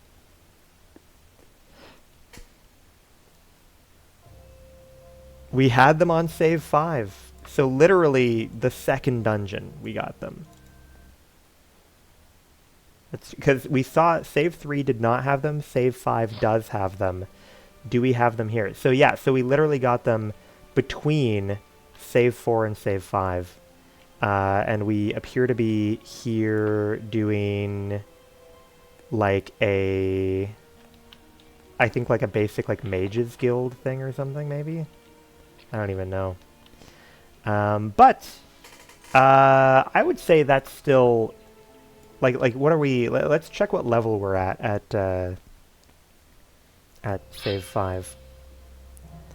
Level 2. Yeah, and you can hit level 2 like by the time you leave the first dungeon. So we got these gloves real early. I'm pretty satisfied with their tenure here. Yeah, what are we here for? We're here to... King Gothrid has sent us to go get rid of a mad wizard. Yeah. So we're just doing like a basic little Cool. Well, that was a grand old time. Like I said, huge event coming up at the end of this week, so there will be no more streams until at least the weekend. Maybe we'll be back on Saturday or Sunday. Yeah, probably Saturday or Sunday. And I am interested in if whether you have an opinion on whether you would like to see a different, like some sort of restricted run, like no magic or whatever for Daggerfall, where we would definitely play through faster, kind of with the knowledge of how to like power level and grab what we need, or whether we might prefer to move on to a new RPG. I don't know. I mean, at one point, people have put Arcanum in my head. I don't know if Arcanum will be the next one we play. I have a couple other games that I might be interested in playing. Dominion 6 is a very different type of game, but something I want to stream at some point. Hopefully people who know how to play that game might be able to help me get a little bit better. But we will do a typical little wind down for the stream where we will read a couple of books and then call it a night.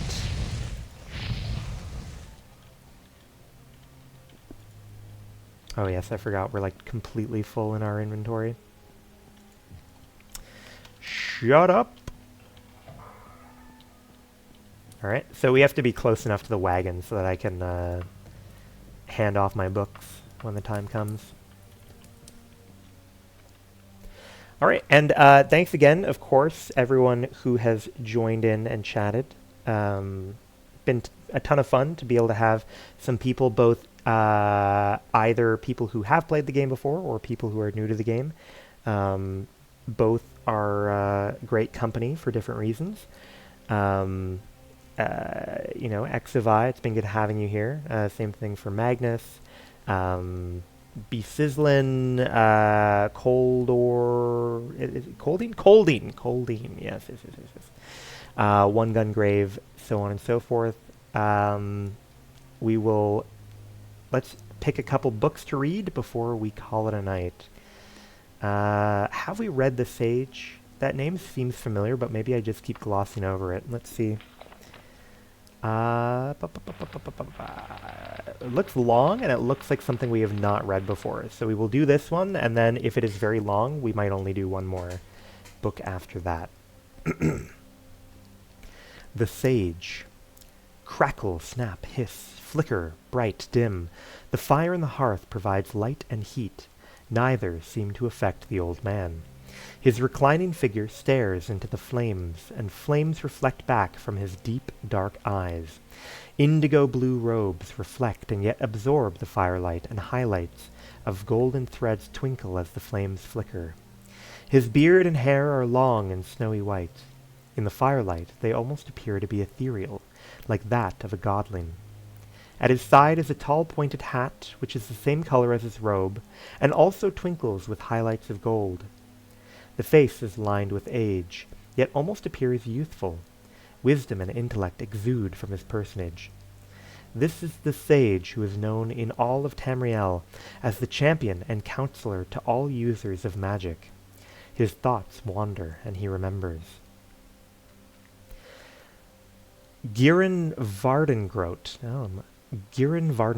was born to a poor and humble Breton family in the village of Moongard. The only child of Frida and Horsel Vardengrote, entered life during a rare eclipse of Tamriel's moons. It was soon apparent that he was unusually gifted in the magical arts. He was found levitating the family dog when he was only a year old. Most Bretons have a great talent for magic, but as he grew, Geirin, I'm not sure, Geirin or Geirin? I'm going to go with Geirin, I think. Geirin displayed a talent far greater than that of his peers. The village wizard began to take an interest in young Geirin, and soon took him under his wing. In spite of the young man's proclivities for being rowdy, the old wizard Grungdingler, that's a crazy name, Grungdingler liked him and worked hard to teach him the magical arts to the extent of his own skills. Finally, the day came when Grungdingler could teach Girin no more. The young mage had surpassed his master, and he was somewhat unsettled with the apprentice mage's questions about life, death, and immortality. Grungdingler called Girin to him and gave him a letter addressed to Morkletter, the guild magister of the Mages Guild in Shornhelm. The young mage told his parents of his fortune, packed his meager belongings, and set out for the journey to Shornhelm. After many months of travel through the foothills of the Corallian Mountains, Girin arrived at the gates to the great city-state of Shornhelm, high in the mountainous terrain of High Rock. After the life of a quiet Breton village, Shornhelm was a wonder to Girin. He explored the city from one end to the other and eventually found the Mages Guild. That's how I feel fucking navigating these cities. You need to search them top to bottom. For the same thing for the Mages Guild, usually. Presenting Grungdingler's letter to Morkletter, Girin was received warmly. Morkletter explained to Girin that he would need to be tested before any commitment to further training could be made. After a night of rest and meditation, Girin was shown into the main hall of the Mages Guild, which was now filled with magic users of all kinds. It was very quiet. The young mage felt as if his heart was in his throat as he approached the Council of Three, the leaders of the mages in this city-state. Morkletter rose and explained to Girin the various tests he would be subjected to prove his worth as a mage. The youth then turned and left the council chamber, the eyes of the many mages on him, and went forth to complete the tasks that had been defined for him. Returning to Shornhelm several years later, Girin was admitted to the Mages Guild and shown to the council chamber, where he was met by Morkletter. The ancient mage reviewed the journal entries, the artifacts gathered, and most especially the spellbook entries presented to him by Girin. An expression of amazement spread across the old wizard's face. There had never been a novice to accomplish what Girin had during the testing. Morkletter then called a full session of the guild, presenting Girin as a full wizard. I like this. Obviously in-game, joining the Mages Guild is a much simpler affair. But I do like, this is kind of like, sending someone out to, I'm almost trying to think, it's like a very old school form of like academics where you sort of are like just kind of sent out to like prove your worth as like a scientist, and you return and people just kind of judge your contributions. It's almost like a self-guided like graduate study or something. Obviously with some guidance in terms of telling him roughly what he needed to accomplish. Girin remained with Morkletter for several years and studied hard. In private session, several years after the testing, Morkletter admitted to Girin that the guild at Shornhelm could teach him no more, and that he should seek further enlightenment at the Crystal Tower on Somerset Isle. Now, is this where the Sijiks are, or is that... Because I know it's related, Somerset Isle. That's where the High Elves live, right? After packing his possessions once again, Girin set off on another long journey. He arrived at the Crystal Tower several years later after having traversed the province of Hammerfell, where he had many adventures, met many other mages, and shared his experiences and knowledge with them. He heard stories of wonderful plants that, when combined with other elements, could restore life to those dead, prolong life to those yet living, and in the proper combination bestow immortality on the user. Girin was always quick to advise and guide mages who were less experienced than himself. He loved being able to help. He made many friends, and stories began to spread across the land about this exceptional user of magic. Sorry, before I continue on, something that's sticking with me is that, like, we saw Shiagarath or whatever fucking around with us in the weird plane space where we were trying to recover the Mantella. But they never explained to us who the god of that place was that he had beef with. Is it Lorcan? Or like, because I know that like the Mantella is kind of fulfilling the role of like the heart of Lorcan, right? So was the Mantella stored in like a pocket space that belongs to him, or was it another Daedra that owned the space containing the Mantella? I'm kind of curious. Maybe we'll try and answer those questions at some point in the future. But continuing here. When he entered the Crystal Tower, he was greeted by several mages, all clamoring for his attention. His reputation had preceded him. However, the crowd hushed and parted at the arrival of a very imposing figure dressed all in indigo blue robes, trimmed in gold. Indigo's not that blue, right? Indigo's kind of like its own thing. I mean, I guess maybe, I've heard that like orange has not always had a unique identity from red. Like it was kind of perceived as like a shade of red. So maybe indigo, even though it's kind of purplish, maybe was perceived as like just lumped in as a shade of blue at one point historically. Either way, indigo blue robes trimmed in gold, wearing a high pointed hat, and carrying the most beautifully carved staff Girin had ever seen.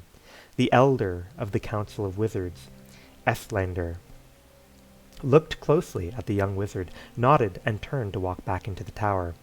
Without delay, Girin followed him. The audience that followed stunned the young mage. Estlander explained to him that Girin's coming had been foretold for many years, and he had been expected. The mages had been told by the gods that one of their own would come along to provide guidance, knowledge, and aid. Girin was that promised champion and leader. Girin was confused and uncertain. How could he be such an extraordinary person? What must he do to fulfill his destiny? Many questions spilled from him, to which Estlander could not provide the answers. The elder suggested that Girin stay with them in the Crystal Tower for a while and study. This he did. The day finally came when the elder admitted to Girin that the Crystal Tower could no longer provide anything new, and that he needed to travel the lands of Tamriel and seek wisdom and knowledge. The elder sighed and told Girin how sad he was that the Crystal Tower was losing him, but that his destiny must be fulfilled. With this, the elder presented Girin with a package wrapped in the same beautiful indigo blue as the elder's robes. Girin was told to take the package with him, but open it only when he was at least a day's travel from the Crystal Tower. Interesting. I like, mysterious gifts with weird criteria. After a long day's walk, Girin set up camp in a beautiful glade next to a brook of crystal clear water. Finally, he thought, I can open the elder's package. As he untied the golden cord that had bound the package, he found that the wrapping was not wrapping at all, but an exquisitely tailored robe, identical to the one worn by the elder.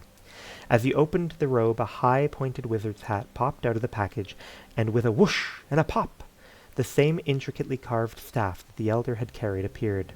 A note from the elder advised that the garments were indestructible and that the staff had many magical properties for Girin to discover.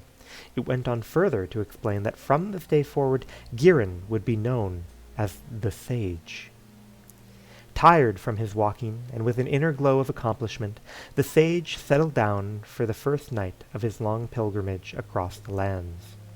After many months of further travels and adventures, the sage returned to Moongard and was warmly welcomed by the villagers, and most especially by his parents, Frida and Horsel. News of his coming had preceded him, and the whole village had worked hard to build and furnish a cottage for the mage in the pleasant forest just outside the town. After a festive banquet that evening, Girin returned to his new home. The sage settled into his life outside Moongard. He received many visitors who have traveled from near and far to seek his guidance, help, and training. The years passed. It was not long before Horsel and then Frida died. The sage was devastated by his loss.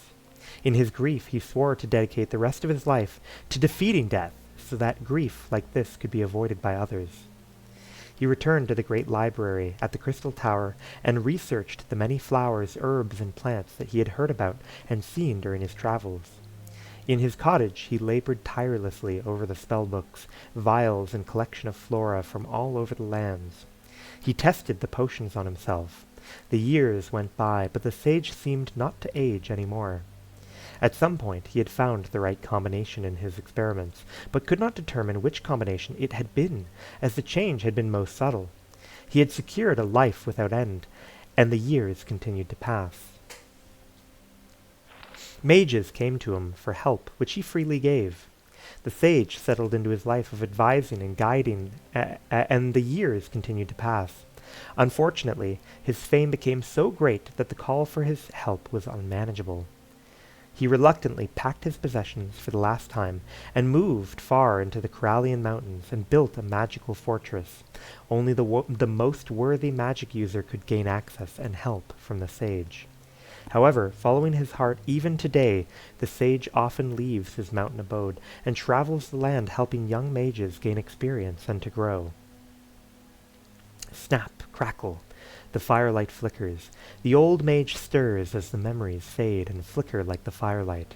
Bang, bang, bang echoes from the pounding knocker on the great oaken doors of the fortress. The sage rises and heads for the doors, knowing that yet another mage in need has found him and is worthy of help. That's quite cool. I like that story. I'm curious if, to know more about who this fellow is and whether they show up in other stories. And I don't know from the name, like, if he's such a powerful mage, interested in living forever, does he have a relationship with the guy that becomes the Underking? I don't know. So let's remove the sage from our thing here, and then we will pick another one to read.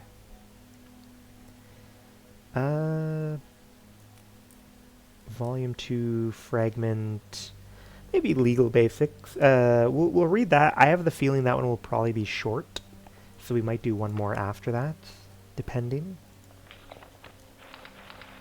Okay, we'll see.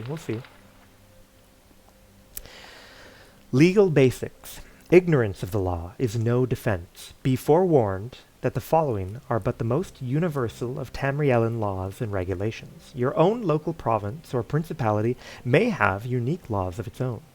As a citizen of the Empire, it is your right and responsibility to know and follow these laws of the land. Breaking and entering.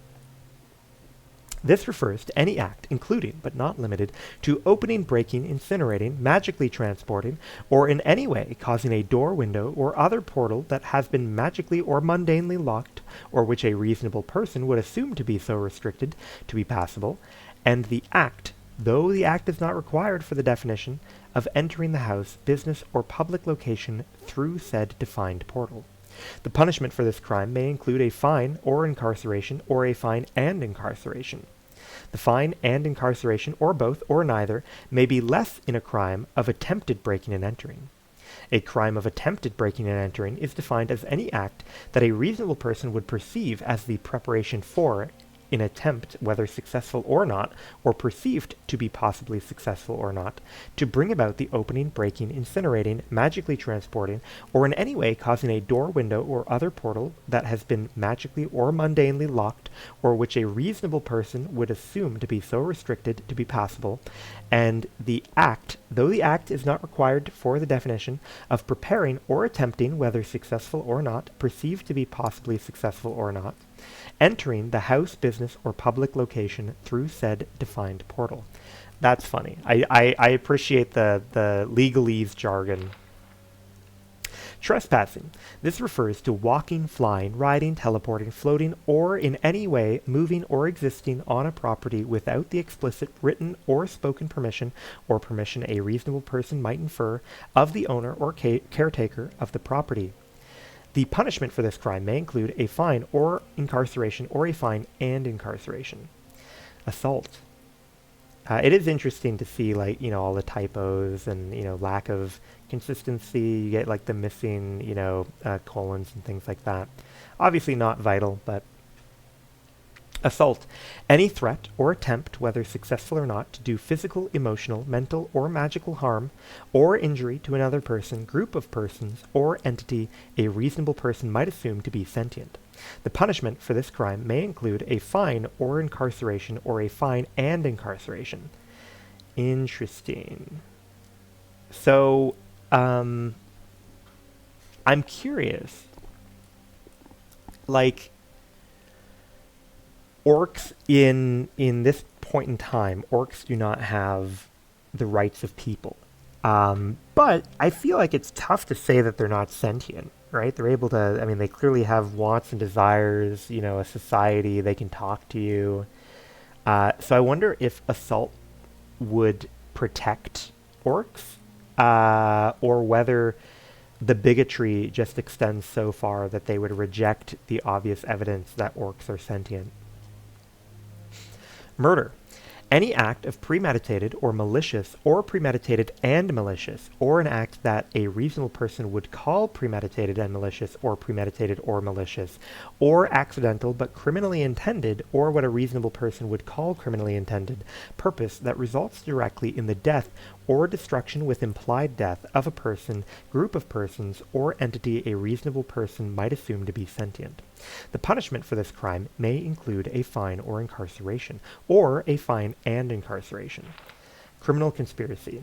Any meeting, communication, or encounter with the purpose, or which a reasonable person might assume had the purpose, of preparing or arranging a crime of any kind, or crimes of any kind, to be committed or caused to be committed.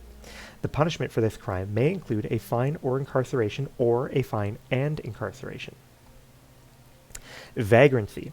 Any act of idleness, disorder, begging, or conduct unbecoming a person with occupation, gold, or a home, or occupation, gold, and a home, or occupation, or gold, and home, or occupation, and gold, or home, or occupation, and home, or gold.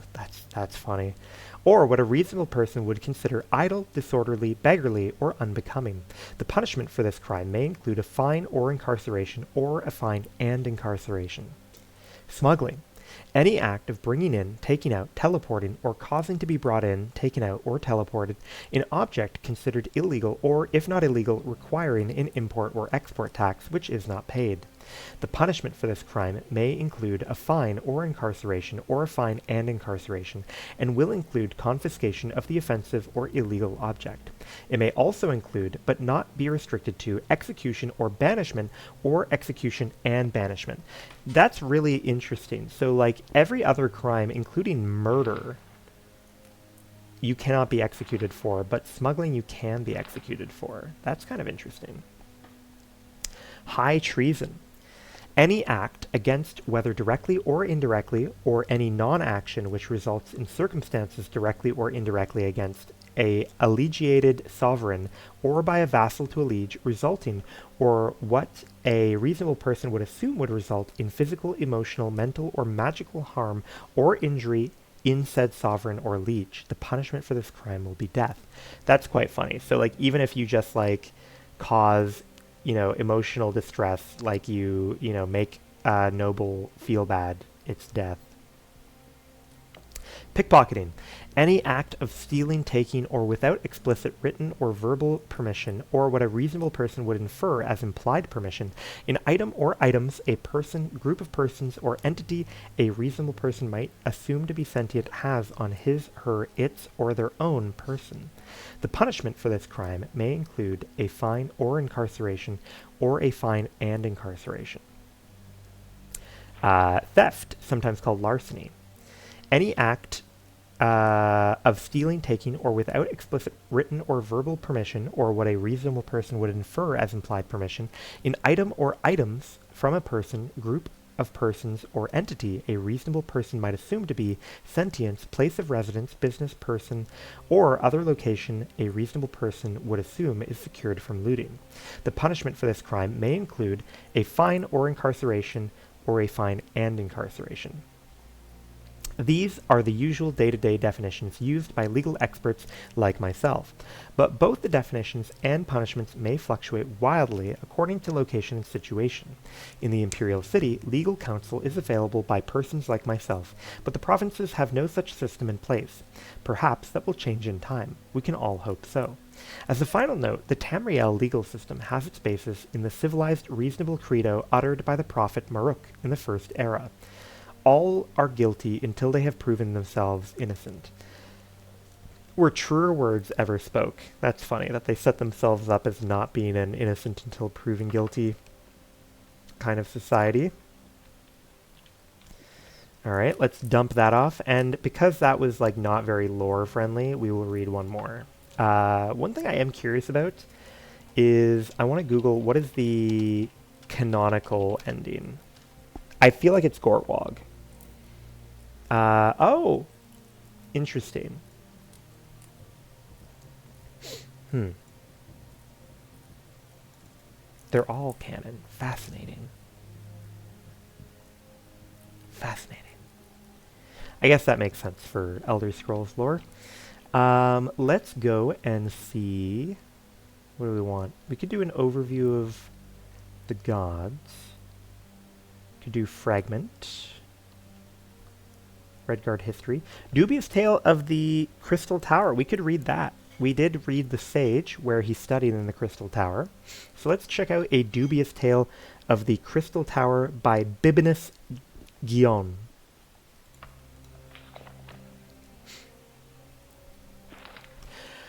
This story, so this will be our last one, and then we'll call it a night.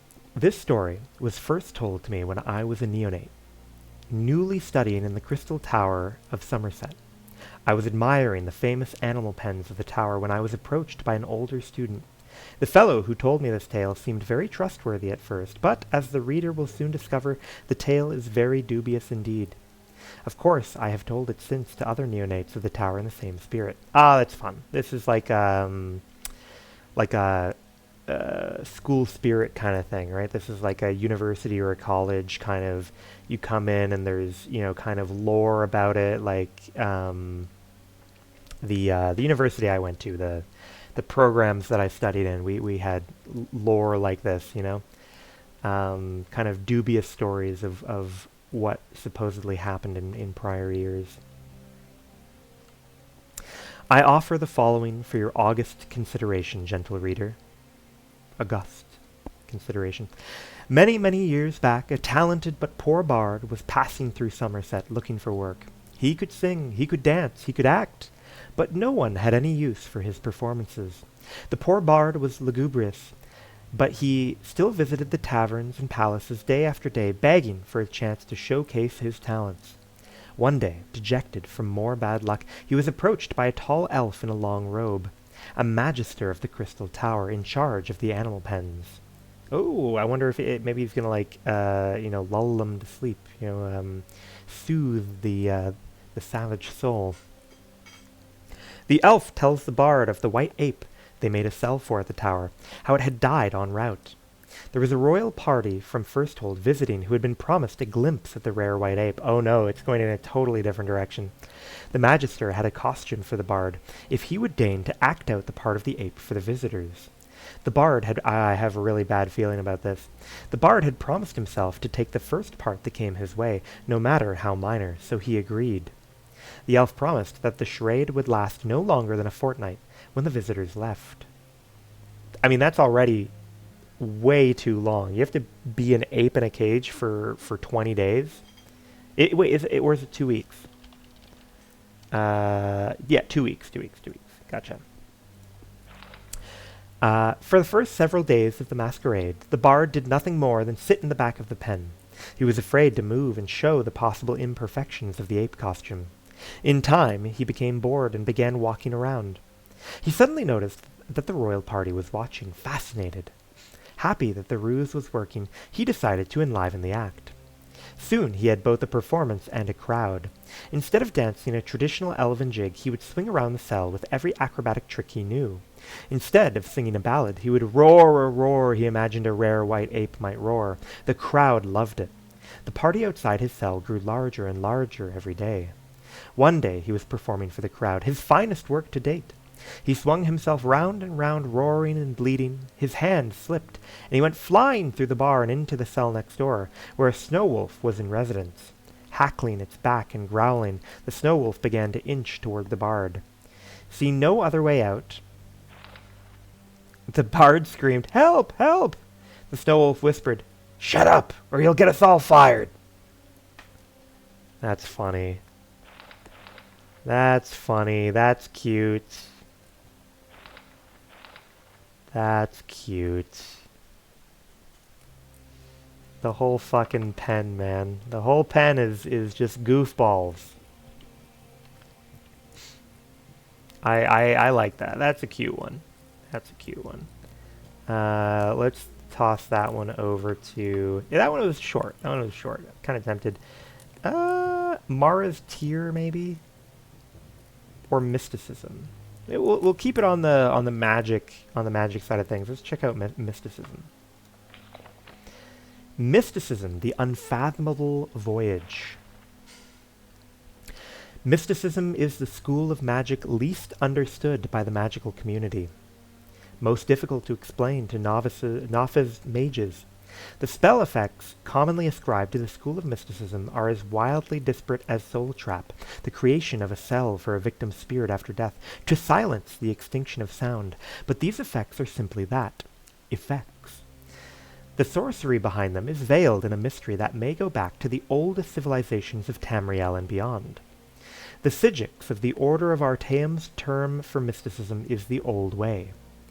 The phrase becomes bogged in a semantic quagmire because the Old Way also refers to the religion and customs of the Psijics, which may or may not be part of the magic of mysticism. And indeed, we have read a book a couple sessions back about the Old Way and about the Psijic sort of outlook on things. There are few mages who devote their lives to the study of mysticism. The other schools are far more predictable and fathomable. Mysticism seems to derive its power from its conundrums and paradoxes. The act of experimentation, no matter how objectively implemented, can influence the magicka by its very existence. Thus, the mystic mage must regulate himself to finding consistent patterns in an imbroglio of energy. Is that that's a new word for me. That's imbroglio. Interesting. Imbroglio. I see. Imbroglio. A highly complicated, confusing, or embarrassing situation, often involving a bitter misunderstanding or dispute. Comes from Italian. Interesting. It's always nice to learn a new word. Must regulate himself to finding consistent patterns in an imbroglio of energy. In the time it takes him to find a source with a consistent trigger and result, his peers researching in other schools may have researched and documented dozens of new spells and effects. The mystic mage is a patient and uncompetitive scholar. For centuries, mostly during the Second Era, scholarly journal published theory after theory about the aspect or aspects of magicka that we call mysticism. In the tradition of the Mages Guild, to find answers to all things, respected researchers suggested the energy source as coming from Aetherius, or the Daedra themselves, to explain the seemingly random patterns of mysticism. Some ventured to guess that mysticism comes from unused elements of successfully or unsuccessfully cast spells. That's quite funny. Discussions with the Order of Artaeum after its reappearance has led some scholars to postulate that mysticism is more spiritual in nature. Either the intellect or emotion of the believer influences the energy pattern and flow. None of these explanations are truly satisfactory. For the beginning student of mysticism, it is best to simply learn the patterns distinguished in the maelstrom in the centuries past. The more patterns are found, the clearer the remaining ones become, until, of course, they change, and then the journey begins anew. Very, very mysterious, that mysticism. And we will dump that off, and then that will be the end for today for good. Excellent work again. Very glad that we were able to come to a conclusion. Yes, thank you very much. Like I said, huge day, and I will explain, hopefully in a celebratory manner next time we stream, probably Sunday. But I hope you have a great rest of your week too. Thank you very much for following along, and I'm looking forward to some either more Daggerfall. I'm tempted to do more Daggerfall. We'll see how we feel on Sunday. If not, then something else. Looking forward to it. Have a good one for now.